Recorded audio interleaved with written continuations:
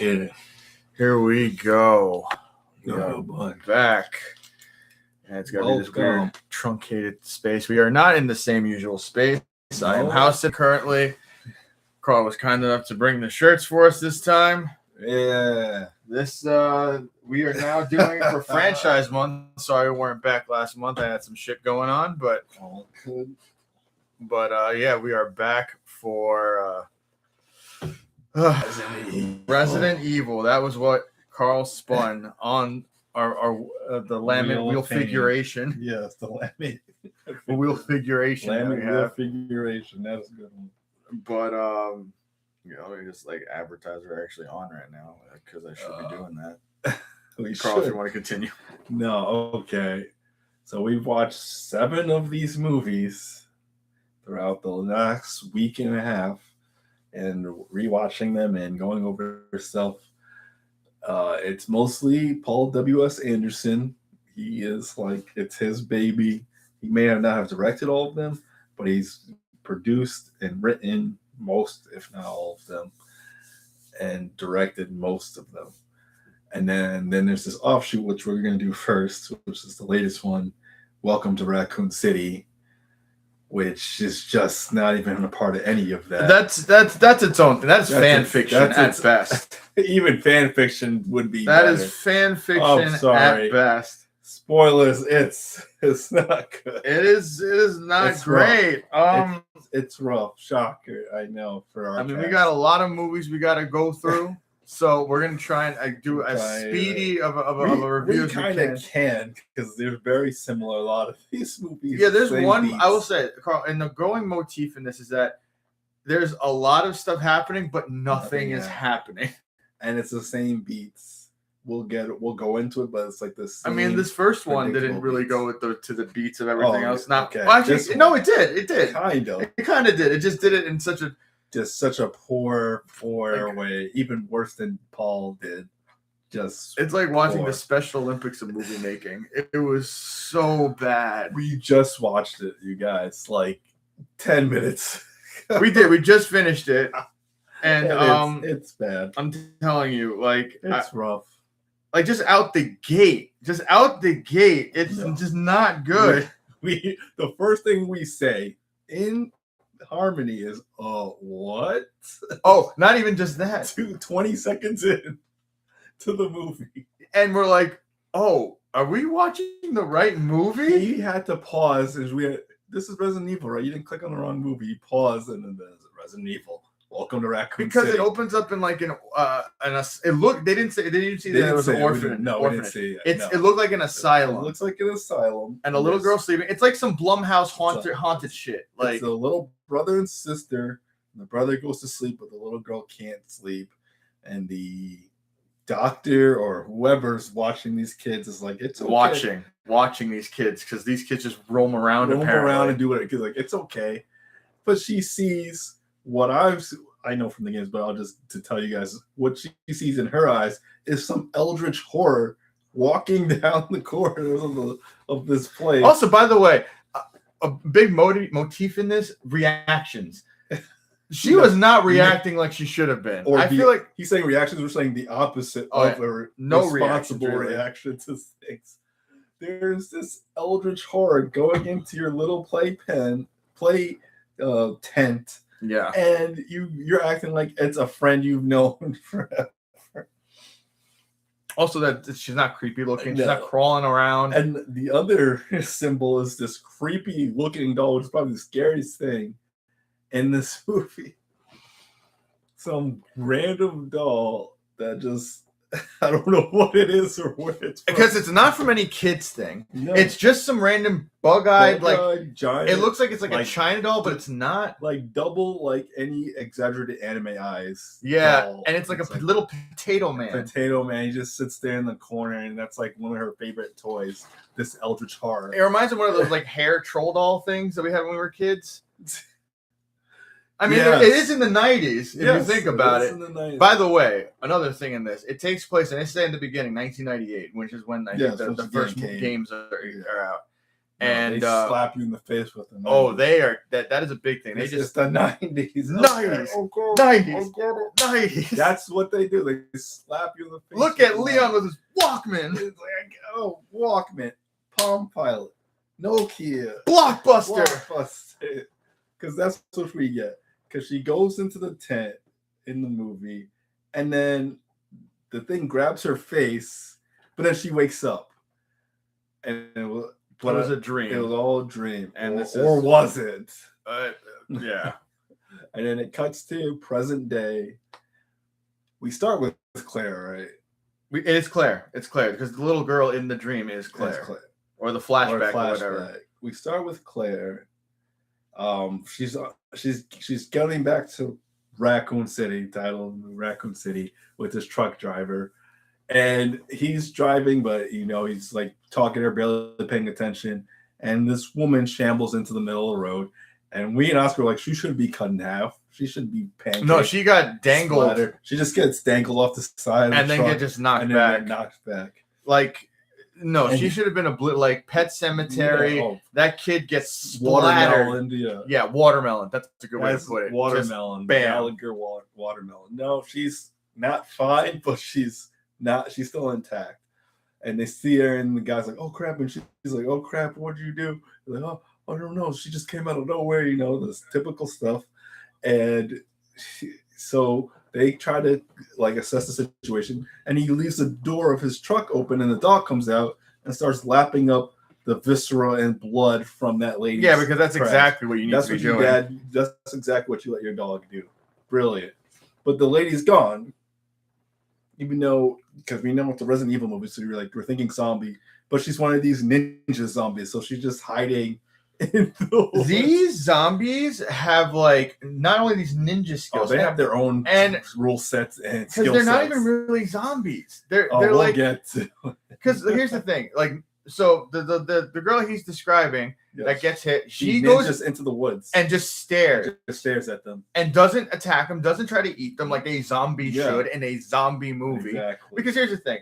Carl's gonna make a lot of comparisons to the games. He's clearly played more of the games than I have, or more recently. For you guys that know the games, I've played up to 7. I know most of the plot of 8. I played Resident Evils 1, 2, 3, 4, 5, 6, 7. I know most of the plot of 8. I haven't played 9 yet. I will play 9 eventually, but I haven't played 9 yet. So I know a good chunk of the Resident Evil lore and games just from memory and stuff. So yeah. I know the basic stuff. Ones. I know the basic stuff from back in the day. I know the mainstay characters. He knows the mainstay. I know a lot of the major 1, 2, iconic moments. Yeah, 1, 2, and 3 really for me. And then I've done some stuff with my friend Marcy. If you've ever watched us doing X Over, and we did playthroughs. I think I did a playthrough of Village. Oh, okay. That one I did. And what you call and I've done a ton of other Resident Evil stuff with Marcy. So I am familiar with a lot of some of the lore. And some of where they draw from in this movie in particular. You mean that they squished that they crushed together? And I gotta point out too, I'll bring it up a little bit later as a comparison movie because in this one it just kind of anything goes. Oh, no. This is more like the Crazies than Resident Evil, to be honest. Okay, this is what he said: the Crazies and Chernobyl. Yeah, Chernobyl. That's the other thing. City. That's basically it. And they have random Raccoon City things in there. It's so jarring. And this is like the first 5 minutes because then they get back in the truck and they still head on their way. Then we cut to a diner. Yeah, we cut to a diner. A diner. Because Oh man. There's a guy passed out. A not white man. I don't know what race this guy is. Probably Hispanic. I'm gonna say Hispanic. I don't know. He does code a little Middle Eastern too. Maybe he might be. I'm gonna look real quick. I know it's Avon. What's his name? Avon Joyka. I don't know what that is. Watch, he's like Italian or something. He's from iCarly and stuff like that. My God, that's where he's from. Victorious. That's oh my God. He's Canadian. That's crazy. Yeah, he's Canadian British. But I know I've seen him in something else though. He's been in something else more recent. Oh yeah, he's Zombieland. He was in the sequel too. Zombieland 2. Dude, I forgot he was in old Nickelodeon stuff. His background is Canadian, British, Indian. racist background. That's crazy. That actually is. So sorry about the. You do look like you could pull off Hispanic, but you are Canadian British Indian. And by the way, we were thinking like, who is this guy? Yeah, we were thinking, who is this guy? Like, I don't remember him in any of the games. Sleeping at the bar at the diner, and he's like, we don't. Like, yeah, I was like, who's that guy? We don't know yet. But then we see these other people sitting there, messing with him. They put a ketchup bottle. They put ketchup bottle on his head. I'm trying to remember. Like, should you do to drunk people like at a party messing with them? But there's 3 people there: a tall guy, a shorter, long-haired, gruffy guy, and a woman. The woman, he's like, I bet you can't hit that bottle off of his head because they're messing with him. And she pulls out her actual sidearm. He's like, what the? Hey, bro, what are you doing? What are you doing? And he's like, I meant with this. So then she uses the actual toy pop gun and uses that, but she shoots it instead of shooting the bottle, she shoots it at his face and makes him knock it over. He's like, I did it. And it's like, oh, you're such a player, Wesker, to that guy. And we're like, Wesker? Oh, yeah, to the guy that is in Umbrella Academy. Umbrella Academy, you guys know. He's the ape dude. Ape man from Umbrella Academy. I think the only other thing I saw him in was in Game of Thrones in the later seasons. Yes, later when it got bad. Yeah, that I remember him from that, and I remember him from Umbrella Academy. That's where we're like, Wesker. And then I was like, no, if that's Wesker, is this Jill? And then right after he's like, they say Valentine. They say Valentine. Oscar literally just goes like this and opens his Corona. And it's like, I had a beer before this, you guys. Believe it or not, I had a beer. So then they come in and you're like, what's going on? Leon to the guy asleep. Oh my god! I was like, Leon, no, that's not Leon. I'm sorry. Look, here's the thing: this I don't even. If you're a Leon fan, I know there's like an avid Leon fandom. Oh, they did the character dirty. They did the actor dirty. Actor dirty and the character. Like, I feel bad. I know you're just doing it because of the actor. And the actual like character for the video game and character in the movie. The video game and the movie. The director hates Leon. Absolutely, because everyone just dogs this guy, craps on him, just spits in his face, basically. Literally, it's verbally and emotionally. He is the Meg Griffin of this universe. Because they're like 2 more like offbeat cops come in and are like, "Oh, it's Leon goofing off again. You're not going to shoot one of us in the butt like you did your other partner from the other precinct, huh? Oh, Leon, what a screw up. Hey, don't shoot me. What an idiot." And they just walk out just to give us that little bit of background and exposition. Exposition dump. Because here's the thing. Like I said, Carl's going to be comparing this to the game a lot. It hurt my brain. He told me just like, shut up. You can't compare this to the game. Because, and I said this, and this is, by the way, 10 minutes in. 10 minutes in. We're already off. This is a nearly 2-hour movie. For the Resident Evil fans, you remember when they all showed up at the same diner? At the same diner, kind of like Cheers.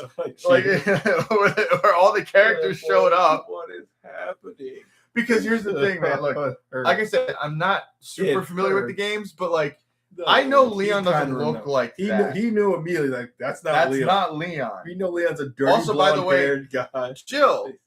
Wow, is Ghost from Iron Man. From Iron Man and was it Thunderbolts? Yeah. Those latest. That actress? Yeah. That's not Jill. You know who she is. That's not Jill. She's beautiful, talented actress. Absolutely. She was hot as fuck. She's not Jill. Not Jill. This is not Jill. I'm sorry. Even characterized, she is not Jill. Hey, look, she's some like gun happy. Well, not even just that. It's like even when we were talking about Wesker, like they got a tall white guy, but this is not the white guy you picture at this. Yeah, it doesn't act like not at all. Even him, at least he's this like same ethnicity and nationality that Wesker's supposed to be. Doesn't act like Wesker. No, it doesn't act like Wesker. Doesn't even really look like him either until he finally gets his glasses. Oh, gosh, it's so stupid. But so then we cut to Claire, and the truck driver's still there with her. She gets dropped off at her neighborhood, like her family neighborhood. And he's like, "Okay, you're just not gonna tell anyone." He's like, "Yeah, I'm not gonna tell anyone." He's like, "Yeah, she probably wasn't as bad as we thought, even though I literally rammed into her and killed her, bro." But he's like, "You're not gonna." She's like, "Whatever." So she gets out, and his dog is now freaking out after licking up zombie blood. Oh no! Like you see, him progressively its eyes have just glazed over, like cataracts and bloodshot, and it's foaming at the mouth. Yeah. He's like, you better not be sick because I can't afford it. And it just bites a huge chunk out of his hand. He's like, oh crap, no, get out of here. And the dog just wouldn't bring them back because it's mutated. It's mutating and shit. He And it's barely registers that. You know what's fucked all. up? That dog was the best actor in most of this movie. Yeah. You actually felt sad for the dog getting sick. Yeah. You didn't care when it bit the guy. Because the guy's an idiot. And I actually felt bad when the dog got killed later. Registered that this dog, something is very wrong with your dog. The dog eyes are turning red. Like it's crusting. No, keep going. Like Oscar said, though, no one responds how you're supposed to respond. No. Because right after this, she goes to the house. She knocks. No one answers. She jiggles the door. Doesn't. She goes around back. She's trying to jimmy the lock. She sees the neighbors across, like the next door neighbors across the way. This gray, balding kid is standing at the screen door, and then at the window, and his mom is. You know what he looked like? You remember in the Chucky series when he got old? He said Chucky, and that's what he's wearing, like a bright blue and red, like an Oshkosh Bagosh outfit. Yeah, outfit. And he has red hair, but it's thinning, bald, like he's been hit by radiation. Oscar's like I said, what is this? You saw like sick Chucky at the end of the TV series. That's what he looked like. And he said Chucky, and then he said, "What is this, Chernobyl?" Yes, and which will be hilarious very soon, because then the mom, who's bloodshot like the dog, glazed, closes the blinds, and she's like, "Okay," doesn't have any alarm to that, whatever. No, doesn't even tell her brother because this is Claire, and then her brother, obviously Chris Redfield, as you guys know from the games. Stuff that they have to get right, at least they get right the familial relationships to these people, because she busts in and then she's looking at all their family pictures and puts on like his old high school helmet, and then he comes down the stairs. He's like, "What are you doing here, Jill?" And I was like, "This is Chris," but at least he looks like Chris.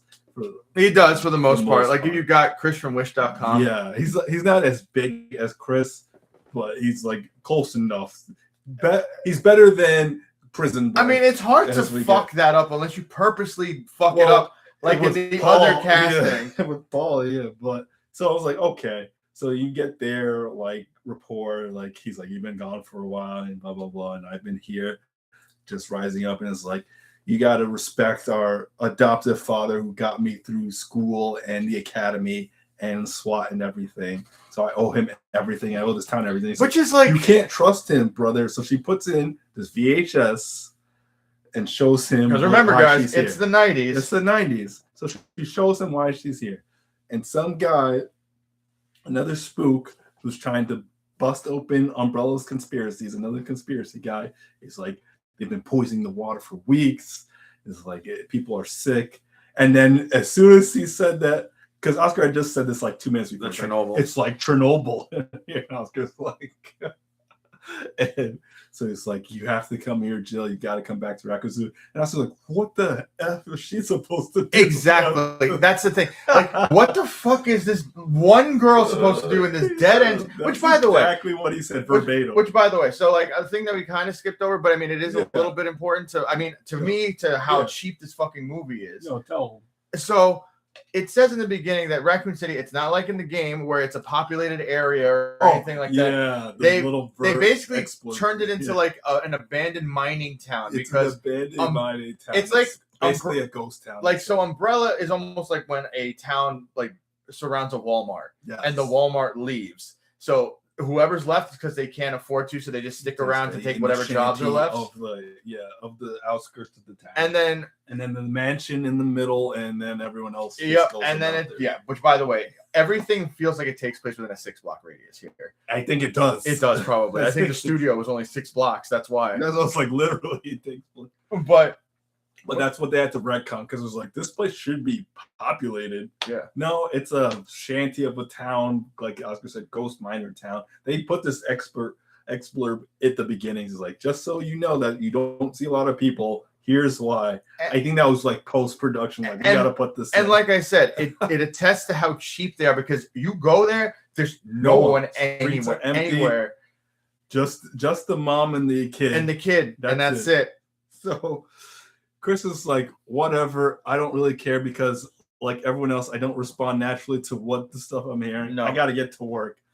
So because we got to investigate the Spencer mansion, as you guys know. So he goes to work. She's still there.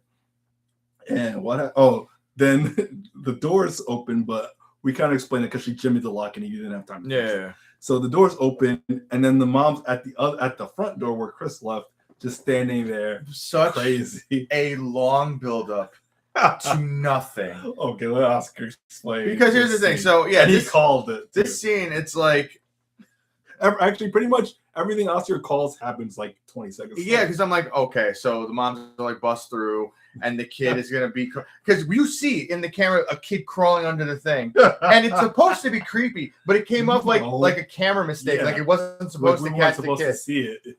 And then like the kid goes underneath the thing, and it's funny that you're like it's just like The Strangers or whatever, where he's like, okay, let me look underneath the thing, and you see the kid just being there all creepy. I thought the kid was gonna lunge at her. Yeah.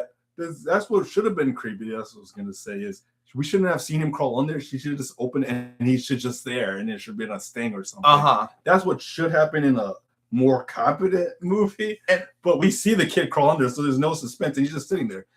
He does not lunge at her. No, not at all. And here's the other thing. It's almost like they're building up two different things and they're competing with each other because there's the kid, but in the background, there's the mom. And we see both because they don't even, the shot is one encompassing shot. Yeah. So we see both sides of it. So you're not even suspense like, where's the mom now? It's more of a suspense to see which one they're going to do the jump scare for. And it doesn't do it for the kid. No. But then you can see the mom break through the glass. Yeah, but it's not even like suspenseful. It's because you see the whole thing. They don't ever turn from that shot. It's just one encompassing. Like if you were going to do a competent shot, it'd be like you turn away, the mom's there. It turns away, the mom's closer. Yeah. Closer. And then next thing you know, she bursts through. Telling you a better competent movie. That's what. No, you just see the mom run up. You just see the mom literally run up and break through the glass, which is not a suspense. It can be suspenseful, but it's you not. see it coming a mile away, and also the sound in this. You need a large sting, and you don't get that. You just get the glass breaking. You just hear the glass breaking, and then the music kind of ramps up, and she jumps on. Because that's what we forgot. She writes on the screen door. Was it tasty? Itchy tasty. Itchy tasty. She writes itchy tasty, and then she doesn't react to any of it. She's like, you don't remember in the games when the zombie wrote itchy tasty on the window? And they react. She's like, that's weird. And then because then she hears the kid and sees him go under the table, and she's like, can I help you? Like, what is going on? Not like Oscar said, like, what are you doing in here? Get out. Like, no, just okay, are you okay? She says, are you okay? The mom bursts through, jumps on her, and says, itchy tasty, itchy tasty. And then she just throws the mom off. No other interaction. Doesn't kill the two of them. Just runs out of the house, runs to a motorcycle that's gassed up, keys in, ready to go, and then drives off. They don't chase her. They don't do anything. And now here's the thing. In it's a like, normal, what's the budget going to? In a normal zombie movie, those things would have chased after her. God, or she would have struggled off the bike. Yeah, she'd have to grab a machete or something. Because there's a point where you're right. She drives out, but then she stops and looks back at the house. And still nothing comes out. And you would think it would burst through the window. Something start running or other neighbors, but there's no one in the town apparently. So, apparently. No, literally, there's houses, there's no people. No one's reacting to anything. And here's the thing too, so it's like not only that, so they insinuate earlier with that Chernobyl thing that people are slowly getting poisoned. But now I think people the T virus bleeding and they don't realize. But did they ever say the T virus leaked, or is it just that the pollution? He knows, but they're just saying it's like a bad leak from like something else, but not the T virus itself. He knows. He's got the insider knowledge that it's a T virus. Her inside that's leaking into the whatever into the reservoir and all the. Well, here's the thing. Like I said, this is the closest thing to compare this to is the crazies because they're not zombies yet. They're just like crazy people. They're just crazy hair thinning. Yeah, like they're going through radiation craziness or something. And that's what they all look like. They've gone through radiation. It doesn't look like T virus. It's not like in the games, the zombies don't have thinning hair. They just have gray and decaying skin. Yeah, but they don't have thinning hair and like eyes like just glazed over. Like the zombie design in this kind of reminded me, if you remember World War Z. Yeah, like it's like translucent kind of skin, and that's it. Yes, and then just thinning hair. And Oscar's like, "This is Chernobyl." Yeah, it is Chernobyl, honestly. So, what's it? Oh, we go to the precinct. We go to the precinct. Leon's asleep again. Because I was like, is he narcoleptic? He's literally asleep in half the shots of the movie. No, he doesn't go to sleep yet. He goes. They have their stars meeting, and when once again all the characters are together, just joshing, and the chief's like, "What are you guys doing here? Get over to the Spencer Mansion. I'm a no nonsense chief. Do what I say." And then Leon comes in, and he might as well just spat in Leon's face. He literally was like, "Get the fuck out! What are you doing? Fuck Get you, out, Leon! Yeah, he might as well have just fuck said, you! I wish you were He aborted." all but did say that. Because Leon's like, whoa, I'm sorry. I thought this was a meeting for the whole Shut up, Leon. Kill yourself. He's like, get out of here. Go to the front desk. Why are you even here? You're a screw up. He says all of that. Yes. That's what he actually says. And they're like, whoa, all this hostility. Like, I'm surprised that act other people in the room were like, dude, what the fuck? They might as well act like he killed his partner and stole his wife and money. Yeah. The way they react to what Leon did. Like, it's kind of like ridiculous. So Leon goes to the front desk, falls asleep because he's a narcoleptic or that. Because after getting reamed out by your boss, that's what you want to do: is fall asleep at the front desk. So he falls asleep. Not only with your headphones on, with your 90s Walkman.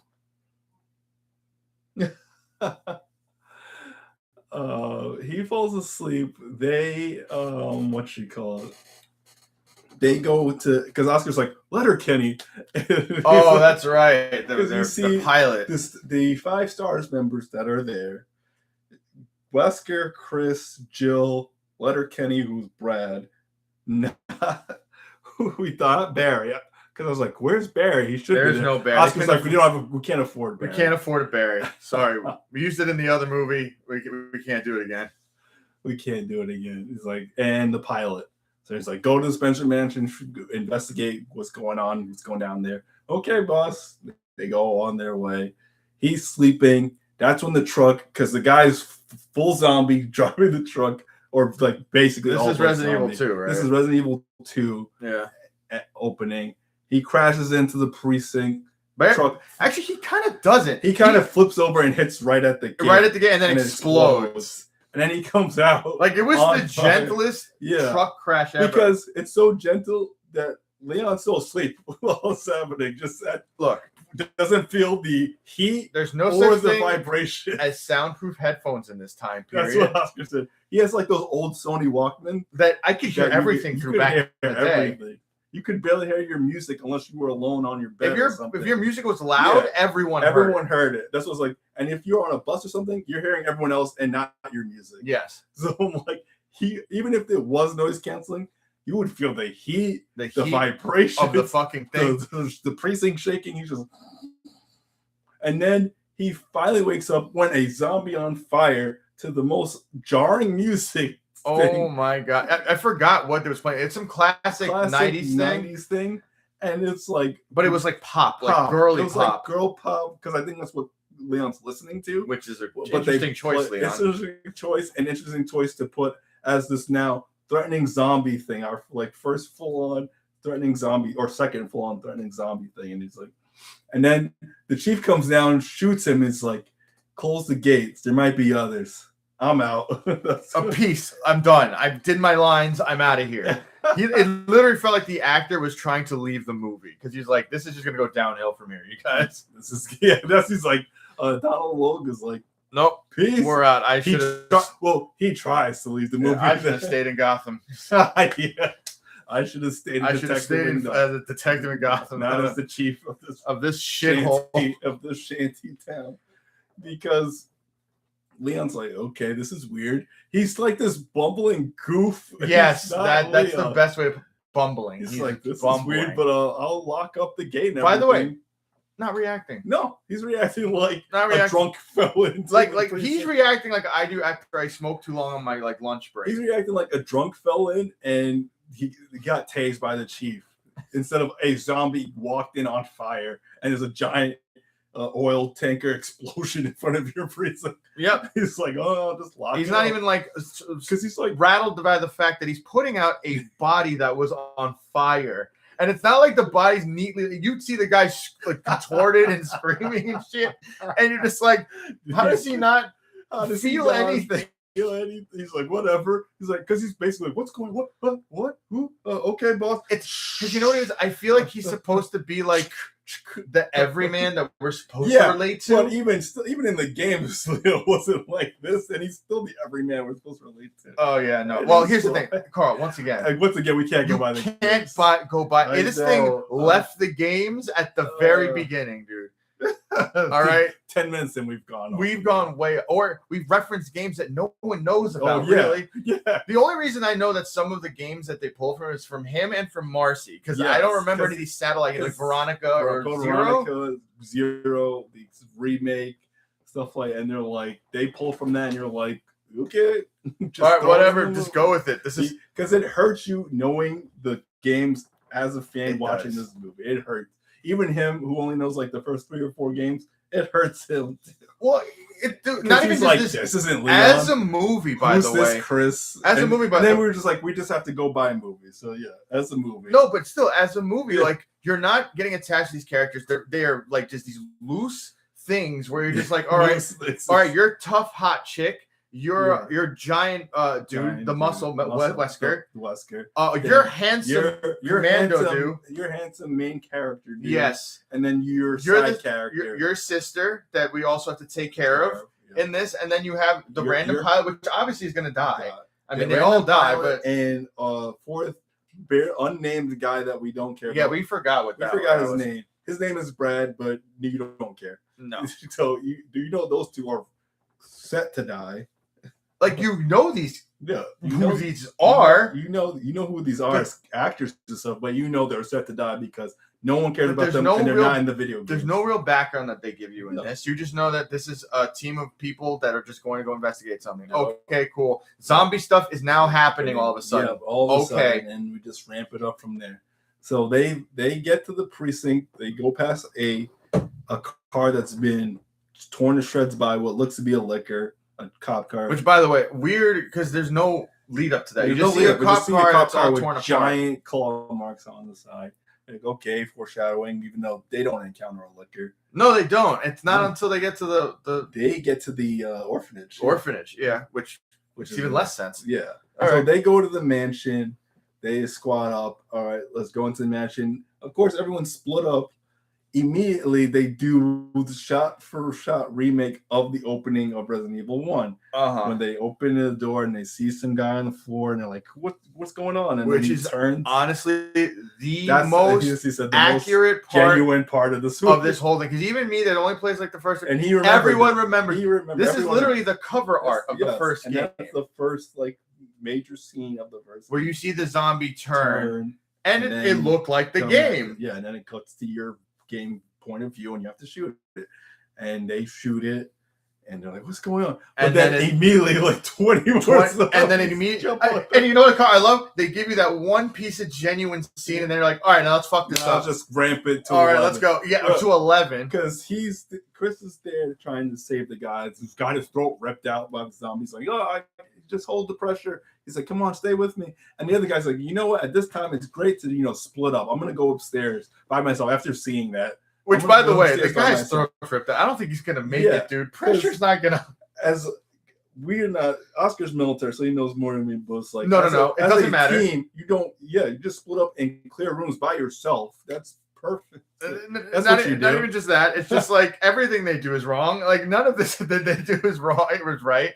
Because also, by the way, like you said, the zombies flood in, and then somehow no one really gets got except for that one guy, the other guy, swarmed by 4 zombies. He has to hold them like this.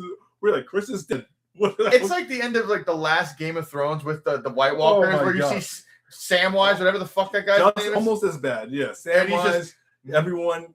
He's just pushing the zombies away, and they're all covered in zombies. But they're not dying. They're not dying. Same thing. Chris has 4 zombies and not dying. But of course, not Letterkenny, the other guy. The other guy's upstairs with just a shotgun, doesn't have a sidearm or anything. Nope. And he's taking them off, but then he can't reload a shotgun, and he puts his back to the wall, and then he just gets eaten. Not only that, we were saying he has another gun. You're like, use it. Another gun. He doesn't take out his sidearm. Use it, and he never used it. And then he gets backed up to the wall, even though there's stairs. He could have pushed them off, ran down the stairs, helped Chris.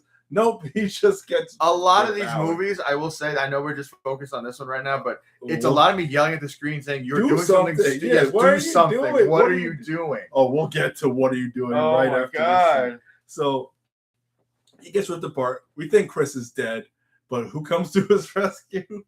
Jill and Wesker. Oh, Jill and Wesker.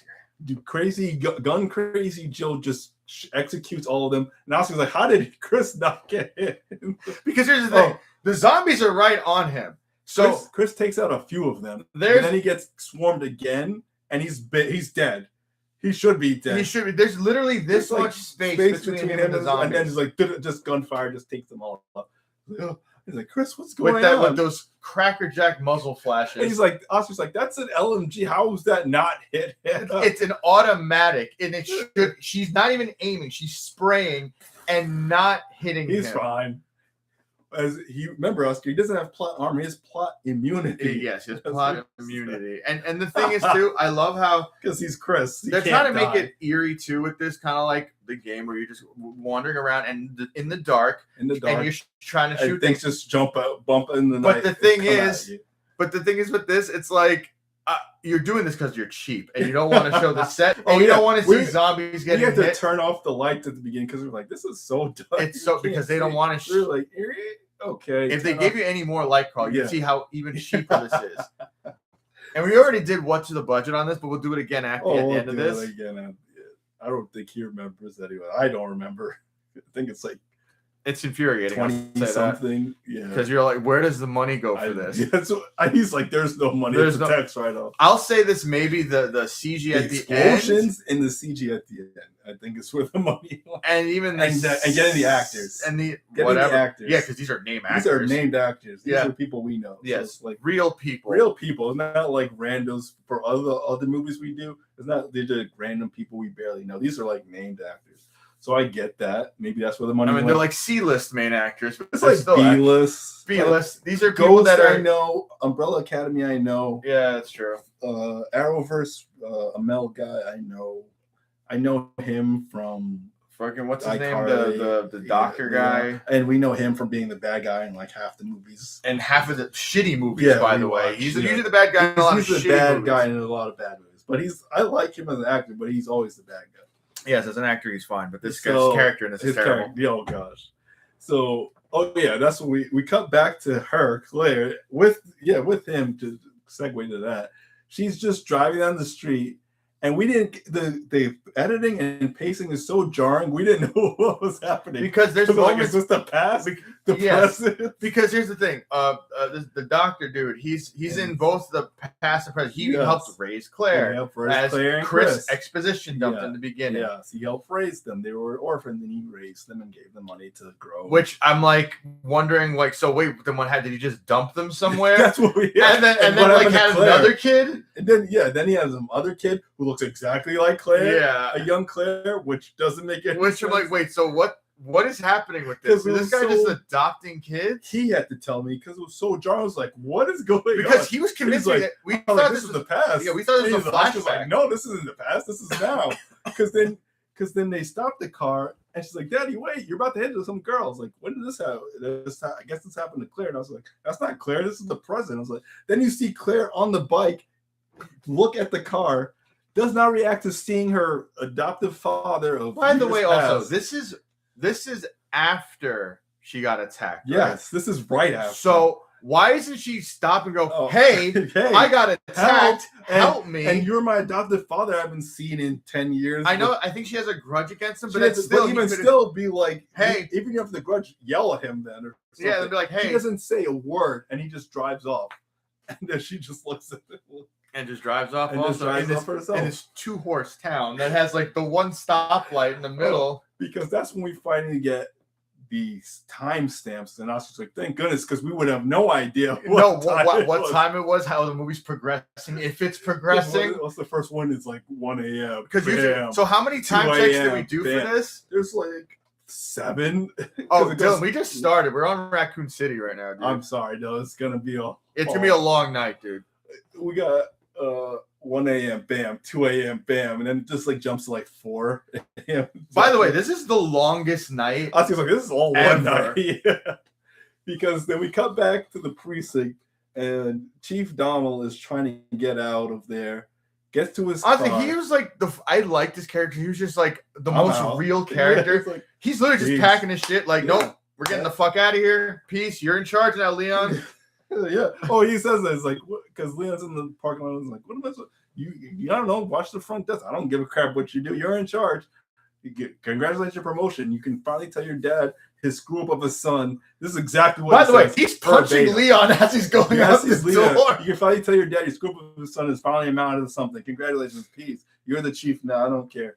So I'm going back to Gotham. I'm going back to Gotham. So Leon goes back, and then what happens?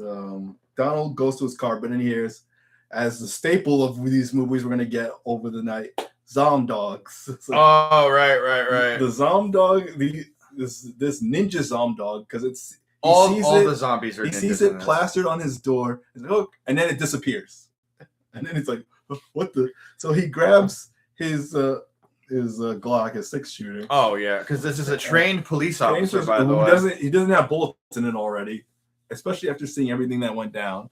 I'll see what they're saying. Oh no, Dylan's giving us lore. So in the games, that character apparently is paid off by Umbrella and is also a town serial killer. Yeah, the chief in the game. Goes like. But once again, we have to say this again. Dylan, don't go off the games are not a factor in these movies. These movies are barely the character he was in the game. They excused all of the stuff he did by saying, you watched the other movies at the end. You know that these are not the games. They explained Dylan by saying the town's empty, so he doesn't do all of his killings like he did in the game. Yeah.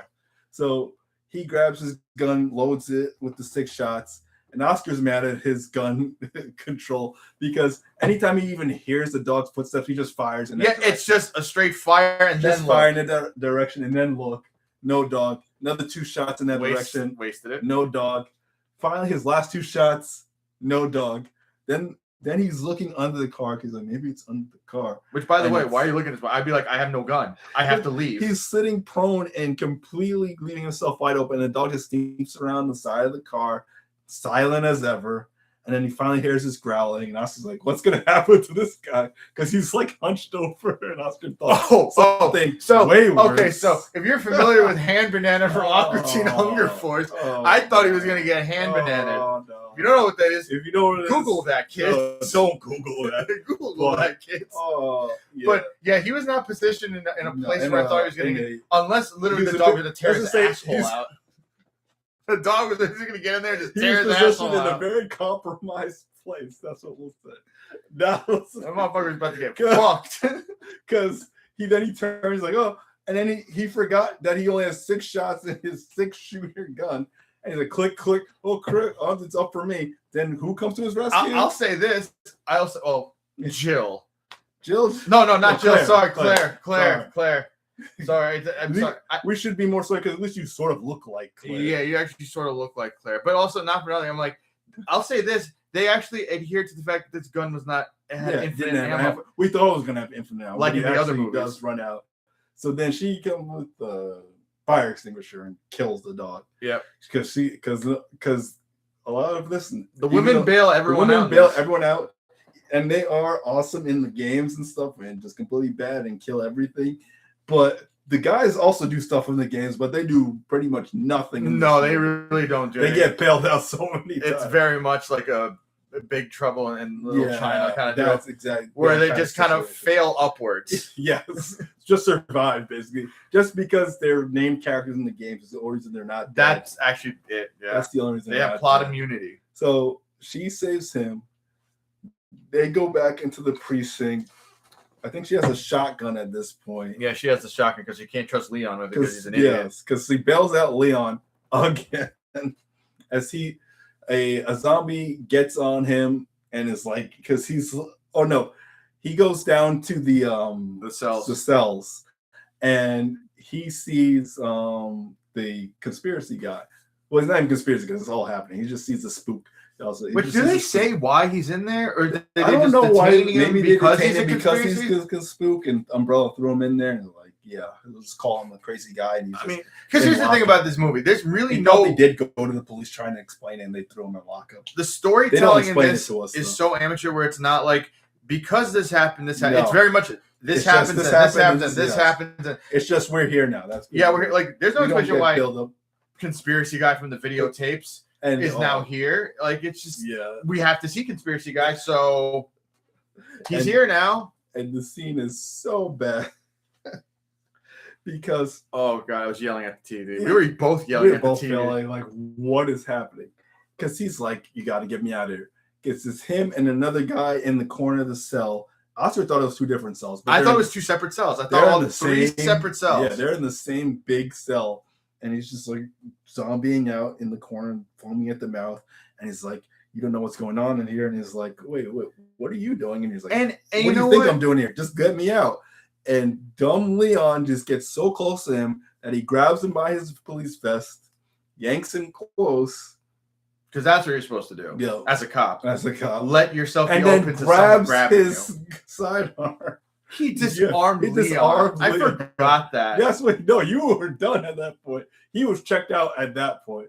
That's when he hit the Croy because this checked out. Oh yeah, no, I was almost done actually. This is only like a half hour in. Yeah, we're like 35 minutes in, and he grabs the gun. I was like, you forgot because you're like, I was like, that's his gun. He's like, what? That's his gun. How did he get that? And he's like, you've got to let me out. Because he has him at gunpoint. I was like, you could just run up the stairs, But I'm like, obviously, you want your gun, something to defend yourself. You know what kills me though? Here's the thing: the guy is very aware that the person next to him is turning into something. He knows the whole Umbrella's evil ploy, and yet I'm like, you have a gun, shoot your neighbor there, shoot this guy, and then tell Chris to let Leon to let you out. Shoot that guy, but he's just like, let me out. He's pretending like he was never there. And Oscar's like, what is this old timey cell? Because Chris has to get the like cartoon style. I have never seen a key look, not even a skeleton key look like this. Big key. This was like some Narnia shit. Like he's like, hurry up. And then the guy not only tells him to hurry, I remember this now. It's so sick. Okay. He tells him to hurry up, and then he puts his back towards the guy, towards the zombie mutating. And then as soon as Leah opens the door, then the zombie gets on and rips out his throat, and he's dead. And then the zombie comes after Leon now. He's like, oh no, please. And he's like trying to hold it off. And then who comes to his rescue? Claire. Blam, shoots the zombie, shoots it again, it falls on the ground. Leon gets his gun. That guy didn't zombie out. No, he didn't. I was just about to point that out where I'm like, he should have got. We were actually waiting for him to get up, and he doesn't. If anything, the other zombie got back up, and then they try to give Leon something, even though it's pointless. But he's like, "Oh no, go back down." Which, by the way, and then she's like, "What's wrong with you?" Super well trained officer, where he has to unload half his clip at the chest. Even though you just saw her shoot it in the chest, and it didn't go down again.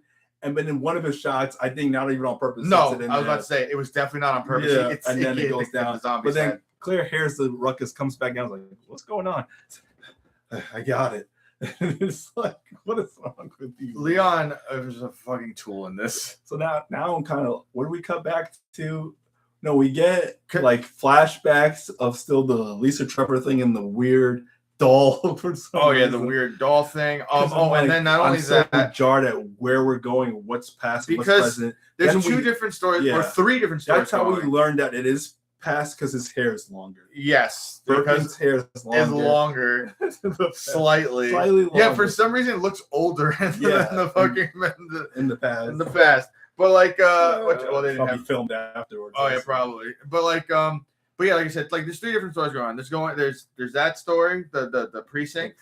There's the mansion, and the Birkins bopping around. Yeah, the Birkins with to get to Claire and shit like that. Yeah, the past. Birkins. And once again, the editing is so choppy that it just goes back and forth. There's no transition. It's just like we're here now. We're there. And I was like, where's the transition? What's the editing? So like at this point, I think in the mansion, these guys are split up still. Because Jill.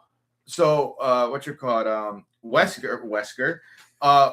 Wesker in this, he finds this Palm Pilot in his locker because he got paid off, and which, by the way, I did not pick up on this early. We did. They tell you later really what's happening, but it took me a while because he just has a Palm Pilot, which by the way, they have to tell you it's a Palm Pilot. Show you how old it looks and shit. The oldest, the 90s version of the Palm Pilot. Yes, and then so I don't even think anyone knows what that is anymore. They don't. No one knows what that is.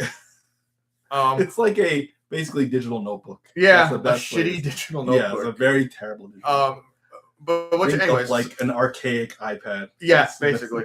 So he has this thing, and so apparently people pay him off so they can get this that virus from or steal the virus from the labs. Yes, the loosest version of Wesker you'll ever get from the game. Still in those. This is not Wesker, but they're trying to make it Wesker. So he just unloads all this to Jill. He's not supposed to like in the games, but he's like, yeah, Jill, this secret buyer wants all this like secrets of Umbrella. They sent me in to just get whatever I can. And because there's a point where like they don't explain why he has the Palm Pilot at first. You get the exposition of like he's saying later, but then he's in the mansion and he finds a piano and he's doing Resident Evil puzzles. No, he's like immediately like piano, Palm Pilot, and he sees the notes playing on the Palm Pilot, and then he puts in the notes on the piano, and then it opens the secret passage to the lab.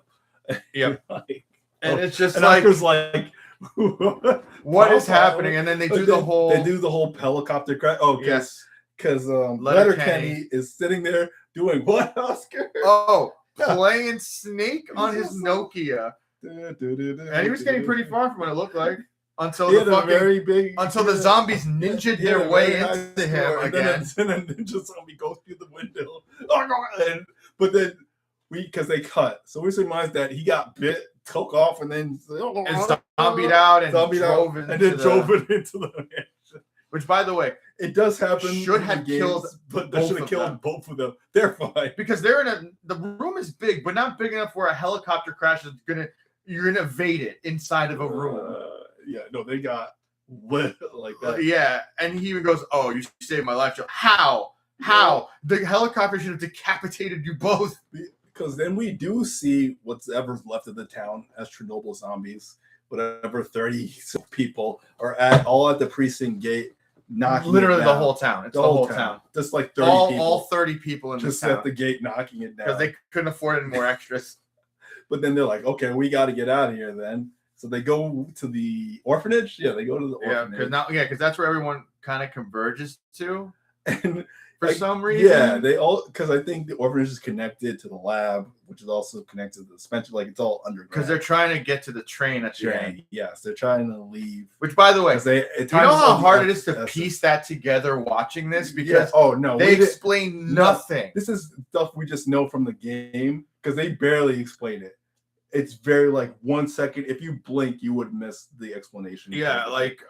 We have to go back a few times. Because the thing, once again, it jumps to different things, and I'm not even sure how linear any of this really is. I don't know if it is linear. Because they show the timestamps. But they give the timestamps, and you're like, okay. Which, by the way, it's not even like it's done by hours. It's like 23 minutes. Yeah, and it's like 30 minutes later. Yeah. Like, what are these like increments? 4:23, 5:10. Like, you're like, okay. Like I wish they would just put like in the corner. By the way, you have only this much left in the movie. Yeah, that's what he said. Tough it out, instead of guys. giving us the timestamp of the day, give us the timestamp of how much time. I'm gonna say because I checked at least twice. We checked, and it was like we're halfway there. Halfway, and we're like, and then we checked one more time, and we're like 24 minutes. 24 minutes, which is like 20 what minutes. More do you have left to say, man? And it was like. It was a jarring thing. That's the jarring thing. It's like, what more do you have to say? And you've got a lot to say, actually. Because no one's where they're supposed to be, and they haven't all converged yet. Yeah. And there's only 20 minutes left. It becomes like an hour and a half of just nothing. Of people just wandering around killing zombies and then converging. And it's like, because I can't really remember what else. They go to the orphanage. Because that's the one thing, because you bring back Lisa Trevor. Yes, thank you. That's the name I couldn't remember. Yeah, she's from the Resident Evil 1 remake type of lore, where it's this girl that's she's the architect's daughter of the mansion. Yes, and she got captured, and experimented by Umbrella, and she turned into this eldritch horror. And I was just like, that somehow befriended Claire. Befriended Claire, and none of this is registering, and no horror. Both her and Leon see this thing, and not even like get out, like open fire, just like oh, and she's like, oh, you're Lisa Trevor. Well, here's the thing, and she's all like, she's not hostile really to them. No, she's just there. She's like, you have a face on your face. She's literally the person from Texas Chainsaw that has people's faces on her face, sewn on face. Like none of this is alarming. Actual eye coming out of the stitches of the face. Yes, and then the actual face is on her side on this side. And you're like, Oscar's like, anyone who would see it just open fire. Well, here's the thing too. Like, let's say we didn't know the games for this, right? If That's you're just watching this as a movie, like, what is this? What is this?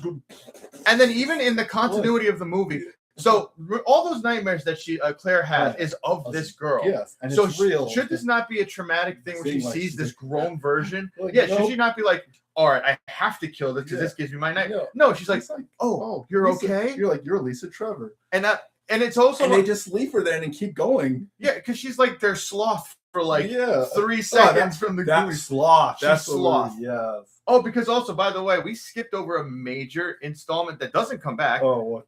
The liquor. Oh no, yeah, that's what I was going to next. Okay. Because I think that's right after they meet her. No. Yeah, no. They meet her because right after they meet her. They meet her first, and before they get on the elevator, and then there's the liquor. Yeah, they meet her first. I remember because they're not that alone that she attacks it. It helps her. It helps them. Which, by the way, you remember when she took out a liquor in the games, right? Yeah. Like, by the way, just muscling it. Just muscling terrible CG wrestling match. Because they see the liquor, but of course Donald's like, he probably just told his agent and the director, I'm out. Just kill me here. Because the liquor just takes him unceremoniously, rips him up in the rafters, and just drops. That's it. No last line. No nothing. No lead up. No lead up. They're just walking down the corridor, and he just gets sucked up into the ceiling, drops. He's dead. Then the liquor drops down because we're like, I'm surprised. And they're like, thank you. We're like, what is this liquor? It's like 2 times smaller than the actual. Liquor. It looks like a malnourished liquor. It's like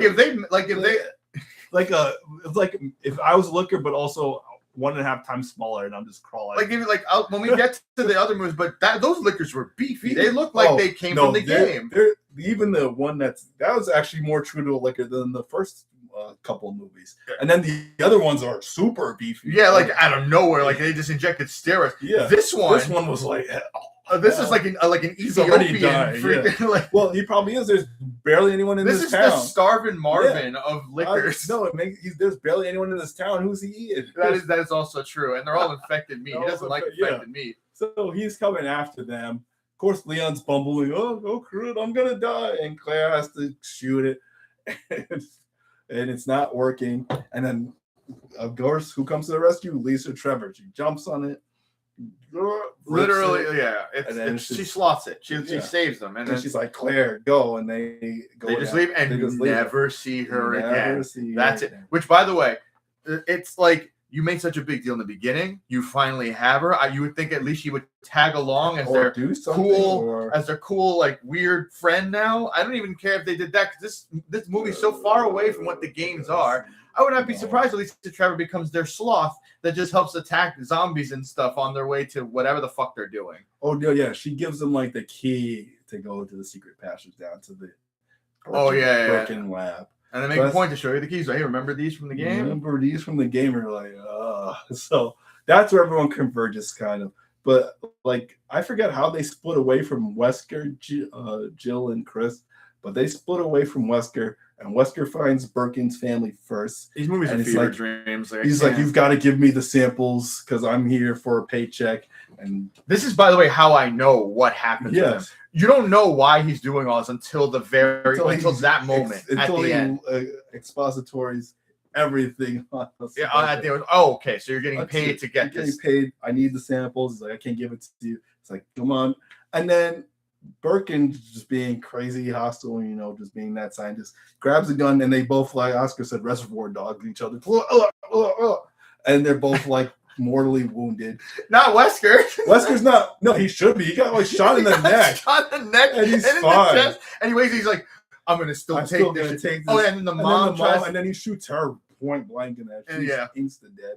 And then he's like, oh crap, where's the kid? He's about to kill her. That's exactly. By the way, why is everyone so sneaky in this? Where the kid just vanishes? But she like hide around the corner. He's looking for her, and that's when the kid comes back, grabs Birkin's gun off the floor and has. This is like we were so I remember now. We were so jarred by this because she has the gun and he has the gun pointing at her, and he gets and then you're shot, and you think the kid did it. You think the kid did it, but then he turns around and Jill has shot him, like another mortally wounding shot, and he falls to the ground. But then Jill runs over like, "Come back! No, you're okay." Like you why shot did you shoot him? You could have shot him in the leg.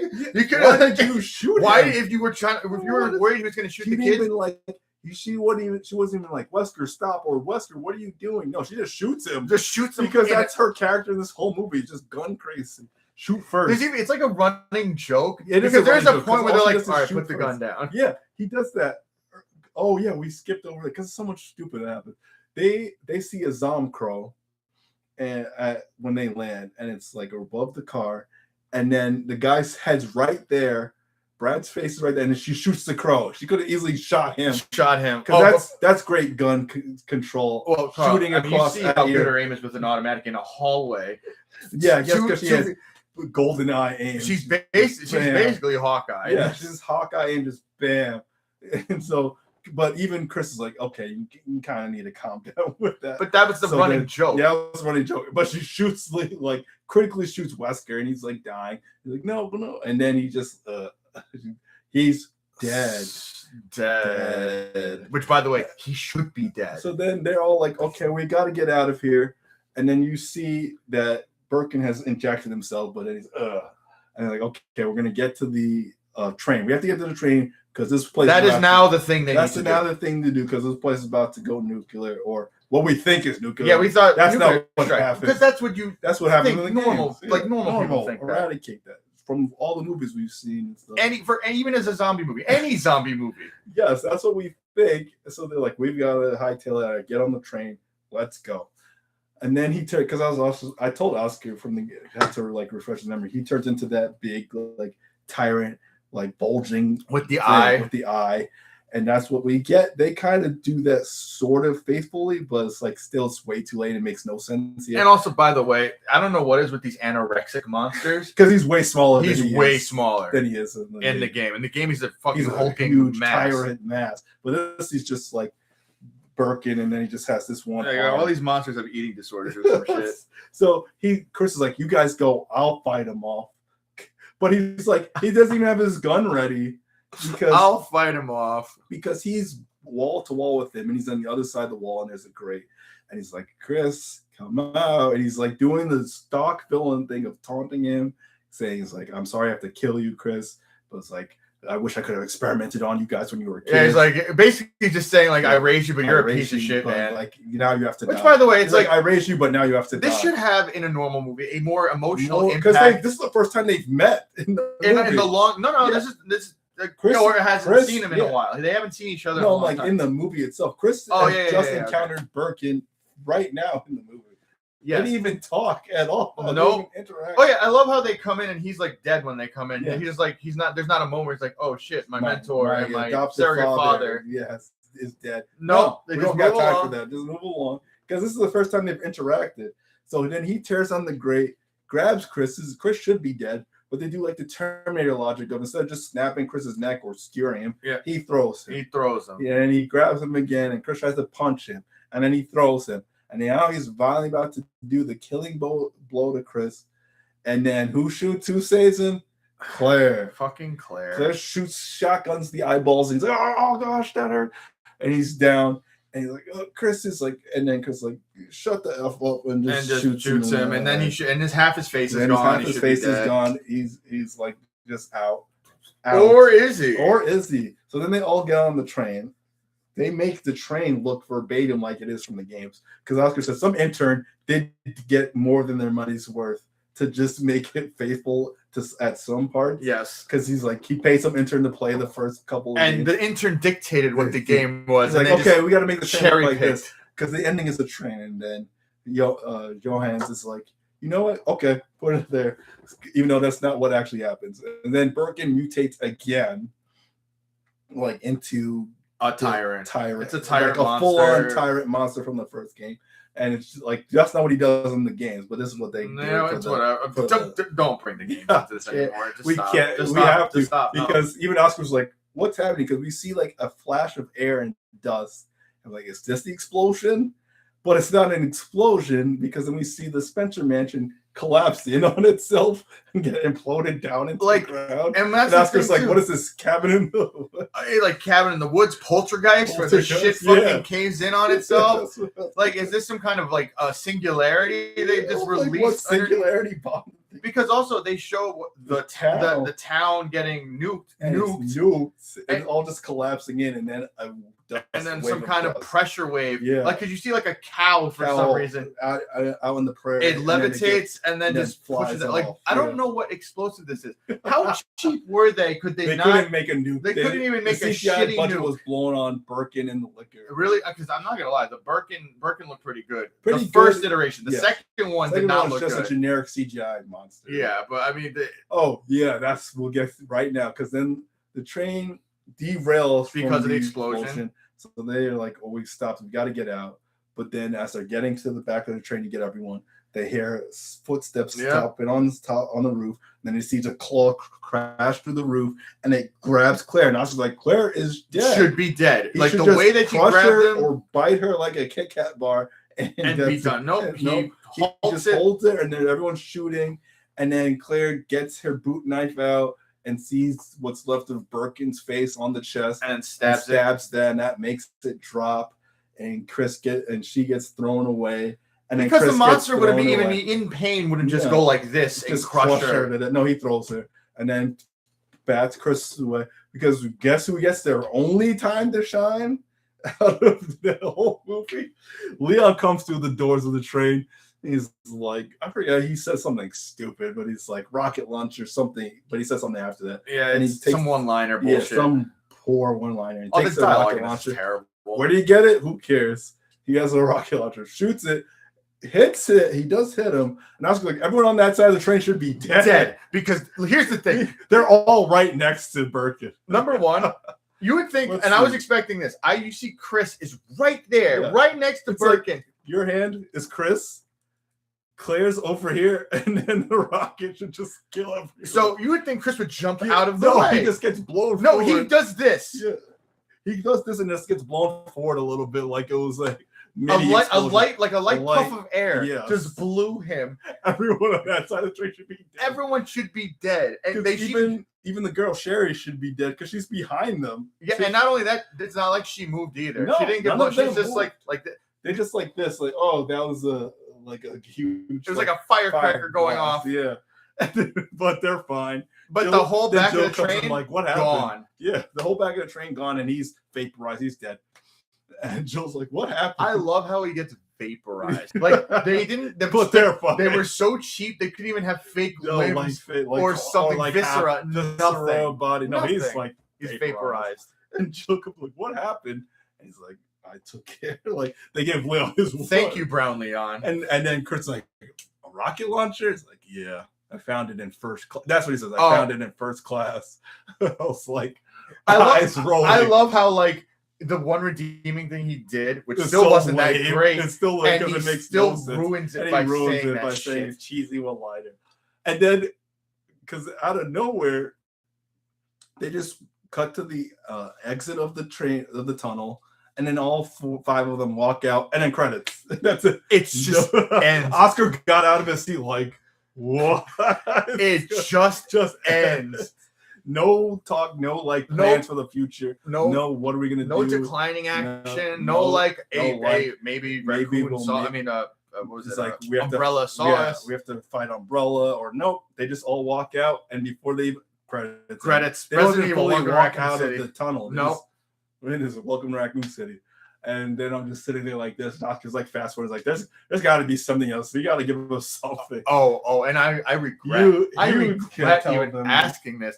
You wanted. There was some. You asked for because you can't just leave it like that. And then you scroll through the mid-credit scene, like 5 minutes. And by the way, it's not like a gradual. Like, hey, look, they light up and then zoom in on something. No, immediately a fucking body bag starts jumbling around. The body bag. And the body bag jumbles around. I was like, who is this? Letterkenny? Who's like a zombie? And then we forgot. I was like, oh. And then guess who opens the bag? It's fucking Wesker. And I was like, Wait, didn't the town blow up? Who got his body? Number one, he was deep in a lab, so someone had to go into the lab, grab him, helicopter him out, and get out in seconds. Which, by the way, in minutes.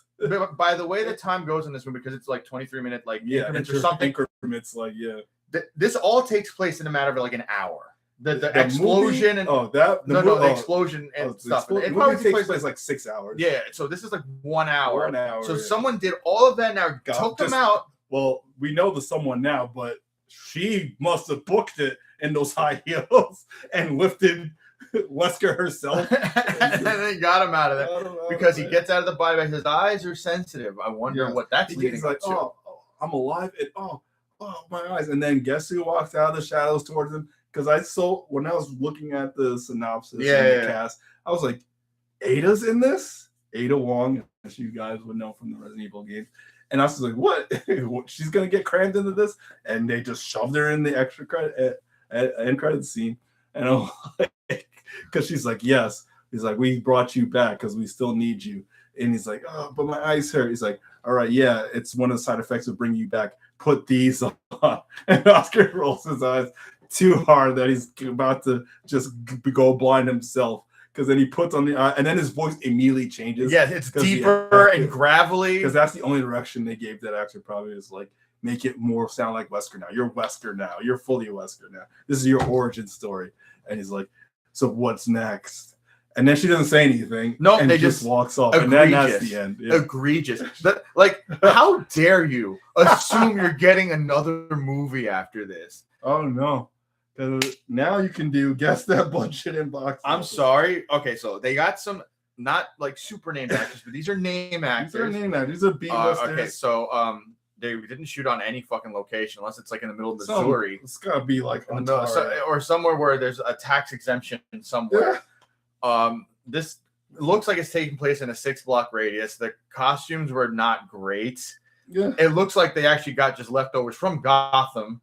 And then Ontario, I know. Ontario is Canada? Yeah, of course it is. It's always in fucking Canada. That's the cheapest place to fucking film. And there's enough desolate areas where they can just like do desolate in studios, and you can make there's a lot of zero extras. There's like 30 extras. There's 30 extras, max. And then like actual extra named characters. Barely any CG effects. I'm gonna say, all right, and conservatively, I'm gonna say. Because this almost went out to theaters too. That's disgusting. He didn't. He thought it was straight to streaming. I thought it was straight to streaming. Straight to VOD. It's disgusting. I'm gonna say 10 million. Because this is like an Amazon budget. I'm gonna say it's like 10 million. Because this is like a glorified TV show. Because the quality you can clearly see, and just by it actually could have just been like an Amazon TV show. Could have been like a 5-episode. So I'm gonna say 10 million. 25 million. Awesome. That's disgusting. Where did that go? And I was being generous. That's the same saying generous. 25 million. I told you, went to the actors, the explosions, and then the terrible CGI. There's 3 semi. That's implosion of the whole city wasn't real. Implosions, yeah. But I'm saying they spent the CGI on doing that, and CGI does cost money, for some reason. So, what's the box office? I can't believe there's a box office for this. I mean, they're not getting a sequel. So yeah, well, because this is what 2021, right? Yeah, 2021. Yeah, I thought this was like a whole 3 years ago. We are getting another Resident Evil, you guys. Yes, but it's not from this. It's not from this. No, this is a whole other thing. Which at least at that one, I think he's actually admitting this isn't like he's like this is. We're gonna put this in. It's like in the Resident Evil universe. Yeah. He's not saying it's like the game. It's It's just like we're using Resident Evil theme for our universe for this. At least he's honest about it. Instead of plopping characters. Oh, fuck, man.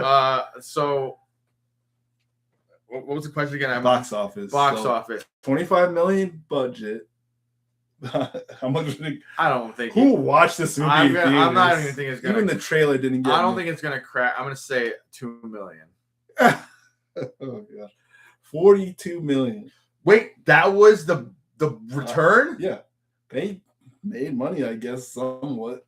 Not enough, because you got to think, plus all the marketing and stuff. Fuck went out to see this? That's what I'm saying. I remember seeing the trailer and just being like, there's another Resident Evil movie. whatever. That's what I said. No, I only reason I saw this. He was going to see it. Yeah, because I did another a while. This is a long. Now that I'm thinking, this is 2021. This was a long time ago. 5 years ago. Where I did this with my friend Marcy, and that's why I don't remember any of this. This movie's so forgettable, and it's like, but like she was, yeah, we should go see this in the theater. I'm like, I don't want to fucking see this in the theater. This because I think it was also one of those like dual like. It came out in theaters, but you could also stream it. If I you think paid. It was like Suicide Squad. Yeah, like if you paid, because this is also right after COVID. Yeah, this is like which you can't even blame COVID for how bad this shit is. All right, I'm sorry. But no one would like even if there wasn't like the because that also does explain if they filmed this during COVID why they couldn't use that many people.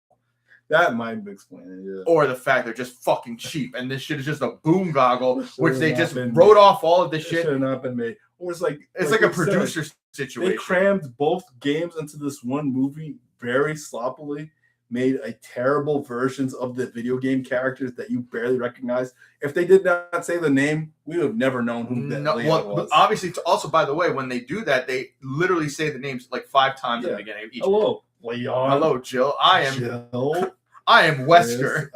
And hey, Wesker, how you doing? And they say that several times. It says so you remember because they know these characters are not there. Yeah, they're not accurate, and you can't even say they're trying to be bold with these like weird casting choices.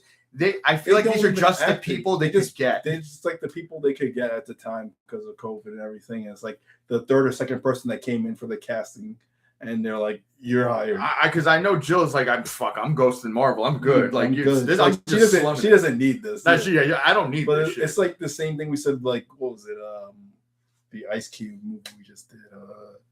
The Amazon Ice Cube, War of the Worlds. Oh yeah, they're like known actors, but they don't know how many months before COVID ends that they're gonna get another job. So they're just doing this for quick cash. Yeah, they need That's probably what they were doing. God, that even had a more stacked cast than this shit. Oh God, that is so depressing.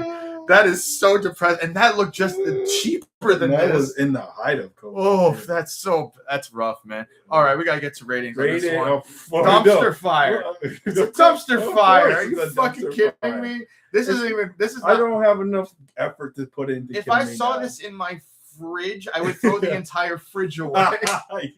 If you saw this in your fridge is broken. Yeah, this isn't leftovers. This isn't spoiled. It's the type of garbage that spread to your other food and they're spoiled now. That's it spoils the video games. It's Chernobyl in your fridge. It spoils the video games for you. It makes you upset that the video game lore. I think it gets even worse in the later movies that we're about to get to. We're gonna try and speed through the other ones. We'll try to because this one took up a lot. Yes, so that is the latest. Welcome to Raccoon City. Now we're going into Paul W.S. Anderson. Going back to 2002. Paul's movies, but a lot of them have the same 4 beats. I told Oscar, which we'll get into. Let's just say Paul loves his wife.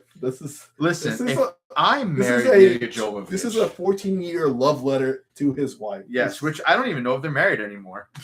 I think they are. I don't know if they're married anymore. That would be after that. After I dedicated 6 movies to your ass. They're still married. Oh, okay. Good for them. Good for them. No, divorce. Just don't get me wrong. Mila Jovovich is fucking hot. Oh yeah, she was my celebrity crush for the longest time as a kid. Gosh, yeah. As soon as I saw her in Fifth Element, I was hooked on Mila Jovovich. Tears, and don't get me wrong. When we first, what else? She was also in Days of Confused. I think it was her first role. But what was the futuristic one she was in? Oh my gosh, I forgot. Or she's like a futuristic fighter. It's not Ultraviolet? Yes. Is that it? Because it was either that or Ion Flux, but I think Charlize Theron was Ion Flux. Charlize Theron's Ion Flux. She's Ultraviolet. Okay. Yeah, that's it. See, Oscar caught it. Nailed it. That's Ultraviolet. Like, you see it. She's a beautiful actress. Like, well-suited for action movies. Yes. But like after 6 movies of watching her, I was very much. I don't think I need to see Mila Jovovich in anything ever again. We've come to know her too well. But oh gosh, let's kick off with the 6 first movies movie spanning over 14, 15 years, and yeah. Even in even in the movies, I think they do say it's 10 years. Yes. At the by the final chapter, it's been 10 years since in the movies. In movie canon. Which is even more insane when they start bringing people back. Okay. We'll start with the first one. And this is the first prerequisite for Paul's movies. His wife must be either completely naked or half naked at some point in the movie. You're going to see a nip slip. You're going to see that and butt shot and just... Oh, yeah, absolutely. Butt shots, side boob. Her in the fetal position, but completely nude. Yes. So, because she wakes up, for you guys remember this old movie now, but I have it somewhere on DVD, somewhere in my... Oh, I absolutely have it either on VHS and DVD or both. So she wakes up, doesn't know where she is, what's going on, because she has memory loss. So she wakes up, she's completely nude in the shower. She felt like she was unconscious in the shower. Mm-hmm. She goes to the bedroom, finds her iconic, for this movie at least, red dress and boots. She puts those on. Yeah, she puts those on, right? She goes through the hallway and is trying a piece, but like her memory's all fogged. But oh no, because we're cutting. Before this happens, it's a regular day at Umbrella Cut. But it's Umbrella Academy. At the Umbrella. Well, here's the thing. That's probably why they hired him. What's your call? That'd be hilarious, actually. Oh, Umbrella Academy. You know, you're Wesker. Come on, you're Wesker. Come here. But yeah, going to this one, they're at the Umbrella Lab. It's like a regular Monday at the office. But then one of the canisters of T-virus cracks open, and then everything just goes off. People are getting killed by the computer system. The AI. The AI is just locking everyone in, and everyone starts mutating from the gas of the T-virus. And people are trying to get to the elevator, and the elevator stays like, "Come on, we gotta go." And she's like, "No." And then she falls in, one of the employees, and her head gets stuck. And then it's like, but the elevator's falling, and then it catches itself. It's actually one of the more iconic scenes that you would remember, because they used a lot in the trailer when they first put this out, and they play it so many times in the like this elevator scene was like one of the biggest grabs that they tried showing because he will replay it as much as he can throughout the movies, because it falls and then it goes all the way up and decapitates. Oh yeah, every time you do the recap, you see that like and then she gets decapitated because the elevator went up. Yeah. And the whole place, this is called Umbrella's Lab, the Hive, has been completely shut down. But Alice, as she is known, has come to know, because that's all. I think that's the only thing she remembers is her name. Yes, is confronted by the Umbrella task force. I guess they don't say it, but I guess this is STARS. This is supposed to be there because there is a STARS in this universe. No, I know. But I'm just saying. I don't think they say it in this, but I'm pretty sure they're supposed to be STARS. I think because STARS, I think, is separate, but I think this is like Hunksing, like they're the Umbrella task force. I mean, this is supposed to be his interpretation of the first game. Yeah, and this is like their Umbrella STARS, because they do work for Umbrella. They're like, we were sent by Umbrella to investigate because stuff went down in the hive and we don't know, and we don't have any communication. So we're opening it up, and we know that you're an employee, and this other guy who also doesn't have memory. I know he's from the following, James something. I forgot his name in the movie. Doesn't matter, but he's like. I feel like it's supposed to. I think not like Chris from the game. No. I think his name is Chris in this. I think his name is Chris. But just look it up real quick. But anyway, so after the whole introduction, his name's Spence. So after the whole introduction, they both have memory loss. They both don't. Yeah. So they're like, okay, we got to get into the hive. And then the other guy, from the second movie, but Matt.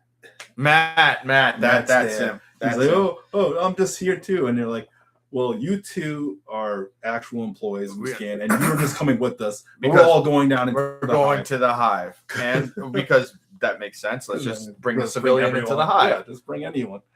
So they're all going down, and where did they go first? I'm trying this because we just watched this. I'm sorry, these movies are so forgettable at the end of the cast, but they're so blurred together. Oh, they go to the laser room because you can't have these movies. Also another icon. He rips off his own stuff so many times, and it's painful in these movies. But they go to the laser room and they're like, they meet the AI, the Red Queen. Mm-hmm. And a couple of them have already gone through Alice and them, but there's like 3 guys in the laser room still. And then the doors close. And it's from the game where you see Leon dodging the lasers. Definitely not the Leon from the movie we just watched. No, not Brown Leon. No, just regular Leon did that. So he because Paul knows that's from the game, so he's like, let me do that. So the lasers come, and one guy gets his hand chopped off. He's like, oh, and then another guy tries to dodge a laser, and it jumps, it tricks him, and chops him in half. And then the last guy, the black dude, like the commander of the force, he's dodging and ducking the lasers. And then the lasers just cheat and turn into this giant cheese grater that he can't dodge. And he's like, oh. And he's like, no, you gotta stop. And then it just cuts him out. And then they pull the plug. So 3 people already dead. Yeah, and I thought that Black Sergeant was going to be at least in there for half of the movie or something. No, let's just get rid of him. He's cheese grated. So it's just you got a good contract. Michelle Rodriguez as she is the driving force for me in this movie. for the series. Michelle Rodriguez, Mila Alice, Spence, Matt, hacker guy, and another umbrella guy. And I mean that's everyone that's left. Because no one has situational awareness in this one. It's not they do have like appropriate responses, but no one can see when they get about to get bit or anything. So here's the thing. So like at a certain point, so these guys are just basically coming to investigate what happened. Yes. Here's the thing. You would think after 3 people just fucking died. Yeah, just kill 3. You need to get the fuck out. Get back and reassess. But no, they push forward. They have to push forward. They push forward, and not only that, and because at this point too, the computer pretty much says like, they're infected because they got in there, so they're infected. So you're probably infected, and I can't let you leave. And she says the line that will be beaten over your head through all these movies. You're all going to die. Oh my god, dude! Like, look at Oscar. No, you're all going because they say it so many times, through the series, every movie for no reason, and it doesn't. Sometimes it even make sense. No, it's like down here, we're up in the top 4. Why are you saying that? You're all going to die.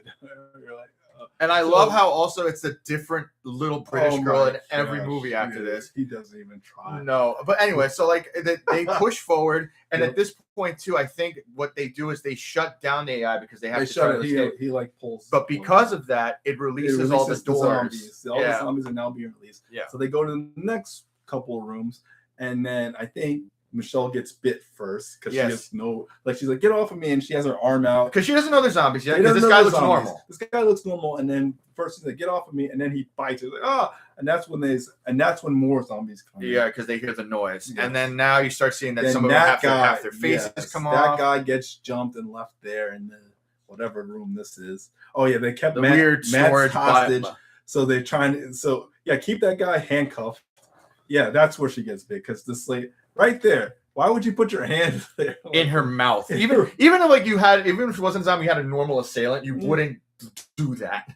Because they are reacting, but it's like way too late. There's like at least a conga line of 15 zombies. Oh yeah, no, that's when they escalates very quickly. It escalates very quickly, and everyone's surrounded. As we're seeing on the screen, everyone's surrounded. They have to get to the elevator. They make it, but one of the guys gets pulled out, and he's devoured.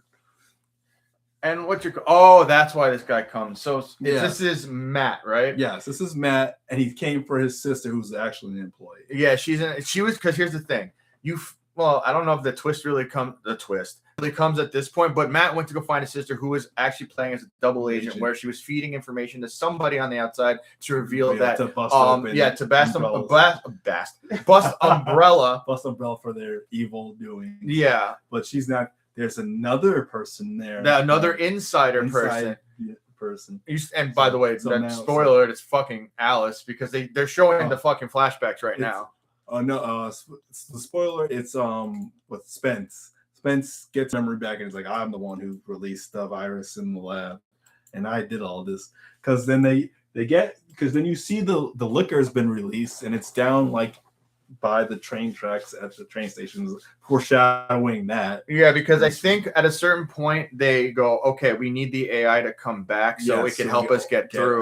Because we have to get through. And I forget the deal. I think because Michelle Rodriguez is bitten. Yes. And she doesn't want to let him out. Yes. She doesn't want to let her out. And they still, but they need the antivirus for her, which they need to get the sample from the lab and then like make it into the antivirus. So she has to go into the lab, and what does she meet in the lab, Alice? But this is when her memory starts coming back. So now she knows she has Neo Matrix like skills. Oh Jesus! So Zomdogs, another prerequisite staple. It's not a Resident Evil movie if there's no zombie dogs. So like 3 of them chase her. You've seen it in all the trailers and everything. She jumps up and grabs the gun, shoots one, and then shoots the last one. Yeah, she's basically Black Widow. And then she just does a like Neo wall run and over and escapes the last one. But that's when Spence has gotten his memories back and betrays everyone. It's like, I've got the sample now, and I'm gonna lock you all in here. Yep. And then the Red Queen's gonna kill you, and they're like, no, you've got to let us out yet.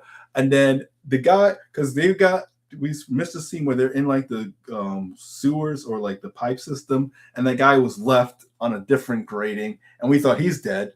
Yeah, because we were watching it together, and we're like, he's gone.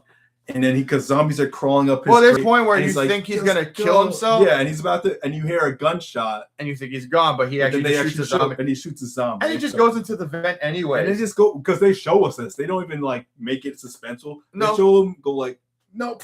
And then he just crawls into another vent, and the zombies can't get. So, like, what was that whole thing where like leave me behind? Again, competently, you would just hear the gunshot and think, oh, he killed himself. Yeah. And then when he shows up later, what a surprise! But they show us him escaping. Yeah, like Paul doesn't think people are smart enough to know that he could do that. Yeah, they're like, because then they're like, oh, all hope is off, and he's like, oh, and he's like, don't worry, I killed the bee. Talking about the Red Queen. Like I shut her down. I unplugged the bee. Talking about the Red Queen. So they're all trying to make it out. They have to get to the train. Spence gets there first, and he gets attacked by another liquor. And it's actually only one, right? It's I think it's the one. So it gets attacked by and then the Red Queen, after they put her back online, she goes, yeah, that thing is when you inject the T virus into living flesh, just raw flesh, and it goes super mutation. And then when it eats something else, it mutates again because it starts eating him. I think because he got bit and he turns and she shoots him, leaves him for dead, and then the liquor eats him. Yeah, and then it mutates into a more hulking liquor. Like the one we saw in the last movie was malnourished. This one is on steroids. It's a very not this one, because I don't think I remember seeing this kind of liquor in the games. It's I'm saying in the movie. I know, but this one's like a weird zombie. It's hulking. It's liquor. A dog. It's like a dog. It's like a dog hulking liquor. Yeah. Yeah. Because the original one they showed looked very accurate to the game. Yes. They get on the train. The liquor comes and scoops up Tech Guy first. He's dead. Michelle's still trying to like hold her wound, and she's like, just hold on, we're gonna get to the surface and we're gonna get the cure to you. It's like, no, they inject her with it on the train. But it was too late. Yeah, it was too late, and that was the deal. I think they made which doesn't make any sense. Because in the other movies, as soon as you inject it, you're fine. But they're like they inject her, but they think she's fine, and then she just passes out. And he's like, oh, it's okay. And then she gets up and she's a zombie. And then she's like, oh, a hot-ass zombie. Oscar did not care.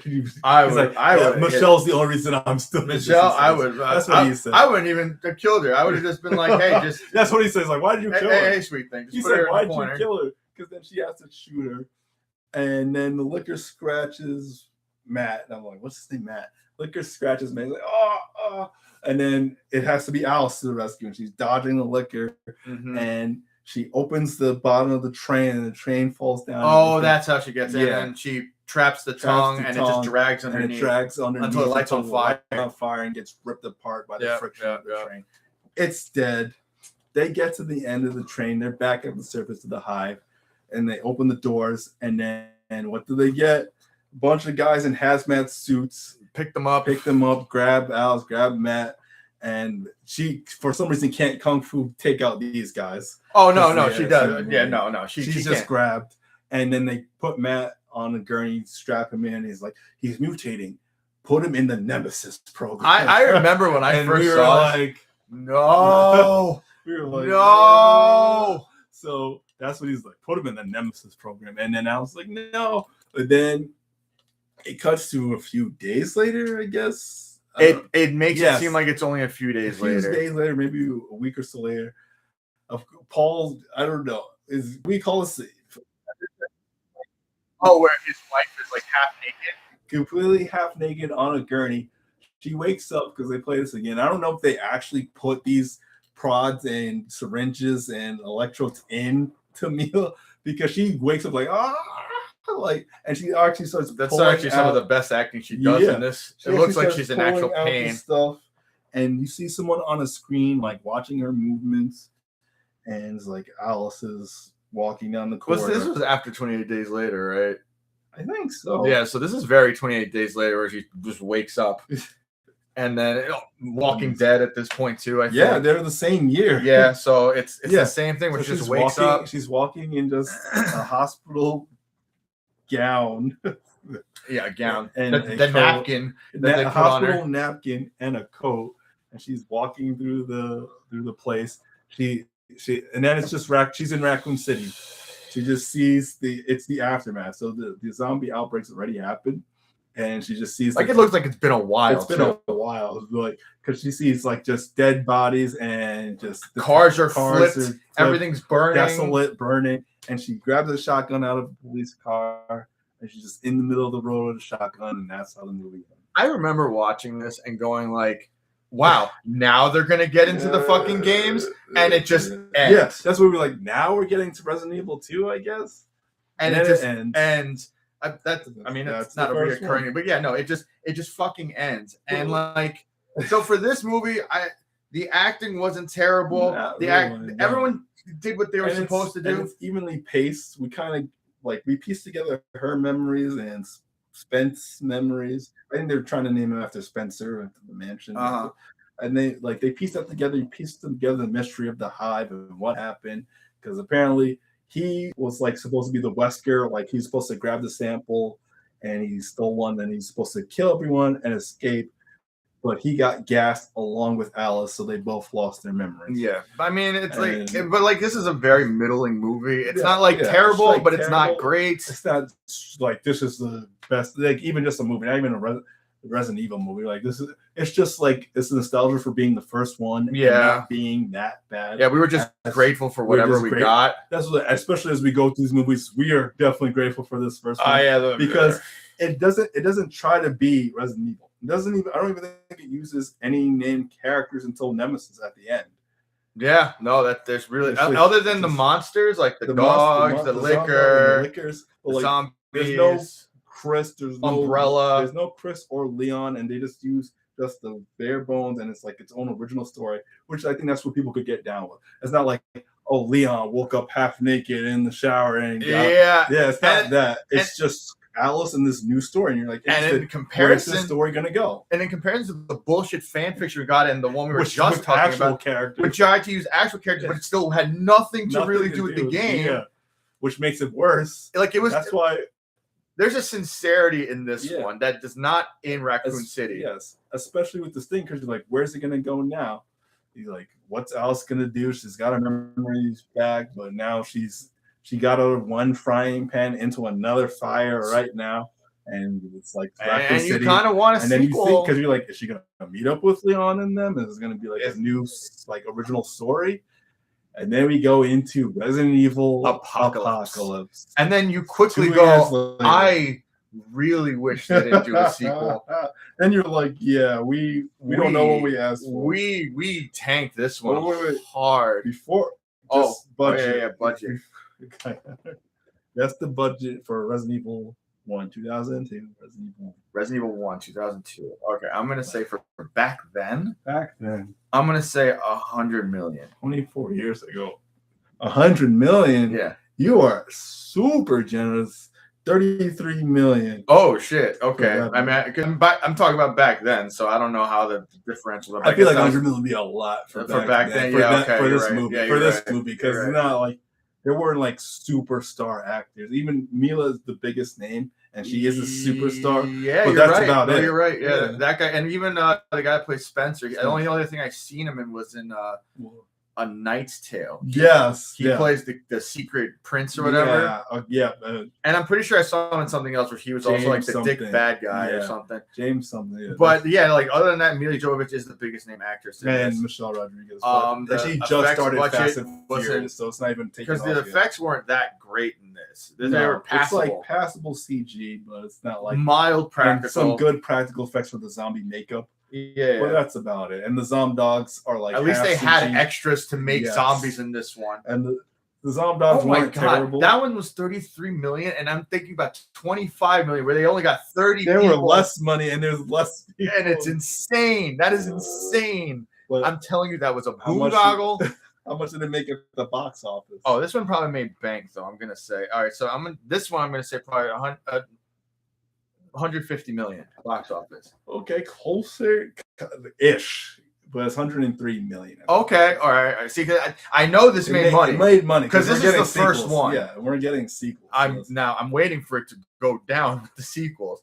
I'm gonna say that when we get to the next one, because going into Apocalypse. Apocalypse. This is where we're just turning our wheels. Oof! Oh my God! This just gets bad. Getting closer to that shark. It gets bad out the gate. Pretty much. So it starts off with something that's going to be a huge pet peeve of mine throughout these movies. Oh, this is the pet peeve. I know. I mean, one of them.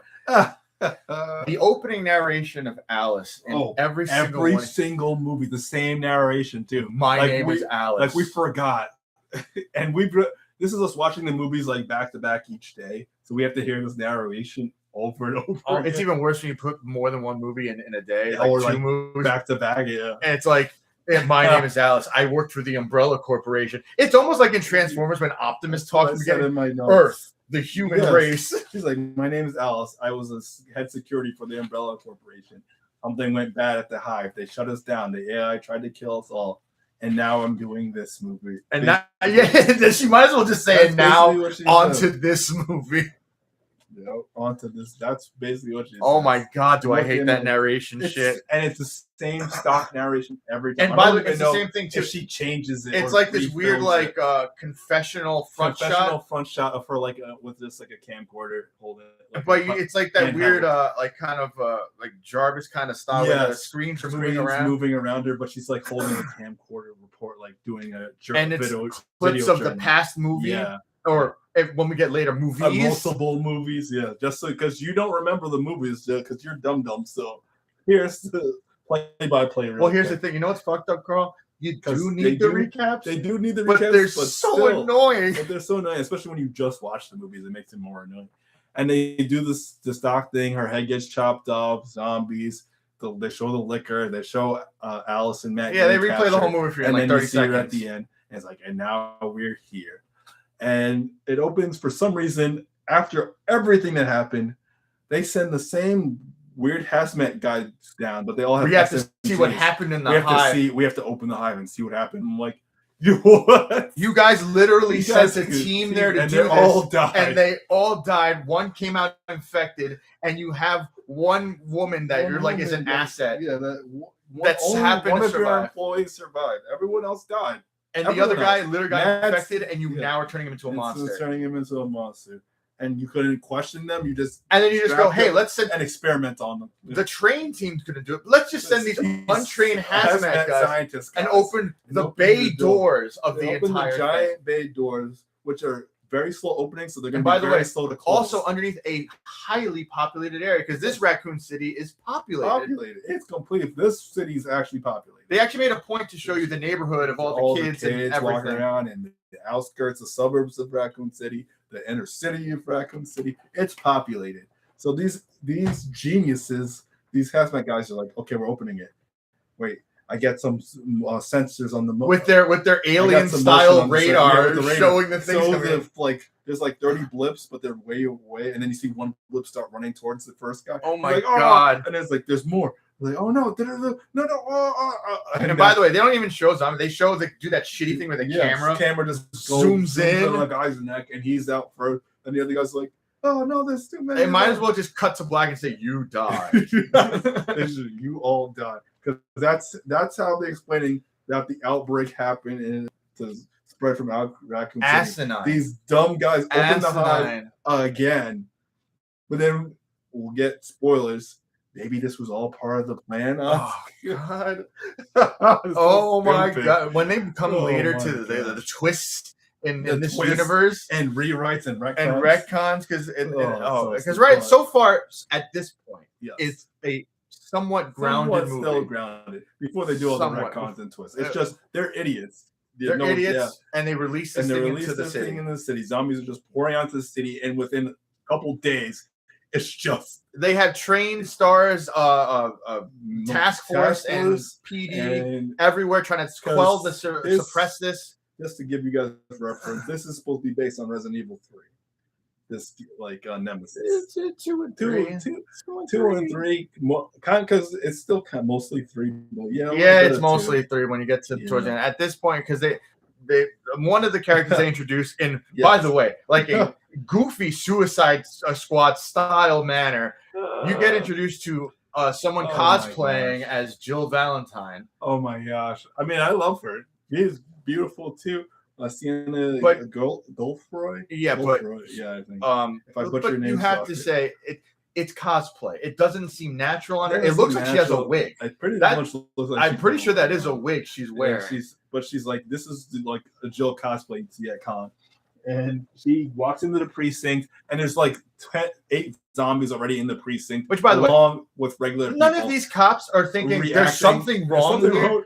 And people are getting big. They act like this guy's on meth or something. Like, oh, and then Jill just comes in because on this day everyone's on PCP. Like, well, she's acting like she already knows this. Like, she experienced Resident Evil 1 already herself. Even though it's like, how do you know? How? Because the hive's supposed to be the first outbreak, but whatever. So she just starts capping all of them. And then who's your favorite character? One of Oscar's favorite. No, Michelle's his favorite character, so I can't even do that joke. Yes. Oscar's second favorite character, Mike Epps, is handcuffed to the same bench as another zombie's handcuffed. He's like, oh, get this thing away from me. Look. And she shoots that. He's like, oh, you almost shot me. And then she shoots his handcuffs off. Like, no disrespect to Mike Epps. I loved him in the Friday series. I like him when he pops up in random comedies. What are you doing here? What are you doing here? And when I see you, I know this movie has taken a serious nosedive. Because at this point, I have a little hope that this might be okay. And then I see him, and I go, I'm sorry. I already know he's the comic relief, and he's just going to be goofing it up the whole time. And I'm like, this movie is done. It's done. And this is only 10 minutes. Oh my god, you're right. It's 10 minutes. Because the thing is, the second thing that happens is she goes into the precinct. We don't even see Alice yet.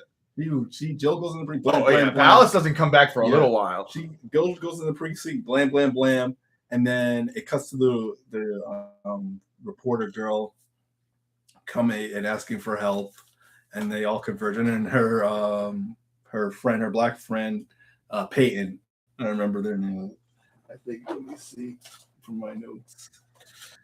Yep, Peyton, the other stars guy that's with her as they go through after that. Because then after that is when we get Alice. She's still there. She's like in the same position. Yeah, they basically try to like do that thing where now we're at the point. Now we're at the point where the other movie ended. So now we can move on. Even though there was so much already that happened in those 10 minutes. Because like we said, even though it was like the late 90s, early 2000s, but like Jill's outfit, I think Jill in the games was taking my surprise, so that's why she's wearing like this halter top and like skirt. In this one she comes to work like that. Which, by the way, is she a cop? Was she an ex-cop? I think she's a STARS member, like Chris. But here's the thing: in the context in the movie, yeah, she comes in acting like she's been there, but like And by the way, no one's alarmed. She's coming just capping people. That's what I'm saying. Everyone's not like, whoa, Jill, what are you doing? And it was like, okay. You got to shoot him in the head. Yeah.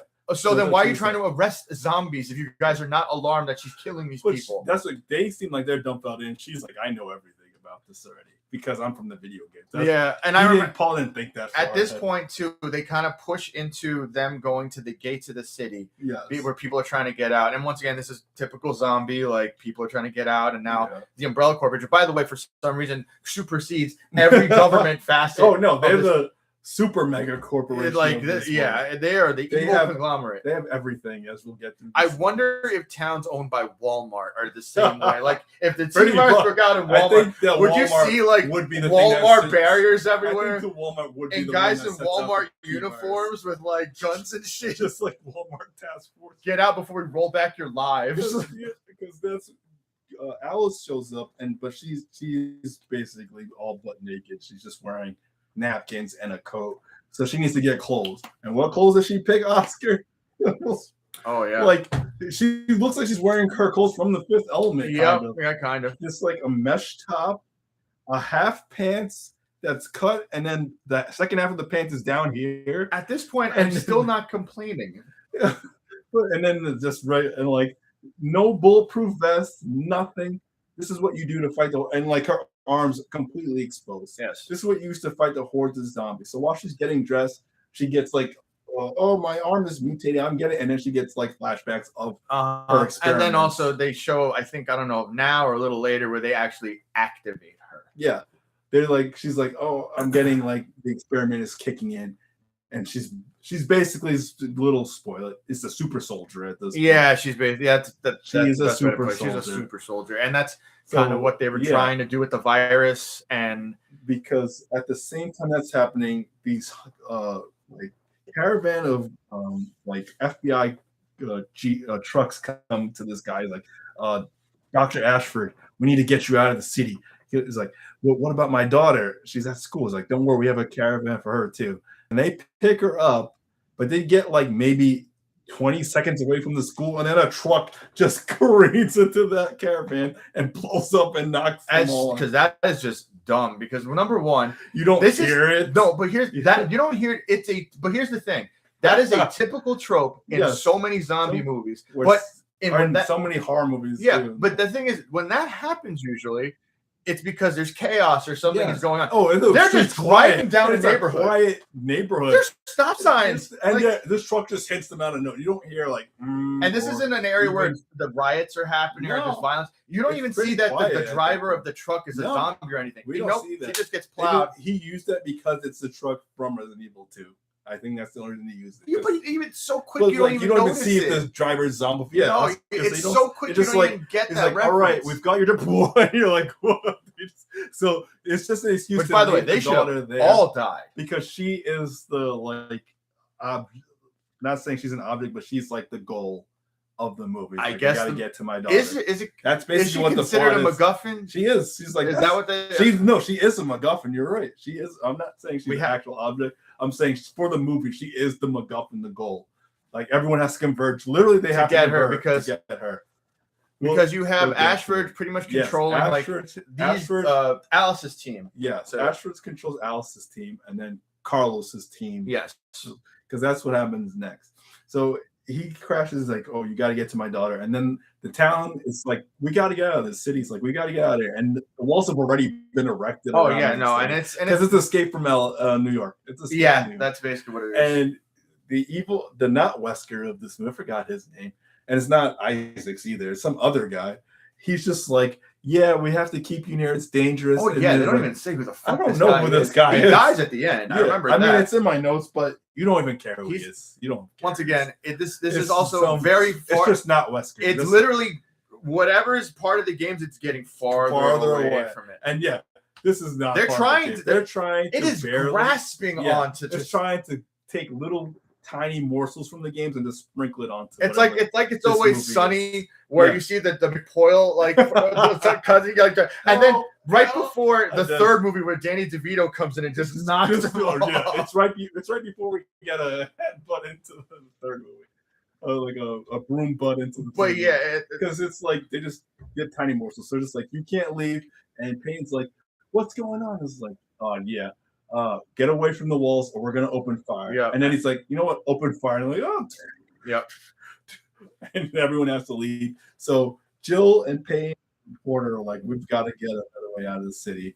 And he's like, Payne for somebody says something. He's like, "Maybe it's just all blow over in a few days." And it's like, and Jill's like, "Are you serious? They just opened fire." And I don't know if they deduced it or maybe they overhear something where it basically says that they're gonna nuke the town. No, Jill's like, for this type of thing, they're probably going to eradicate. Like she puts it together, like they're gonna nuke the town. So it's like, we have to get out. And they're gonna say that it was a meltdown at the plant. Yeah. And then that's also the other thing is to not so much. It's not a MacGuffin either, but another kind of side thing is the reporter that's tagging along with them for as long as she does. I'm surprised she's a beautiful actress. I remember. I don't know her. I don't remember her. Does a lot of TV stuff. I don't remember her name. Yeah. Either way, she's videotaping everything that's happening, and they pretty much just say we need to keep her alive so that they can report this to the outside world. They're gonna try and cover it up. Yeah, Umbrella's gonna cover it up like they do. So they're trying to report this to the outside world. And then we cut to, I think this is when we cut to Mike Epps. Yeah, Mike Epps driving. And I had to write this down. What's he say? He drives down. I love He drives her down the street. He's somehow he got it because he got a Cadillac. And he's like, GTA, mother. Boy, and runs over one guy. And then we cut to Carlos's crew, and Carlos, they're an umbrella. Their umbrella is another umbrella squad that's going through the city. I think they're also cast to get brought. So they're going through the city first, but he sees a woman on a roof, and she's being hunted by zombies. She's already been bit, and the guy's like, "What are you doing?" He's like, "We got to save this random woman on this roof." And the guy's like, "What are you doing?" And Carl's like, "No, screw our orders." And he jumps out the winch style with the rope and lands, shoots a couple of zombies. His trademark for this movie is throwing his throwing knife into a zombie's head, and gets to the girl, and she's like, "I've been bit. I know what happens when you get bit." He's like, I hate this trope. Yeah, and she's like, it's okay. And then she just jumps off. After these guys exert so much effort to try and get her. He could have said, like, there is a cure, can help you. He died. Oh, he didn't know that yet.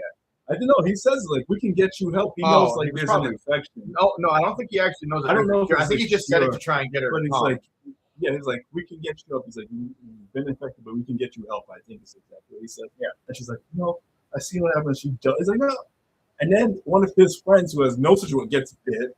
Also, weirdly enough, his Russian friend is also from Grounded for Life. Yes. He plays the idiot brother in Grounded for Life. I just asked what he's from. I was like, he's from one of our sitcoms.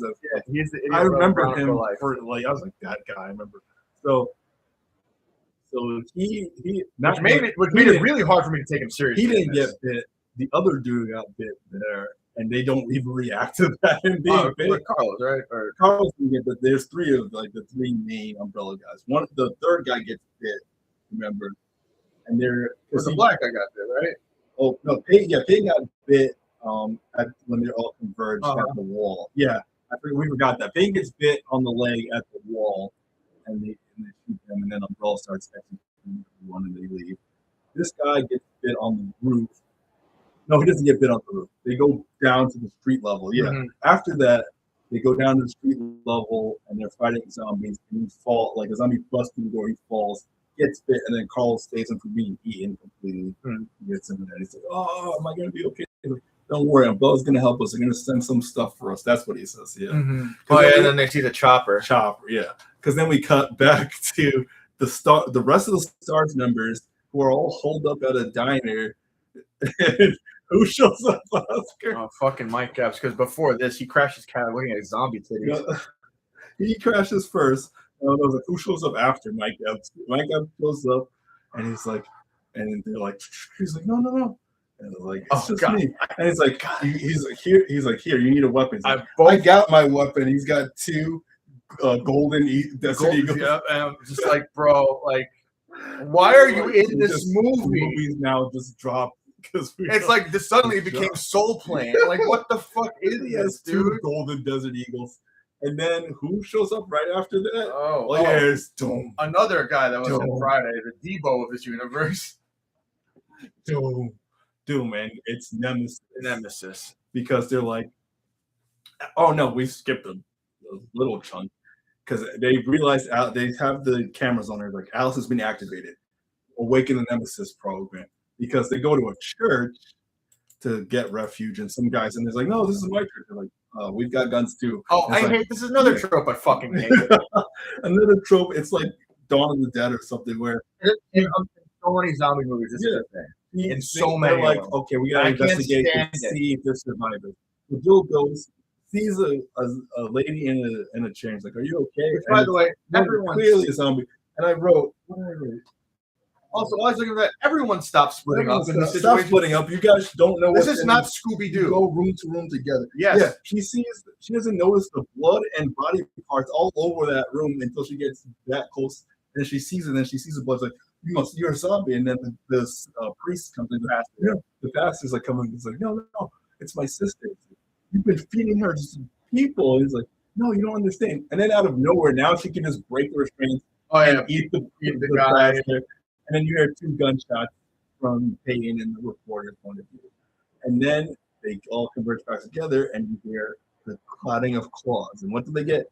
Not 1, not 2, but 3 liquors in the church. You know that these guys were just like, people are gonna fucking well, it's not 1 liquor. It's got 3. We got 3. We got an extra budget this time. 3 liquors. 3 liquors. Everyone's gonna love this shit. Like, what's happening? Because they are completely outgunned. All they have is their handguns. That's it. Nothing else. And these try. They shoot. The liquors don't immediately just kill them. So it's like their guns are basically doing nothing. And then who comes in and saves the day?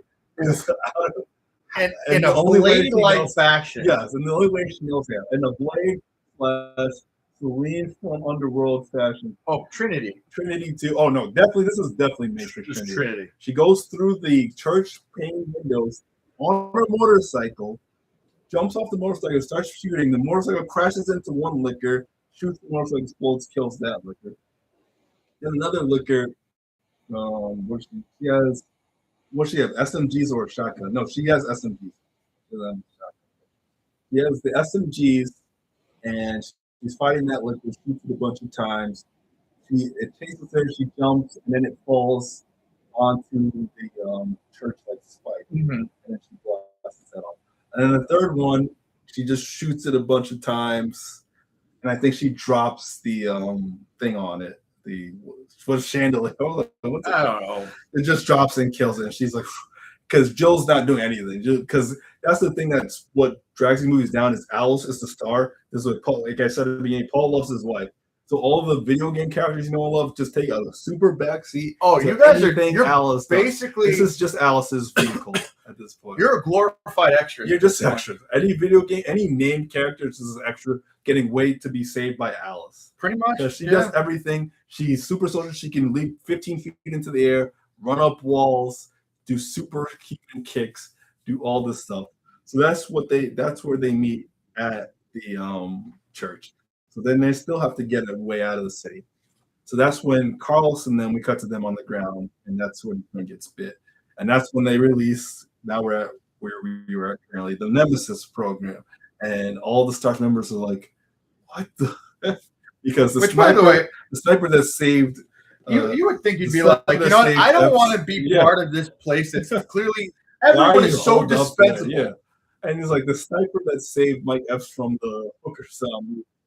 He's like, oh crap. And he tries to shoot Nemesis a few times, nothing, just shrugs it off, nothing doing. Which also, by the way, he just pulls out his rocket launcher and just blows that guy up. Which, by the way, I'm like, you're right. Like, why are you there? Yeah, why are you fucking Jill figured out that they were going to nuke this town. We have to get out of here. She didn't report to any of her buddies, like, we need to get out of here. No. It's irritating. No, and so these guys didn't figure out, oh, we should get the fuck out of here. No, we're going to hole up in this ammo shop. Yeah, in this ammo shop and get blown to bits. Because they blow up the sniper he blows the sniper on the roof, and he takes out his minigun, just ready to go. Yep. He just like Terminator style, just cuts down everyone, but he because he's like smart machine, I guess, because he registers that Mike the predator is like he's not a threat because he dropped his eagles on the floor. Like, Yeah. not a threat, civilian. He's like Stars member's dead, like 18, and then he says his iconic line, Yeah, Stars, and then walks out. And Mike Epps all the peeing his pants, like, woo, woo, and even though like 20 people were dead, Mike Epps lives to goof the rest of the fucking movie.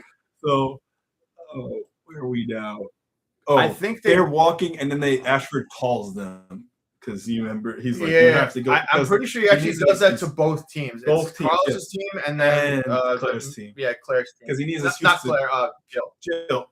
No, Alice. Oh yeah, Alice. We're all. It's Alice's team. Jill is there, but she's an extra. Yeah, you're right. I forget that they don't matter. They don't matter. They don't matter. And this is for every movie going. It is. They're literally just props. They're props. They're props. They're just like, hey, video game character, jingling keys. That's what it is. Because he calls Alice's team. He's like, you have to get my daughter. There's one helicopter left, but there's not much time. You've got like an hour. Get my daughter here, and I'll get you guys out of the city. But he's obviously lying because he just needs his daughter. So they all go to the school. And he pretty much does the same thing with Carlos. Yes, and then he goes Carlos's team because they go to the umbrella pharmacy clinic and they see the care package land, but it's actually just more guns. Yeah, but they thought it was like an antidote or something. Like, no, what's this? Is guns. And then their friend turns into a zombie and bites Carlos. Yes, because they're not paying attention. No, because they have no situation. No situation. And then he jumps up, bites Carlos. Like, I think his name was Ricky or something. He's like, He's like, you okay? He's like, yeah, I think I'm okay. Now registering that. No, you just got bit and you're about gonna die, dude. And Grounded for Life guy's like, okay, we've got to go. But then they get the call and then they all converge at the school. But their genius idea is like, we're at the school. Split up. You reporter, here's a gun. She's like, I've never fired a gun. And then Alice goes like, okay, come here, blam. Now you're bad. Now you can go. And she's not even holding it correct. No, she's clearing the room like you would see. Like, why is she clearing any room? 1950s, like going like this. Her ass is all the way out by herself. It's so awkward. Splitting up. Which, by the way, you don't know how many zombies could be in this school. They realize now, okay, this is the end of the first act. This is the end of this, like the second act. The second act, and they're just like, we got to start killing off people because we got to split them up and kill them off. So reporter. Oh no, because we forgot. Peyton does die. He's on the bridge, and Nemesis just guns him down. Like, oh no! But then he's not like completed because Nemesis didn't get him in the head. Yeah. So he's a zombie. So he's a zombie.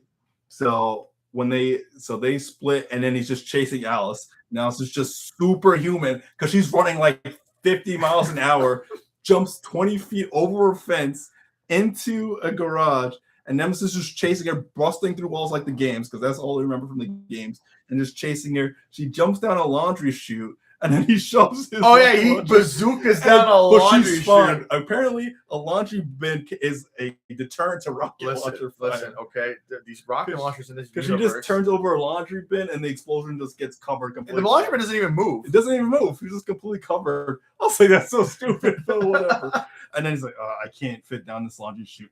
I'll get her next time, and then he walks away. Yeah, you can't just like muscle his way down. So then they're trying to get a car, and that's when they converge with Alice, and that's when they get the call. That's what I was saying. That's what we missed before. Because Peyton comes back, and she has to shoot him, but she can't, so Alice shoots him, and that's when they all meet up. So they're at the school now, going back to the present. They're at the school. Reporter girl's by herself, and she thinks she sees someone who looks like, I think it's Angela. Angela Ashford. Is his daughter, which is supposed to be based on the Red Queen. Because she is the basis for the Red Queen. So that is a completely different person, right? Than what happens later. Yes, completely. Okay, so they do retcon some shit. So this is Angela Ashford. She's like so insulting. It's so stupid. So they're like, she thinks she sees a girl. She turns around, it's a zombie. And now she's completely frozen with fear. She's like, oh no, a zombie. And she has the gun, but she doesn't do anything. And she walks back. her peripheral vision and awareness is gone. No one has. So she gets bit in the leg, she falls, and then the rest of the zombie class just rips. And it's all the little kids. They kind of pretty much show you it, and it is messed up. Yeah, she gets fucked Jill up. doesn't react because you can hear the reporter's screams from where Jill is in the gymnasium, and she does not. No one reacts like they should. Also, it feels like they just kind of were just like, okay, she's dead. Yeah, she's gone. And then because Split Up is brilliant. Yep. And then also, who else gets taken out? The Grounded for Life gets taken out. Grounded for Life shows up with Jill, but because the staple zombie dogs just show up at the school. Yep. And there's 3 of them, and he shoots. He gets Velociraptor. He shoots one, and then kicks one away, and he's like, "I'm here." He's like, "Don't worry." And then another zombie dog jumps on, like surprise ninja jumps on him, and he's like, "No, go, get out of here." And then he just gets eaten. That's it. He doesn't use his gun anymore, even though he was like marksman shooting a couple of zombies. Like I said, this is the time when it starts. This is the time where you got to get rid of the extras. Yeah, you got to get rid of the extra characters, man. We have stuff to do. We got to get to now. We have to get to the rendezvous point. Yes, because then Carlos meets up with them, and he's explaining, and then she finally finds Angela, where she's like, he's like, "That's a zombie. You have to get out of here." And he's like, "You're Angela Ashford." No, Carlos is the one who finds her, and then Alice meets up with him. He's like, "You're Angela Ashford." And she's like, "You have the cure." And she opens up her lunchbox, which is actually a secret. It has a secret thing. Vial compartment. I wish I had some shit like that for my weed. Like, just like if I had a lunchbox and just a little compartment popped out there. Vial compartment with like 3 vials of the antivirus. So she's like, "Okay." Those things were bulky and cumbersome. Yeah, it wasn't even like vials. It's like these TMNT. It's the ones with the spiral. Spiral, right? Yes, the green spot because the T-virus is blue. Yeah. And this one's the green one. Green is good. Which is crazy because they establish there is a cure in the second movie. Yes, oh gosh, we'll get to it makes just remember that. Just remember there's a cure. There's a cure. No, and you think, maybe because we haven't seen it. No, they prove it like right after 2 scenes from now, because Carlos is like, "Oh gosh, I did get bit," and Alice is like, "Don't worry, we're gonna give you the cure." So as they're driving back to the helicopter thing, she injects him, and he is, all for purposes, cured. Yes. He is cured. He does not turn. He's cured. And then, at this point, the remaining characters, it's Mike Epps, Jill, Carlos, the girl, and Alice. Yes. That's it, right? That's it. Everybody else is gone. Everyone else is gone. Ground for Life guys. They did meet Mike Epps, too, and grabbed him. Yeah. Not that as important. Whatever. Because he's bumbling through the school and he has to get saved. Once again, it's a thing of failing upward. Failing upwards, because his behind has to get saved by Carlos, or he would have been zombie. Yeah. So he did have a funny line. There was a point where he just like, "What, you got bit, man? And I was walking around with you and shit." Yeah, I thought that was funny. That is funny, but that is true too.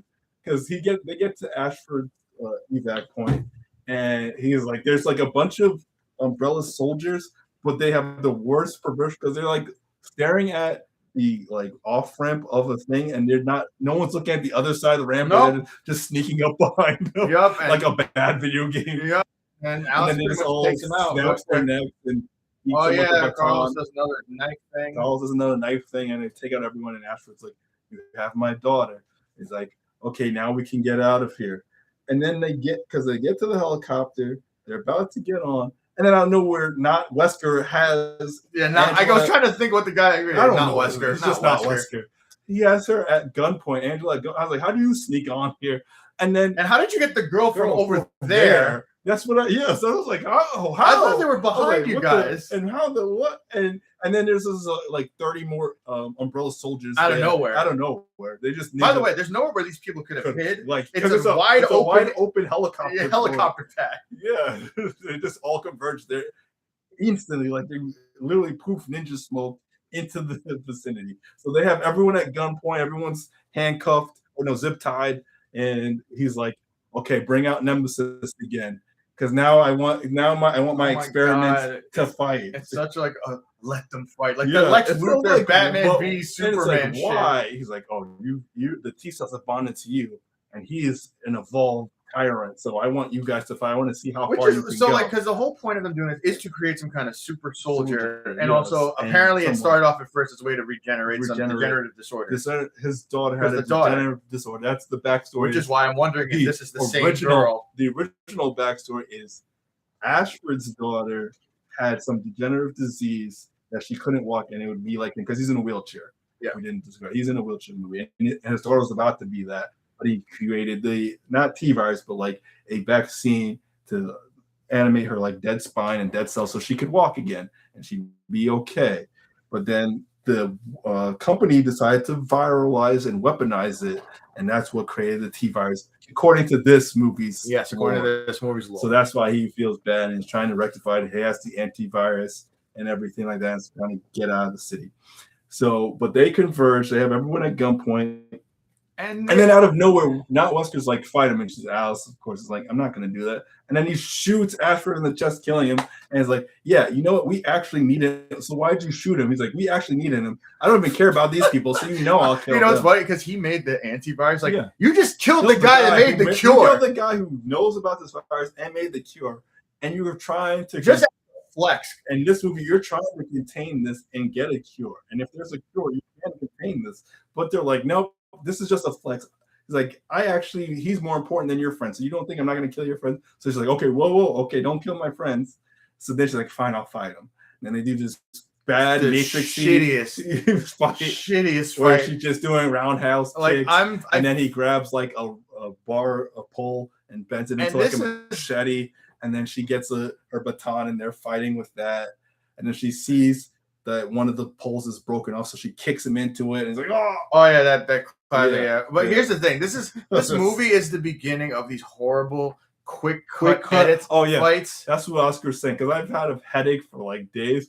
My headache got worse watching these movies. Oscar's like, I'm getting a headache. I had to look away. He had to look away. One of the biggest examples, because in the past fights they didn't have, but in this one, because they can't let Nemesis look so bulky. So they're really close. Because they're supposed to show, they're showing Nemesis throwing kicks and shit like that. From a top-down view, and they're really close. And it's like, quick cut of his face. But you see a fist. Quick cut of that. Quick cut of his face. Because he can never fully make contact, or she'd probably be dead. So he's just like missing and knocking over. We are spoiled now with shit like John Wick, where you see all the choreography.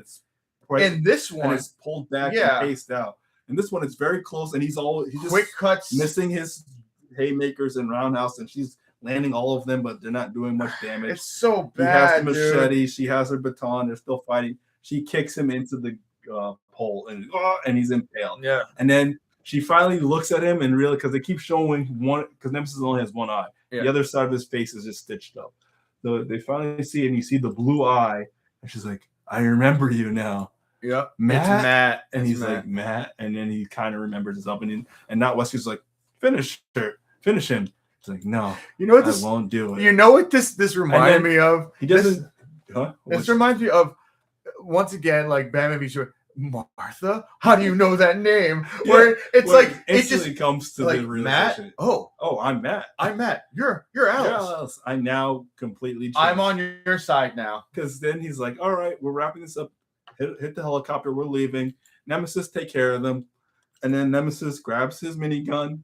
And he's about to, and then he starts just murdering all the other Umbrella employees. Like, what are you doing? And then everyone. Because you remember in the games where Nemesis was cool with everyone again. Yeah. Or cool with the main characters. Yeah. Or, clearly, because then he starts executing the Umbrella, and everyone kicks into action. But remember, it's still Alice's movie, so she still has to kill a bunch of Umbrellas. Completely awesome. She drops her gun and shoots like 3 of them. Oh yeah, Matrix style. She beats a bunch of them with just a baton. And she's just wearing a mesh top, a bra, and just like half-cut pants. And that's what she's fighting all these soldiers with. Yes. And then even the helicopter's Gatling gun comes across, and she can just outrun it. Oh, yeah, absolutely. And then Nemesis takes his rocket, shoots one of the helicopters, and crashes into the other. And this is all that takes to take him out, because the helicopter crashes and lands on him, and he's dead. I love how also like no debris lands on the good helicopter. No, like that's fine. That's fine. Everything's because then Alice gets hit with some of the shrapnel from the explosion that killed Nemesis, and then Angela's like, "You have to wake up. You have to wake up. We have to go." And then Wesker's like, "Get this," because everyone's dead. He's like, "I gotta get out. Get this helicopter in the air." And then who punches him? Mike Epps. Oh, Mike Epps. He's like, "I'm sorry, but this is not a Cadillac." Oh, stupidest line. What did he say? Fucking Mike Epps, dude. Like, his character did not need to be in this.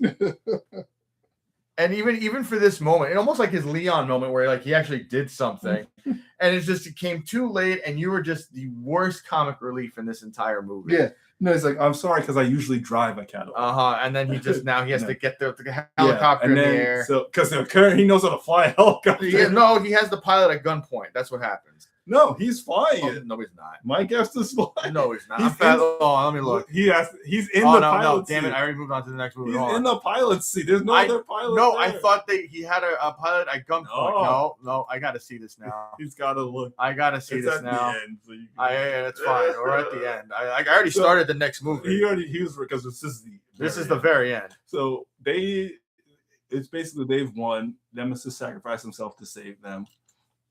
So it's Jill, Carlos, Alice, Mike Epps, and Ashley. Oh, Angela Ashford.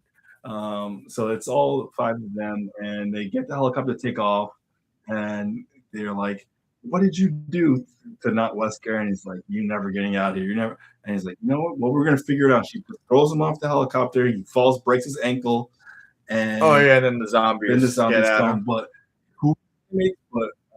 Dr. Ashford himself, he animates first, calls over to him, and then he's like, but he has no. He shoots a bunch of zombies, but he can't. And then he tries to pull the gun on himself, and he's already ran out of bullets. And Ashford bites his neck, and the other zombie. I'm sorry, I'm still trying to find this fucking Mike Epps. Oh no, that's the I think Jill's the one that's flying. That's right before that. Wait, a little bit more before. Let me see. No, before that, they already captured him. They already got him. Yeah, it's before they captured him. It's before. No, that's what I'm saying. It's before this. She's throwing him off the plane. I gotta see. Okay, so you're saying who's flying it? Yeah, I'm saying there was no pilot. He was in the pilot seat when he punched him. That's all I'm saying. I don't know who's flying the helicopter. I think they have an employee. I think. You're trying to see who's flying. Because you're saying Mike Epps is flying this plane. He has him at gunpoint. Shut the fuck that.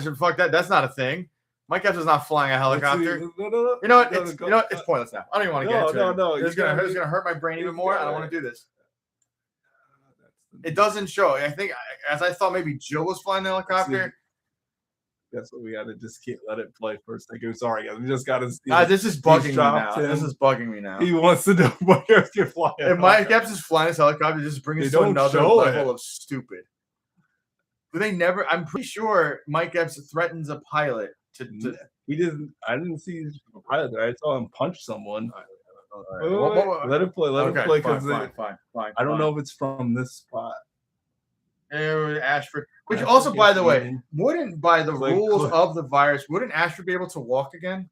Yeah, he should be walking. No, but he's like crawling. He crawls and he fucking eats not Wesker. Eats not Wesker. He's dead. But I'm saying this is what we have to see right after this. The helicopter's taking off, but they don't show who's piloting it because they didn't take off yet. And Jill can't be piloting because she held him at gunpoint. She's held him at gunpoint and then threw him off the plane. Mike Epps is piloting, or maybe Carlos is piloting. No, Carlos is piloting. No, Carlos is there. Who's piloting? Who's piloting this plane? Wait, I don't see. Mike Epps is there. Who's piloting this plane? Oh, no, yeah, it's not. Who is piloting the plane? I think he did point. I think he threatened an employee. Yeah. All right, because I'm like, who the fuck is flying? No one knows the main characters are at the pilot seat. All in the back. That would mean more sense as to what happens next. Where they're like, wait, who's flying this plane? And then it just crashes. Because that's what happened. I'd give this movie points if it was Mike Epps flying the plane. But I think, he was in the pilot seat first, and then he put him back in there and made him fly the plane. I think he just did that as a surprise because he is sitting in the pilot seat when he says, "We got to take off," and he punches him. But it's not like it's not. No, okay, Jesus Christ. So they go. They're leaving, and right then, because not Wesker already called for the nuke, so they got like seconds to get out of the city, and the nuke is exploded, and the after effect has hit the plane, like the sonic boom has hit the plane, so they're crashing. They're a Kira explosive. Yeah, they're Kira explosive that literally vaporizes. Yeah, which by the way, this franchise is a weird take on thermal. As we get to the next one, like Joe sets, but we'll get to. It vaporizes the whole city, and then the aftershock. The aftershock is so violent that it crashes the plane. Yeah. And Alice, the plane shrapnel, the helicopter shrapnel fly, and impales Alice through the chest, and she's like, dead. Alice, she's dead as fuck. She looks dead as fuck. Crash, and then an umbrella search team finds the wreckage, but just Alice's body's there. Yep. No one else is there. and her eyes are She's open. dead. She's dead as fuck. And then they cut to weeks later, I think it's 3 weeks later. 28 days later. And they're like, because Paul's like, we have to do this. She's out of the facility in a giant water prison. Oh yeah. Completely naked. And they show you everything. Yeah. This is rated R. They show you full frontal, full everything. And pushed out of the bubble, and now Dr. Isaac, which, by the way, this is a direct rip from Alien Resurrection. Oh, yeah. This is an Alien Resurrection scene. We'll get. It's not yet, kind of. No, this scene in particular. Because it would be Alien Resurrection if we knew what she was already, but we don't know. Oh no! I don't mean like. I just mean the way that the sequence goes. So like, okay, I guess so let's go. She bursts out of As this pushes out, she pushes out. She's naked on the floor, and she's like, "What's going on?" It's like, "Do you remember? Here, can you write your name?" And she can barely write. Like, what's anything. This pen? This is literally from Alien Resurrection, where the clone Ripley is learning things because she doesn't have. It's the same sequence. But then immediately after that, he says something. He's like, "I don't know." Out of nowhere. And then she starts kicking the butt of everyone in just like a towel, basically, and just beats up all of them. Just pushes and knocks out Isaacs, but. For some, I don't feel bad for this guy. The guy at the security cameras, he looks up and just she becomes 11 from Stranger Things. Yes, she becomes Jean Grey.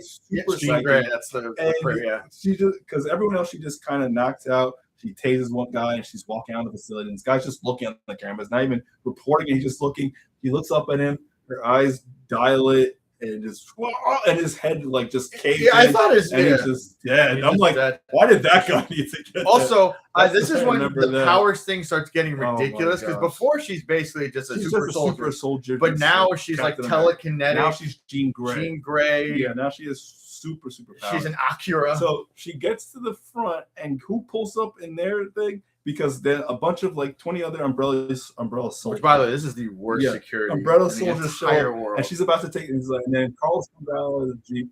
He's like, no, I'm a high-ranking umbrella official now. He's like, we're gonna take her into our custody. Shitty this security. I wouldn't be surprised if the picture looked nothing like it. Yeah, right. But no, because they're kind of wary about it, which is actually very competent. Because they're about to like, what should we do? And then Isaac gets up from unconsciousness. Yes, I see she has her Jean Grey powers. Let her go for some reason. Let her go. And like, okay. And he's like, yes, all according to plan. And then it's like, is the program ready? He's like, yes, Project Alice is ready. And then you see, like Oscar said, they have her like wired jack. You see her eyes go to umbrella vision. Yeah, umbrella vision. That's what we'll see through all the rest of the movie. Yeah, umbrella symbol in her eyes flash. And then you see at the last panel is just an umbrella satellite following their Jeep out of the facility. And that's it. And the thing that drives me nuts is just like at the very end, where it's just like, all right, she has these crazy paranoias, and somehow these guys are able to just break her out. Yeah. And it's just how did they get in? Everyone knows Mike Epps is not an umbrella boy. Also, by the way, the little girl, not even but no, it's like they kind of were like, and then he's like, I don't know why. Especially what makes less sense in the next movie. This scene makes it dumber in the next movie because they let her break out and he's like, let her go. Why? Yep, because in the next movie, immediately you see that was stupid. That was stupid. Because now, just we're ending. What is this? Is this still complete dumpster fire? It does make me mad, and it's completely withdrawn from the movies. But I feel like it's more. I mean, talking about it, I was less angry than when I first saw it. All I remember is Nemesis, and Nemesis does look like Nemesis. He does. It's rubbery, but it looks good. Yeah, I mean, I don't know. I don't think a complete Matrix underworld. I'm gonna say spoiled. Yeah, it's spoiled. I'm gonna say spoiled. It's not or dumpster fire. If you want to see what happens to Alice in the next fucking thing after the last one, another stinger ending where it's like Alice is out there, but they're tracking her. Dun dun dun.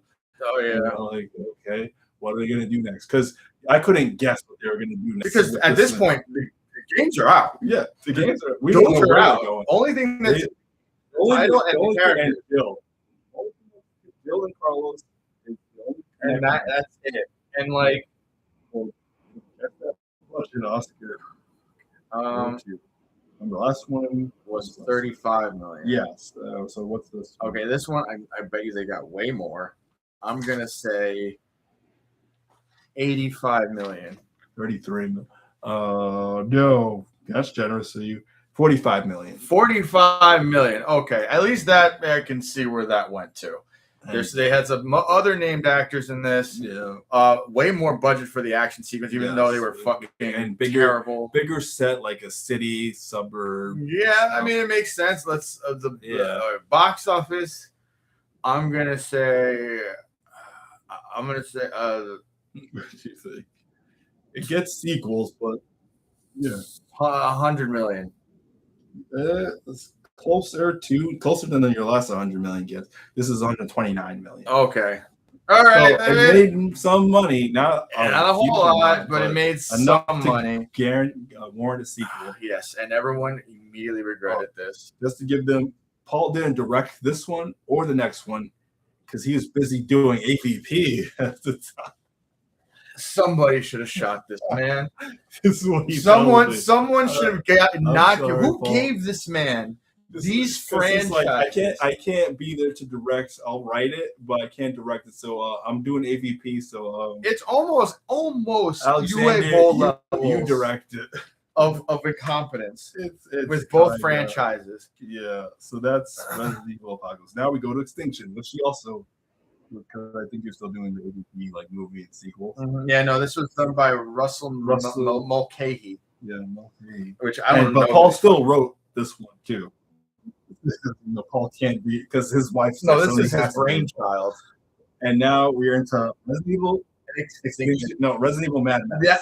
Yeah, I was about to say that. Yeah, we've completely departed from the games. Now we're not. No, this is now. Hey, let's do different styles of movies. Just different styles of movies that Paul and people like. And once again, it opens up with my name is fucking Alice for all of these movies. Constantine, Davis. By the way, these aren't like even really named like Screen Gems is probably the biggest. Screen Gems is the biggest one that we would recognize. Yeah, the other ones. Don't know the other ones. Constantine or Davis. Like it's almost like it's self-funded. They're like Canadian and like German. I wonder if it's like the Uwe Boll thing where they found some kind of tax write-off. They are a German production. And they found like some kind of tax write-off where they could make these movies. They still turn a somewhat of a profit. They do. I mean, it's enough. It has to be enough for them to get these fucking sequels. Yeah. Because this one, once again, it starts off with "My name is Alice." This same stock narration. We come from a peaceful planet. Basically, it's same thing. I'm a security officer for Umbrella. The world went to crap. Oh no, they add to this. They add after her. Which, by the way, this is where you killed your plot. You boxed in your fire because the world's ended. It's over. It's not even school because they tell the two guys run across the world and basically everyone's dead. And we're in Mad Max. Yeah, not even just killed everything, organic life. Yes, everything is barren. Everything's barren. By the way, it's been months. No, 2 years. This happened 2 years. Of 2 years. 2 years. All infrastructure completely collapses. It is now Mad Max level. Just small pockets of maybe 50 or so human caravans around. Which, by the way, it's like, so if there's no food, they would all died right now. This canned food would have been gone in over a year. This is a mistake. Alice has to start the movie alone, away from the group. The end of the movie with the group, like, and it is quickly gone from the group. Well, here's the thing. Her gets that thing like, I don't need the Umbrella still tracking me. Either Umbrella tracking me or I got knocked out in town. He asked to start opening. Yeah, because of something. Oh. And in this one too, by the way, I hate this thing where like, oh, I will endanger everyone else. I'm like, the world's ended. Everyone's in constant danger. You need to go save them. The world is done. It is gone. What are you going to do? Just bop around and wait until you die? Like she goes That's around. basically what she's doing. She is. She's kind of like she's doing. She's like listening to the stress calls. Yeah, and she's not going to them. She only goes to them when barely there's nothing else. Like, what about? No, she finds a booklet. She finally thinks it's hope, I guess. Uh-huh. Because this is where it starts. Her Mad Max getup is wearing her duster trench coat that she only wears in her Mad Max genre type of movies. Yeah. Because there's two of them, two of them in this series. So she has her duster, no bulletproof vest, just like a Tomb Raider type thing with like Book of Eli. Book of Eli, yes, perfect. Book of Eli get up and cowboy pants. And she goes to this lady's distress call, this first distress call.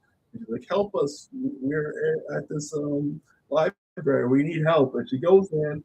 She's like, thank you, baby. And she's like, by the way, very common. And I don't know how Alice even stroke. falls for this. Yeah, right. Because especially Super Soldier Alice. Maybe she knew that she has power. She doesn't care. She doesn't care. So I could just. I'll just fucking. She doesn't really care. But it's weird because she's like, it's a fake baby. It's one of those old. Which, by the way, if she has these Jean Grey powers, she doesn't use them at all in this first sequence. It's all just her super soldier matrix powers.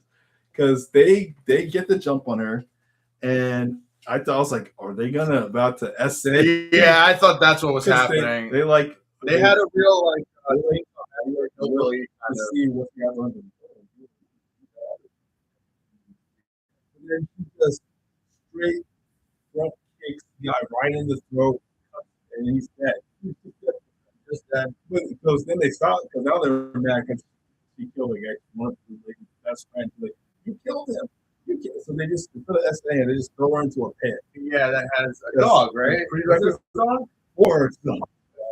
Which, by the way, when you see this, like, how did they wrangle these dogs? And why? Do they just wait for people to get into these pits and feed them to the zombies? And then that means they also have to reset, put the dogs back in the cage somehow.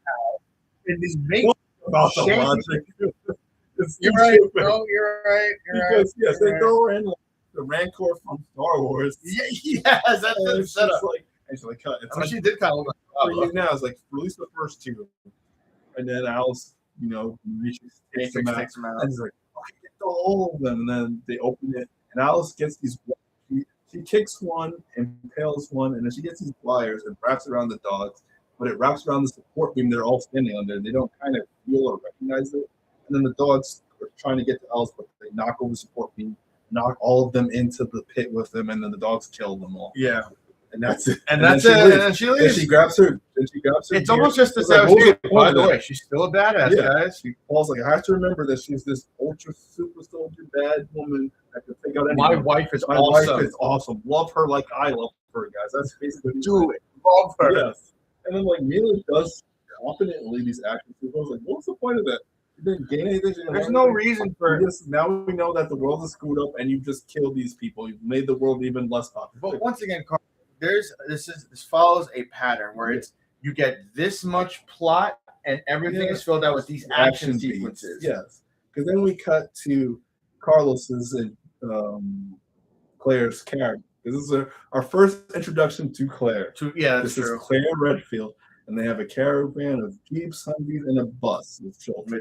And Ashanti. And guess who comes back? Mike Epps. Of course, we need Mike Epps. LJ. We need LJ. He is literally the glue that holds this franchise together. He is the glue. I would have given this franchise bullshit points if they brought him back in the other movie. No, I would have given them extra points if they kept. No, that's what I mean. The extra points. Oh yeah. I get what you're saying. Yeah, extra nonsense. Yes, to our liking. I would have been like, all right, that's ballsy for bringing back White guy because he wasn't a badass. He said in interviews like, "Wait, I'm the black guy in a trilogy movie. That the black guy always dies at the trilogy." He said that before he even knew it was the end. He's like, low ball spoilers, but. So they have their caravan, and it's just Mad Max. They have barely any food, barely any water. They have to go from motel to gas station, and they have to clear it out. But of course, they always clear it out alone. So Mike Epps encounters, even though they've been in the apocalypse for 2 years, he still doesn't know how to clear out a room. He's still an idiot. So he's by himself. One zombie gets a jump on him. He finally gets that off. And then he sees another zombie, but it's the mirror reflection. How did you not know that was a mirror? Because he's dumbass Mike Epps. And then it bites him on the chest, and he tells him, no, of course, because that's another trope in these zombie movies. You have to hide your infection when you get bit, and Mike Epps is that guy. Because he's that dumb, because he learned from Carlos and foreshadowing that. But so he gets bit, they kill him, and Ashanti's like, "Are you okay?" She doesn't check anything but like the gash on his head. Doesn't see the blood dripping from his chest. But and then they're like doing some terrible flirting, and and I'm like, oh, Oscar said she's like she would not get with Mike Epps. No, I'm sorry, I don't believe it. Even in the apocalypse, and there's like 4 other guys she could get with. Bus driver, the other Johnny Cage. That's who it is. Johnny Cage. He plays the cowboy sniper. Johnny Cage. He's in this movie too. He's another extra. He's barely in it. They barely like. But they have to settle down. Children are hungry. We gotta settle down. Like motion sensor spikes, and their tech guy is watching the monitors and everything. The crows have been eating zombified flesh, as we said, back from Raccoon City, and now it's coming here. And it's daytime now, and the crows are now like converging on them. They're about to leave, and then they see that all the crows are on top of the cars and everything. And everyone's like, "Oh, we gotta get out of here!" So they try to, but the crows have gotten from the windshield. Which, by the way, once again, bus crashes. People just start getting taken out, and then it's because pandemonium. Paul's like, it's the beginning of the second act. We got to take out all these fucking people. Everyone like so many, like even people that you're like, you know what, you could grow attached to these guys. Nope. The bus driver. I like them. The nice guy that took care of the kids. Yep. He's gone. Ashanti gone. Mike Epps somehow still is alive. alive. Like I don't know if they're not. Like no, he leaves, but he doesn't leave last. I don't know why he wouldn't leave last, but he leaves, and then Ashanti closes the door. He's like, no, and she's like, oh, and then she just gets eaten, and she falls. Like down. You think, hey, well, because I thought actually at a certain point that Mike Epps was going to probably sacrifice him. No, fuck he's that. A piece of crap. He's a piece of crap. But they all get eaten, but then it's like all hope is lost, and this is way too late. I remember, what did I say? No, this is Extinction, right? Extinction. Yeah. Flamethrower guy. Why did they start with him? There's a guy on top of the Humvee with a flamethrower. Yeah. And they wait until like 5 people have died before they get on the flamethrower. But it's too late, and the crows are getting him too. And then the flamethrower turns to Carlos, and he's like, oh crap. But then it flames stops. Right? Oh yeah, she gets 11. He gets 11. He gets 11. Jean Grey from safety. And then she uses her Jean Grey powers to shoot the flames into the air. And it's this thing, if you guys watch the movie or know, it's the wave of fire over her, circling around her, and all the crows getting lit up. And this wasn't 3D, right? No, it's later. The next one, because it's like Resident Evil Extinction, and it's the crows. So it's the crows. So he's like, it's Alice, and it's like Carlos, you made it, LJ. And like, this is I haven't seen you for years because I abandoned you guys. And I love how they're all within the same radius. Hostility to like, where have you been? You left us. I mean, Where's Jill? He does bring it up a little bit. A little bit. They don't. Jill's that. Who cares? No one knows what happened to Jill. Who cares about Jill? But, she comes back. Or Angela. What happened to Angela? Doesn't matter. Because now they have Claire and Kmart. Because their name is Kmart because that's where they found her.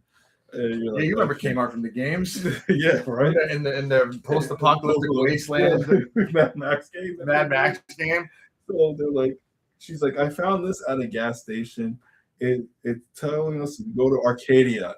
I think it's in Alaska. And there's no infection. It's all good. Yeah. If we go there, and he's like, Carl's like, how are we gonna get there? We could barely get out of here. Another trope. And we have no gas, no supplies.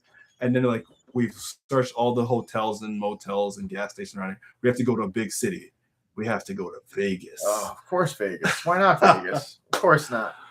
Because then they're like, okay, we've got to go to Vegas. And they start driving down the strip, and it's just like the Planet of the Apes. It's just barren wasteland. Yeah, the sand everywhere. All the way up to like the top of buildings. And like, what happened that this in 2 years that this is Vegas? Look, they said it destroyed all organic life, and now it's just sand. It's just sand. It's just sand. And destroyed. Well, some of the planet as we get to other parts of the planet seem perfectly fine. Which, by the way, I don't get. It's like she says in the beginning, everything gets taken out. The whole world is gone. But now they're saying, oh, we should go to Alaska. But now there's pockets of good out of nowhere. Like I don't know, man. Like don't try to make sense of this. Is go there, but then we cut. Oh, we forgot. No, I'll get to it. We forgot the beginning. No. I will get to it. Oh, because when we get here, something gets dropped. Yes, and it's that's a when containment we cut unit. to this. This is the fourth prerequisite. Umbrella has to have a giant lab underneath some sort of building structure. It's like a hive, and they have to show us the 3D layout of it every time, and it's always crazier looking every time, and more expansive every movie. So in this one, it's one in the what is the desert? Mojave Desert? Or I don't. Doesn't matter. Midwest desert. Whatever desert they're in. Yeah. So that's where we have to cut back to the beginning, which just shows stock replaying footage of Alice waking up from Resident Evil 1, being completely naked, put on her dress, waking up, but now it's different. She goes down the corridor and gets lasered the first time. Drone. She misses the laser, and then a drone bouncing Betty cuts her in half, and then they take her body. This is because again, he's not good with subtlety or suspense. So you think they would cut to that and then just show her dead, and that would be it if it was competent. But then they take her body out and bring it to the surface and dump it in a ravine, and then you see her body fall down the ravine, and you see like 30 other Alice's, completely ruining the mystique of there being clones. Or I forgot. Here's the thing. I remember when I first saw it, because this is the last one I saw in theaters, against my will, by the way. And then I only saw 1 and 2. And so spoiler alert, at the end, they already spoiled the yeah. So Alice sees that there's a bunch of clones. There's like 30 dead Alice clones in the ravine, and they show this to us at the beginning of the movie. I'm like, why? So at the end, there's no big. They make it seem like it's a reveal, but it's not. But it's not, because we've already seen them. And I forgot they revealed it that early. Yeah, no, that's why I was like, that makes no sense. That's why you forgot and didn't care, because the reveal was already there. Yeah. Because I'm like, it makes no sense to show us that. You would just show us Alice dying and have us guess, like, what was that? Was that a dream sequence? Yeah. Is that something else? Yeah, but they didn't give a fuck. But they didn't care. So we cut to them, because then Isaac's, because they found her on the map again, this is why it makes no sense that the second movie ended as it did, where he's like, let her go, because they needed her. Because her Jean Grey powers awaken, and that's when she's able to do all this psychic craziness in this movie. It's like her Jean Grey, the white queen, because it's Alice in Wonderland, right? Yeah. So it's like, this is the white queen AI. She's like, we've located Alice because her Jean Grey powers have activated to 50%. It's like, 50%, we need her back here now. Then why'd you let her leave? Which, by the way, very much like Akira. Yeah. He's like, it's at 50%. We need her back here now. He's like, is the satellite on? Yes, I'm tracking her. She's going close to Vegas. So then they drop this crate. And we are back to where we were before. And we're back to where we were before. So then it's like, let's open this crate. And then she's like, no, it's a Which, by the way, if you see a mysterious crate, I don't know if you should be opening it, because it wasn't there before. And they see it get dropped. And so... And then, meanwhile, while that's happening, because they're like, it's a trap, but they cut to him at a board meeting with the other Umbrellas, and guess who's at that board meeting? Oh, the first Wesker. The first Wesker. Because they did change the actor, I'm pretty sure. Yeah, in the next one, you're right. So this is the first Wesker, and they're all at this meeting. But then the dynamic, because it's all retcon, because it looks like he worked for Wesker. That's exactly what it looks like. That's what it is. I think that's what it is. Wesker's no, in this one. Yeah. They say Chairman Wesker. I remember. He's in charge of everything. He's in charge. Is like, Isaac, stop with your ridiculous experiments. He's like, but we found her, and everything's like, just cleanse the situation. And it's like, don't worry about it. We just need to stay bunker down and stop wasting your time with these clones. Yeah. And then they all, because it looks like they're actually there, but they're all holograms. Yeah, they're holograms. Which is like, this is super hologram technology, but it looks like you're really sitting. Because it's funny, because it's like he wants this high tech stuff. But we're in the apocalypse. Umbrella still has all this high tech stuff, even though it's supposed to be the apocalypse. Everything's supposed to be just barren and shut down, but Umbrella just stays chilling. But they still do stupid stuff. Yeah. So Isis is making these super zombies and wants to test them on Alice's caravan, on Alice and Claire's caravan. So are we now in Parasite Zombies, or is that in the next one? That's the next one. Okay, so this is regular. This is regular, like souped up there, but the gray meshed up head zombies. Yeah, that's what I was wondering. Yeah. So, okay. So they all burst out, and you think it's a crate, so there can only be like 20, 25 of them. There's like 100 of them. Oh no, this is a clown car. And everyone's just getting swarmed. People. Which, by the way, at that point we're like pretty much about to enter the third act. Yes. So guess what? Whoever died in the crow, whoever's left in the crows, is getting picked up. Now you're getting picked off here because people are running away. Everyone getting ripped apart. Everyone's getting their throats ripped out. But of course, it's Alice's vehicle, so she's just taking out everything with her two. But everyone else is getting destroyed. Just taking out her with her curved blades. Everyone's just getting ripped apart. If you're not Claire and you're not Carlos, and for some reason Kmart now, everyone else, even Johnny Cage, which sucks, man. Like, come on, because Johnny Cage is like, go to this girl, and then he falls off the fake iPhone. Oh yeah, he eats it hard. Bam. I remember watching that going, ooh, I was like, what? Like that was done dirty, man. Like, come on. And then Mike Epps, he does one thing. He does save the girl by pulling a zombie off, and then they're sitting in the Humvee. Oh yeah, he finally turns. And then he turns. She's like, "Is everyone?" And then he turns like, no, LJ. And then Carlos pulls him off, but then Mike turns around and bites him again. Thanks. So Carlos is, which makes no sense. Shouldn't he be immune if he got the first entry? No, I think he has to keep. That makes. Well, I mean, the little girl in the first one, she has to keep doing it to make her legs work. Yeah, you're right. No, you're right. At least, but at least he'd have more time or something. Like, wouldn't they recognize the virus? Don't look no logic in this. Not even logic. It's what they do later. It's why I'm like, okay. It's less time, and he's like, it's over for me. I'm like, that makes no sense. So, but they're like, so Mike F. buys him, and he's like, oh, LJ, come on, and he shoots him, and he's dead. And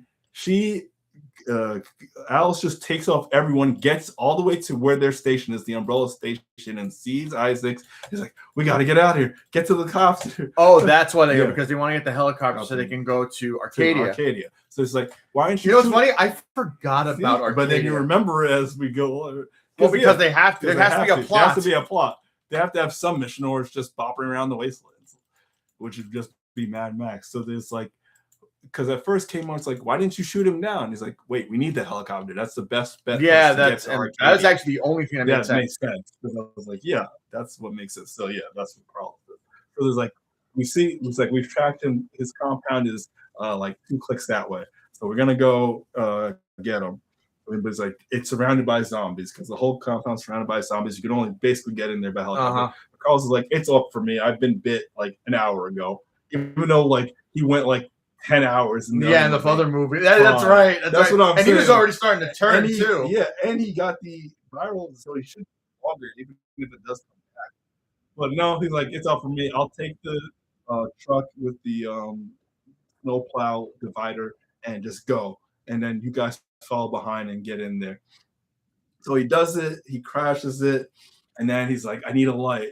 And then he sees LJ's last week. I gave mad respect for that. I'm like, oh hell yeah! If I'm gonna go out, I'm gonna fucking hit some piff, dude. He's like, LJ, you sneaky dog. And then he piffs, and then he hits the gas. Also, LJ, you're a bastard, dude. You're just holding that shit out, and you got your friend killed. But then Carlos goes out, and a blaze of glory blows it up and gives them the clear. They get to the helicopter. They're going, and then Alice jumps off the helicopter. Like, Alice, what about you? You're not coming. He's like, no, I've got to finish this. Because she has to kill Isaac. Because then she remembers that he's the one that experimented on her and gave her super soldier serum. Yes. Which she should be thanking him for. Yeah. But no, she wants to kill him or something. Because then the white witch. There's really no explanation other than like. Because I mean, I guess maybe get revenge for Matt, maybe revenge for what they did to everything. Killed everyone and LJ and everyone. Because she's like, the movie needs to move me, so I have to go have the movie needs to move. This is the end of the third act. One final boss fight. That's basically it. Because then the White Queen's like, you have everything here you need, and we can make more of the cure. But Isaacs isn't there, and he's extra mutated. He's been tracking himself like 50 times. Oh yeah. Now he's super tiring Isaacs, and it's such a lame fight. So they go. She goes past the ravine of dead Alice's, and still spoiling that. And then goes into the mansion replica hallway, and then Isaac's there with things like, "You can't kill me now." She tries to shoot him, nothing. At least his tyrant was beefy looking. It's beefy, but it's still some of it's crappy CGI. I mean, it's still some with bullshit. The tentacles, because the tentacles are not there. She's trying to pretend she's being choked. And not only that, I think does he have psychic powers too? Yeah, that's what they start doing psychic battles, she's right? about to be choked, and he psychic blasts him, and he's like, "You can't kill me." And he psychic blasts her, and she falls into what room? The laser. Oh, the laser room. So he's like, "I have psychic powers now too." For some reason, it's supposed to be just unique to this Alice. That's why they want her. But you have psychic. What do you need her for? Exactly. So I was like, I don't need her. Maybe they were just looking for a student that leaves you staying hot. Because I guess the White Queen has different parameters than the Red Queen because she just kills him with the laser. Yeah, that's it. That's it. That's how he dies. I'm trying to see if that word. Yeah, and then she's like, but then she goes down into the basement, opens the lights. What do you see, Oscar? Just an army of bubbles. Because when she found one, oh no, it wasn't the White Queen. It was the first Alice clone that she found out that presses the button. Because remember, she's wearing they're all naked. They're all naked. There's like hundreds of naked Alices, and Paul's like, yes, plan. Yes. Because the first one, you think she dies. That's what you think dies, and it's like another failed one. All right, time for us to fight. And then they fight. But then the clone gets up, and then she's like, "What do we do now?" And they both go down to the basement. She turns on the lights, and you see hundreds of Alices, and that's the end of the movie. Oh God, dude! And they do this thing also where because they go back and they show you now in Tokyo where all the other CEOs convened. That's not the end. This is the beginning of the first. No. That's at the end. You think that's the end? I was just watching it. It happened at the end, and then they just play it again at the okay. No, to lead into the next movie. But here's the thing: so they're in Tokyo. Oh no, you're right. And then Alice goes, "Oh, I'm coming to get you." And there's 3 other Alices. Yeah, with my friends, and then they get out. Yeah, and now we're into no, you're right. I forgot this. It's Afterlife, right? Yeah, obsessed. That is 3D apparently. I don't. Wait, this is 4, right? Afterlife. Yeah, this is 4. Yes, it's Afterlife. We're over the hump, you guys. Oh gosh, Afterlife is dumb. This one now we've already gone through the mess that they completely disconnected from the games. So this is Afterlife, and it starts like Oscar said in Tokyo, where the a German branch of Umbrella's secret giant fortresses. Yeah, it's another hive. Another hive down underground. And they show what happened at the outbreak in Tokyo. There's a girl in the middle of the thing. He turns, fights and dies, and then there's an outbreak. And then they go to the rest of the world still. By the way, how are they traveling? How's it traveling that fast and not quarantined by nukes? Who cares? So that's Tokyo's all. And so there's a bunch of the sniper umbrella guys killing. It's a day in the life of the sniping, random. Yep. And then his friend gets taken. What happened? It's because it's the Asian market, so it's a couple of Japanese. Yeah, and you think it's gonna be some monster? No, he's always some monster, but it's Alice, and Alice is. No, at first you think it's just one Alice, and then she jumps down, and I think she clears it, and then gets shot, and then 2 more Alice. Yep, 2 more. This is you know what? This is very Chucky the TV series to be. It's an Alice clone army. That's what I wrote. Which is ridiculous because this is ripping the Matrix so hard. This is Matrix. She's wearing Trinity. She's Trinity. All of them. Every Alice is wearing the same outfit and same hairstyle, and it's Trinity. To the point where there is a shot where, just like in the Matrix movie, where Trinity jumps out the window and she's shooting her guns. Yes, running down. Same thing happens where Alice is doing that. But here's the thing: she's on her zip line wire, and it's 2 of them. And they're just jumping down. By the way, when you see this, and hitting everyone but Wesker. It's so green screen. Yeah. And not only that, you can clearly see that Alice is cut face. And this movie's so drunk because we're starting in Tokyo, and she's just killing all of these umbrella soldiers. It's just Alice is running around killing down. things. But the thing that makes God, is so goofy. The thing that makes it makes it even less sense is a couple of the Alices have psychic blasts too. A couple of the Alice's have psychic blasts, and if they can all have psychic blasts, then what good is the original Alice? Just keep calling her. Not only that, well, here's the thing: they all have psychic blasts and stuff. Does that mean that they had it? Why are those clones all getting killed in their tests? That's what he's wasting them. Keep calling her and use them and make an Alice army. And as we get to at the end of this movie, just put spiders on. Oh, what even is that? I know that's a thing in the game somewhere. Yes, it's past you, but it's Resident Evil 5. It's an actual thing in the game. Oh my god! But it's way ridiculous in these. Yep. So then the Alice's, they try to get Wesker. They just injure him with a grenade, like martyrdom from Call of Duty. Yep. Leaves the grenade as she dies and blows him up, but he's wounded but unscathed enough to walk out. So he gets those super bulletproof jet helicopter and taking off. They're all trying to shoot him, and he's like, blow up the facility. By the way, in a literal Akira style bomb and ocean bomb. Literally, it's Akira. That's probably where they got it from Raccoon City, but it actually looks like an implosion. Yeah, because it actually makes the warping. It's literally Akira. The whole city and then sucks it down. Yep. And yeah, it's just Akira. So, but the original Alice snuck onto the helicopter. Yep. And then she gets the jump on Wesker, and then immediately just Judo turns around and injects her like he knew she was waiting for her. He should have just been like, yeah, this was my plan all along, because he just had it in his hand ready to go, and just injects her, and he's like, now all your powers are gone. Here's the thing with this. So they give her powers by the end of the last movie and immediately take them away like it's a video game. And here's the thing: you think that would play more into the factors in zero. There's no tension involved in this. It factors in almost immediately. Like you think it's like maybe over time. It factors almost immediately because Wesker does fight her, and they're trying to explain that she doesn't have her powers.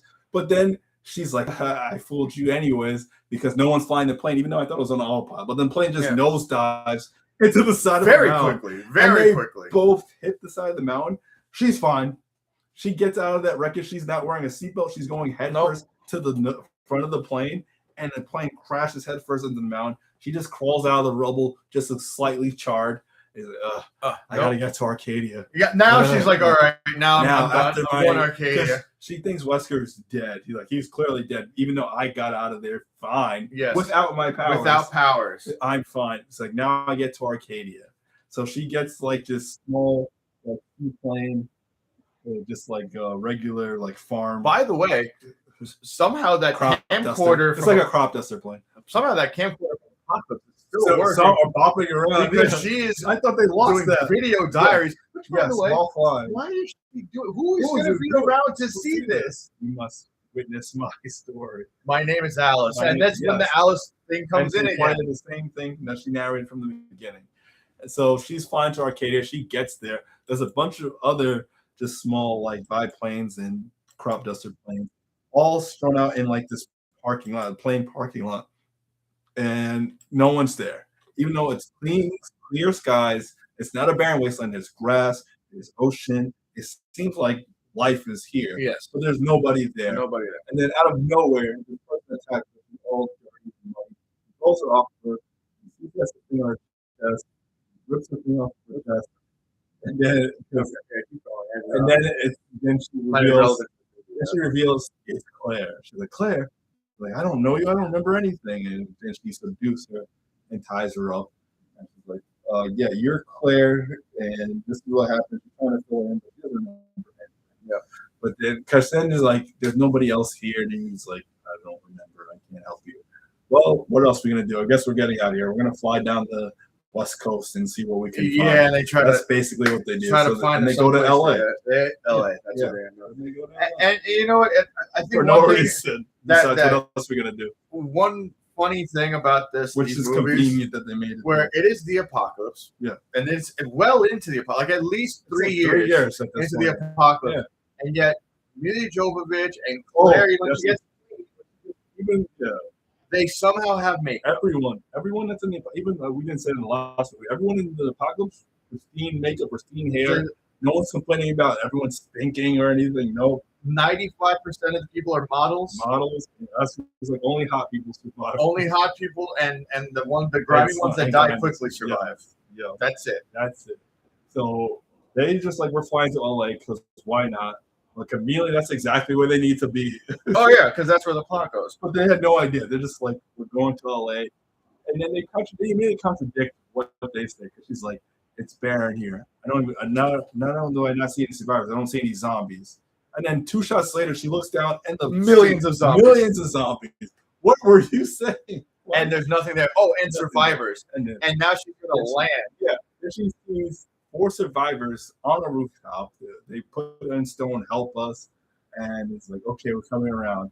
She decides to do the insane thing of, I'm going to try to land on this. Because here's the thing. Here's the thing. Also, it's like, number one, it wouldn't have made it if these people didn't help her with the elastics and they stuff. Still almost got themselves killed by standing in the runway. Did they assume that the plane was going to, and they had that set up? Maybe if it was a helicopter, yes, but a biplane trying to land on this strip. No, that shouldn't have made this big, but like building size, like building scale.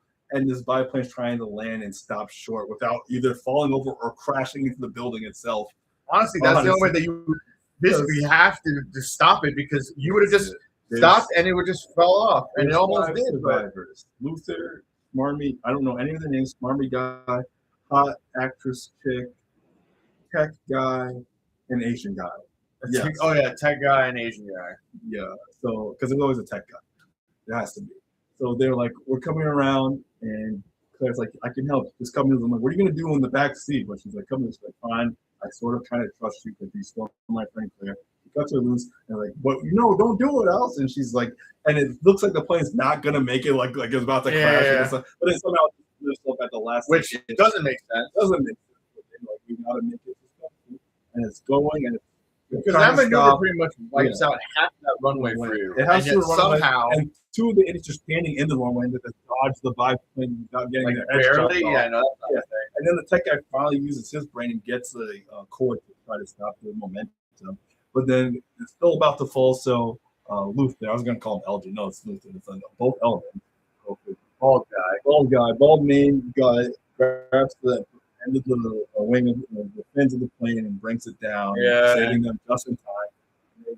They're like, this is our new group of survivors that are gonna, spoilers, get picked off one by one. Oh yeah, that's the motif. So, I forgot. So this is where they truncated into this building. Now we're just in this building for some reason. It's a prison, I think they said. It's a prison like building, which is weird. I've never seen a building this tall with a prison that spirals down with like 50 floors of prison and cells.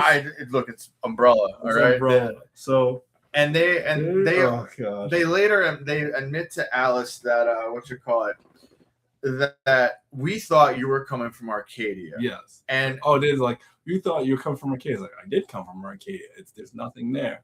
It's like, it's in Alaska. It's in Alaska. What are you talking about? That's not Arcadia here. And he gives her binoculars and he's like, look at the coast. You see that oil tanker? That's Arcadia.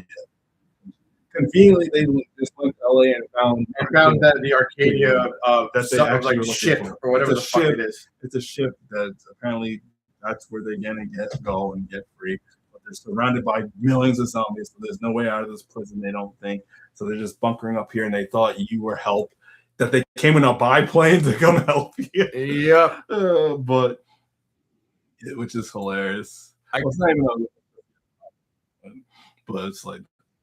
You come in a crop duster, they come help you, not a helicopter or something, whatever.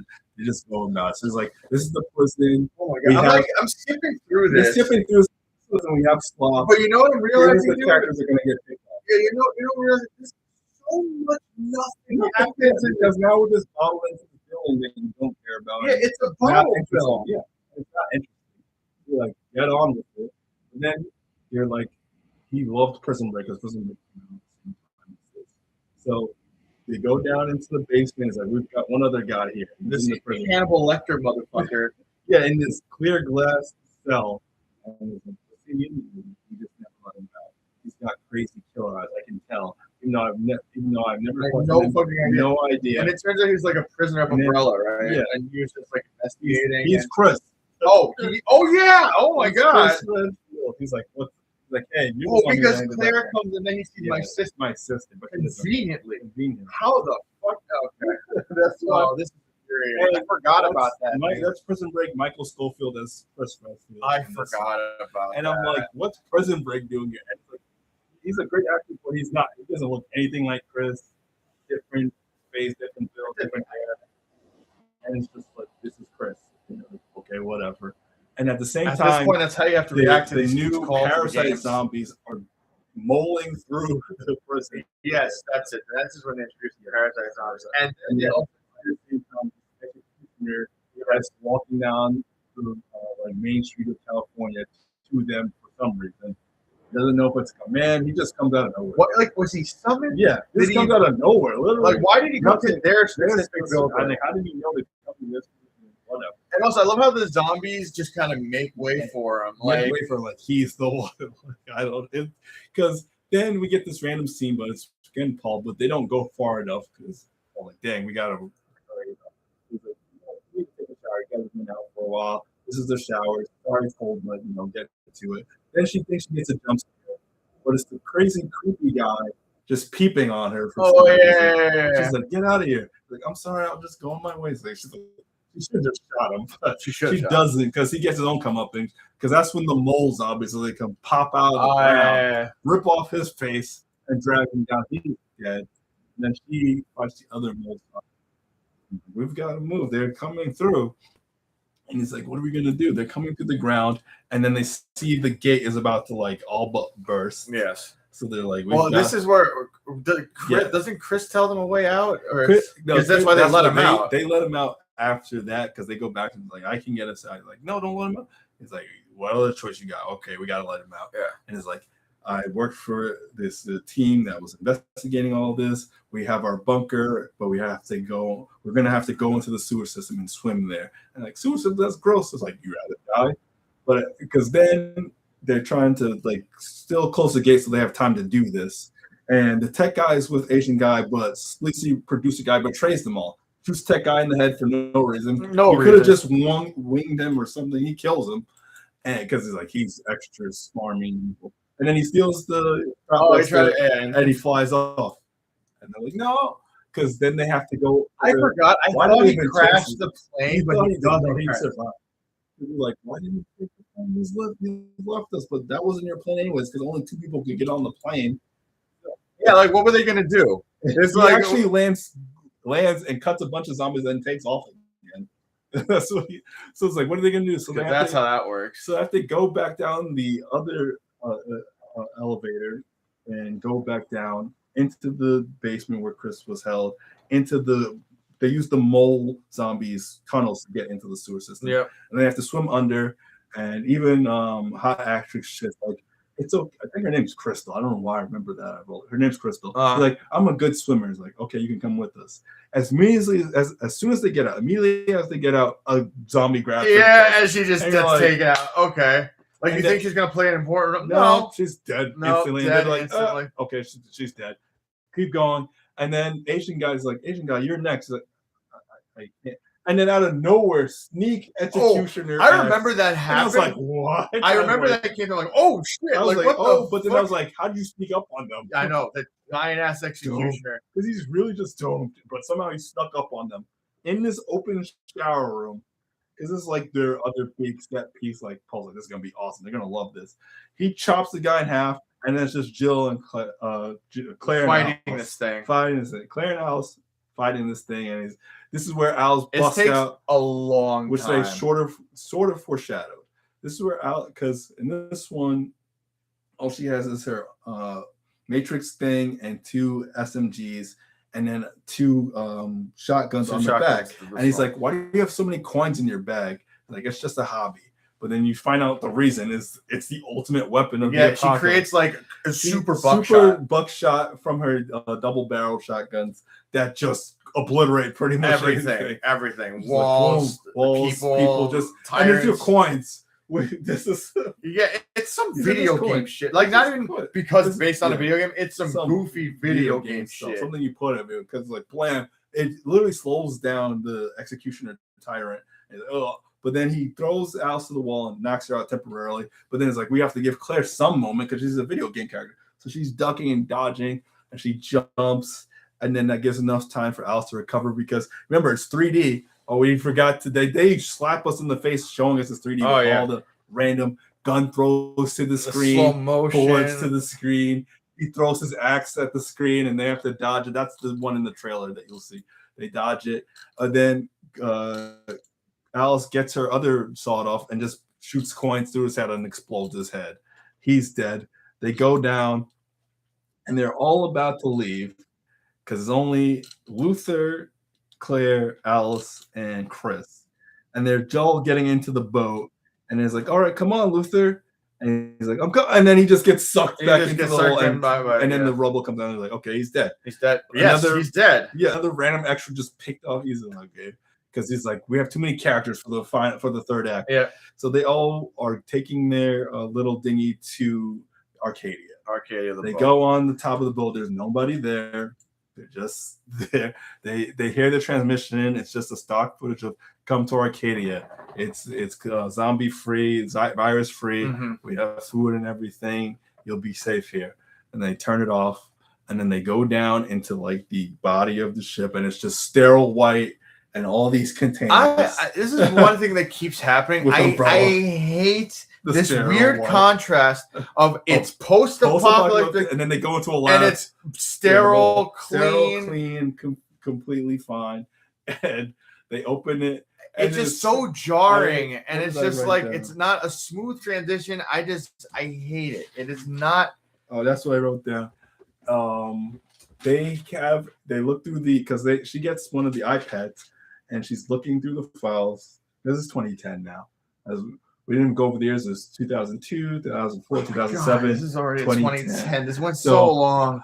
So she goes through Jesus Christ. She goes through it, right? And then he goes through the files and it's like Kmart here. And it says on her file, Kmart. Yeah. Couldn't even give her a name. She has an actual name. It actually would have been less demeaning if they gave her a number, a serialized number. But it's Kmart. So they open all the stuff and all the things come up. All cryo tubes. And it's all the people that the like caravan survivors in tubes.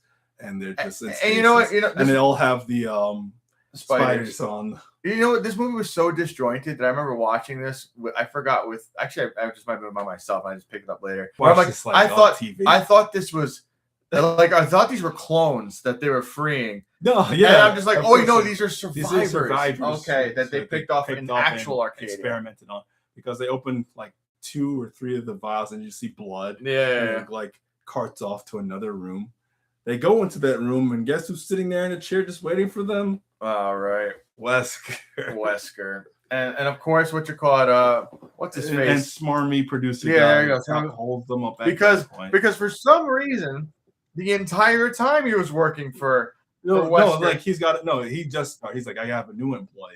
Oh, I see. So because he got to the place because you see his crashed crop duster on top. Why though? And then he's like, I guess I'll work for you now. Yep. Why not? And it looks like he got a mutation, like he injected him because he's like all like gray now. Is that what's happening? Okay, so because he's like, why is he all gray and sweaty? I thought maybe he got bit or something. Yeah, no, we never seen him get bit. That's true. I don't know. He's all gray and sweaty, and this is about to fucking end.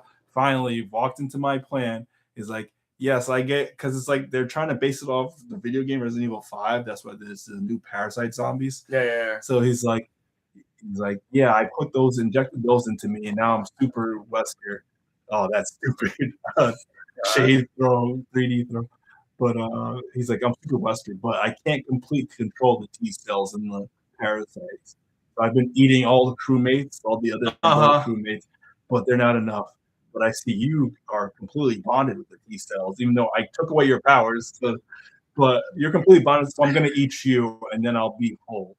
We're like, nope. And he's like, don't do anything. And he releases more dog. But now they're new and improved because they split open. Their heads split open like the thing. Yeah, basically the thing dogs. Thing dogs. And then Chris and Claire are like, don't worry, we got this. And they try to fight Wesker, even though he's superhuman, literally matrix dodging them. He's literally an Agent Smith.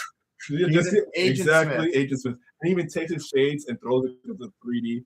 at Chris, and Chris doesn't dodge it and grab it, and then he grabs it back from him, and they're all shooting, and he can't do anything with them No. until he throws them both into containers just to get them out of the scene. We're at the end of the third act. It's just Alice, and it's just the dogs, Smarmy Guy, and Wesker. But it makes it so stupid because then she takes out the dog, she shoots one with her money gun, and then the other one, the glass starts falling. Yeah, the glass starts falling, and even though she has no power, no skill, she just immediately finds the biggest shark and kicks it into the dog, cutting it in half. That's why it was so stupid, because it's inconsequential. Yeah, her loss of powers mean nothing. It's not like, oh, you're too weak to fight me out. What will you do now? And that's just to find the courage. No, she's fine. There's never a moment of like, I can't do this. Nope. I don't have my powers. Nope, she's fine. She's still kicking all sorts of butt, no matter what damage she takes and anything. And then out of nowhere, Wesker stops using his Agent Smith powers and just opens his face into a thing like the dogs, and it's like tentacles trying to eat her. Then she cuts that, and then she takes her thing and shoots him in the face. Yeah, and then knocks him back. And then Claire and Chris come out, and then he tries to get up and unload on him, and then he's dead. And then they leave Smarmy Guy in. I remember because like, what was the point of that? Just shoot him. They leave Smarmy Guy in there, and apparently there's more zombies or something in there, and he gets eaten or something because you hear him in the background going, "Oh no!" But we don't see anything. You just know he's getting eaten. And then they try to leave. It's like, wait, no. And then the thing they're trying to leave and just takes off. And it's Wesker in there, like, what? I remember that. Yeah, like, Wesker. Wesker's like, in wait, what? And if you were a clone and you're already on the ship, why didn't you help your other clone, Wesker, fight them or something? He just takes off. He's already on there. And then he's like doing the same thing he did at the beginning of the movie, blow up the facility, 10 seconds. Yeah. And they're like, oh no. But then he sees the bomb right behind him on the plane. Oh, I love that. I think that was in one of my mental notes. Yeah. Oh, let me just detach this out. And when did they do that? Yep. And then also, why do you have a bomb that you can just does she know get out? Yeah, and you can just pull it out and put it on anything. Did she know there was another Wesker? It's a fucking fire hydrant, a fire extinguisher or something. She had to know there was another Wesker or something to make this trap, because she makes it smirk like this was the plan all along, because then he does it and explosions. Like, yeah, I got him.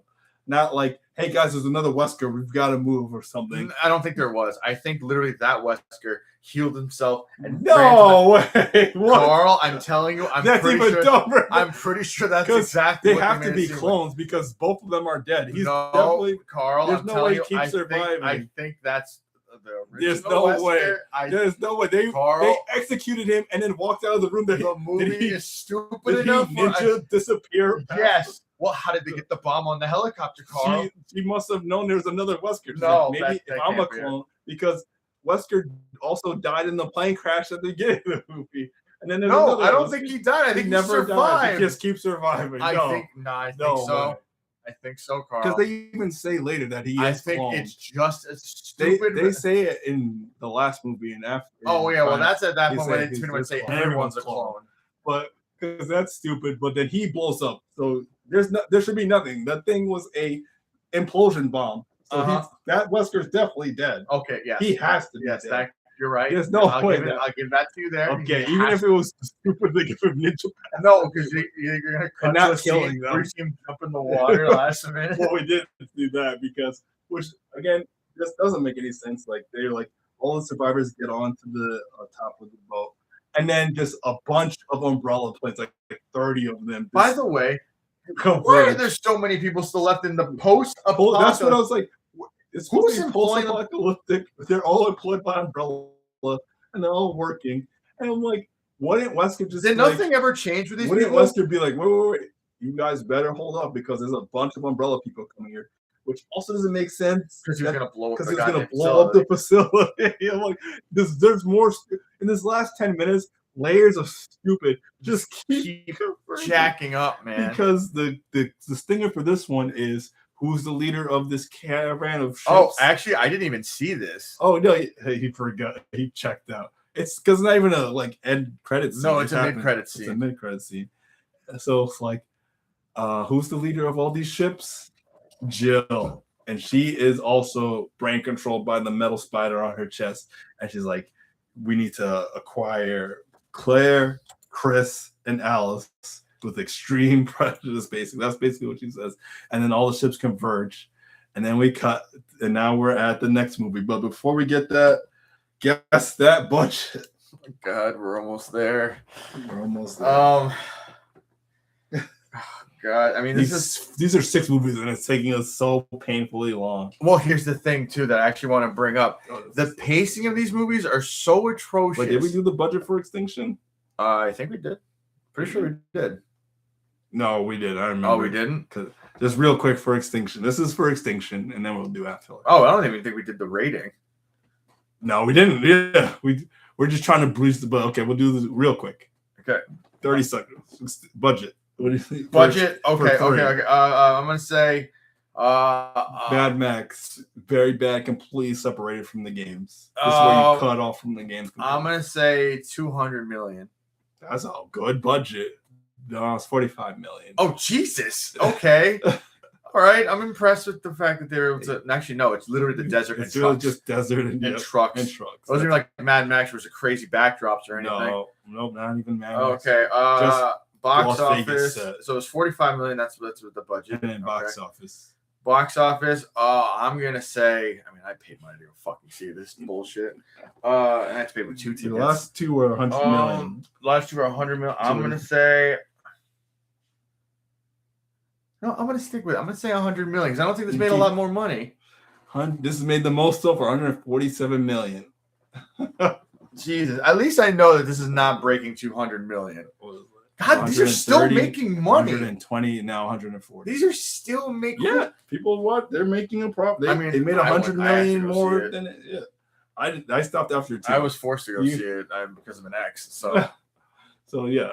Now for the budget. Oh no, a rating for the I'm giving it rotten just because this is where we separate and add so much more stupid. Yeah, I'm gonna say rotten. This is not a dumpster fire. This is where the stupid ramps up because now we're introducing clones and stuff, and you're like, it's not a dumpster fire. No. Because here's the thing, it would have been a dumpster fire. I can turn my brain off and watch. If there was whatever at this point, because at this point you just kind of throw your hands up. Yeah, you throw your hands up. It's completely departed from the games. Like there's no recollection. And then when we get to Afterlife, when we get to Afterlife, what's the budget for that? Afterlife. All right, for that one, guess.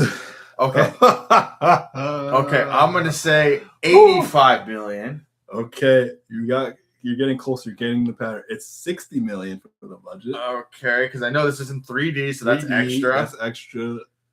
The big sets, the building. Even though it's all green screen. It's all green screen, but it's like building and ship, and a lot of named actors, but most of which we don't care about. Which name actor besides Kim Coates? Kim Coates.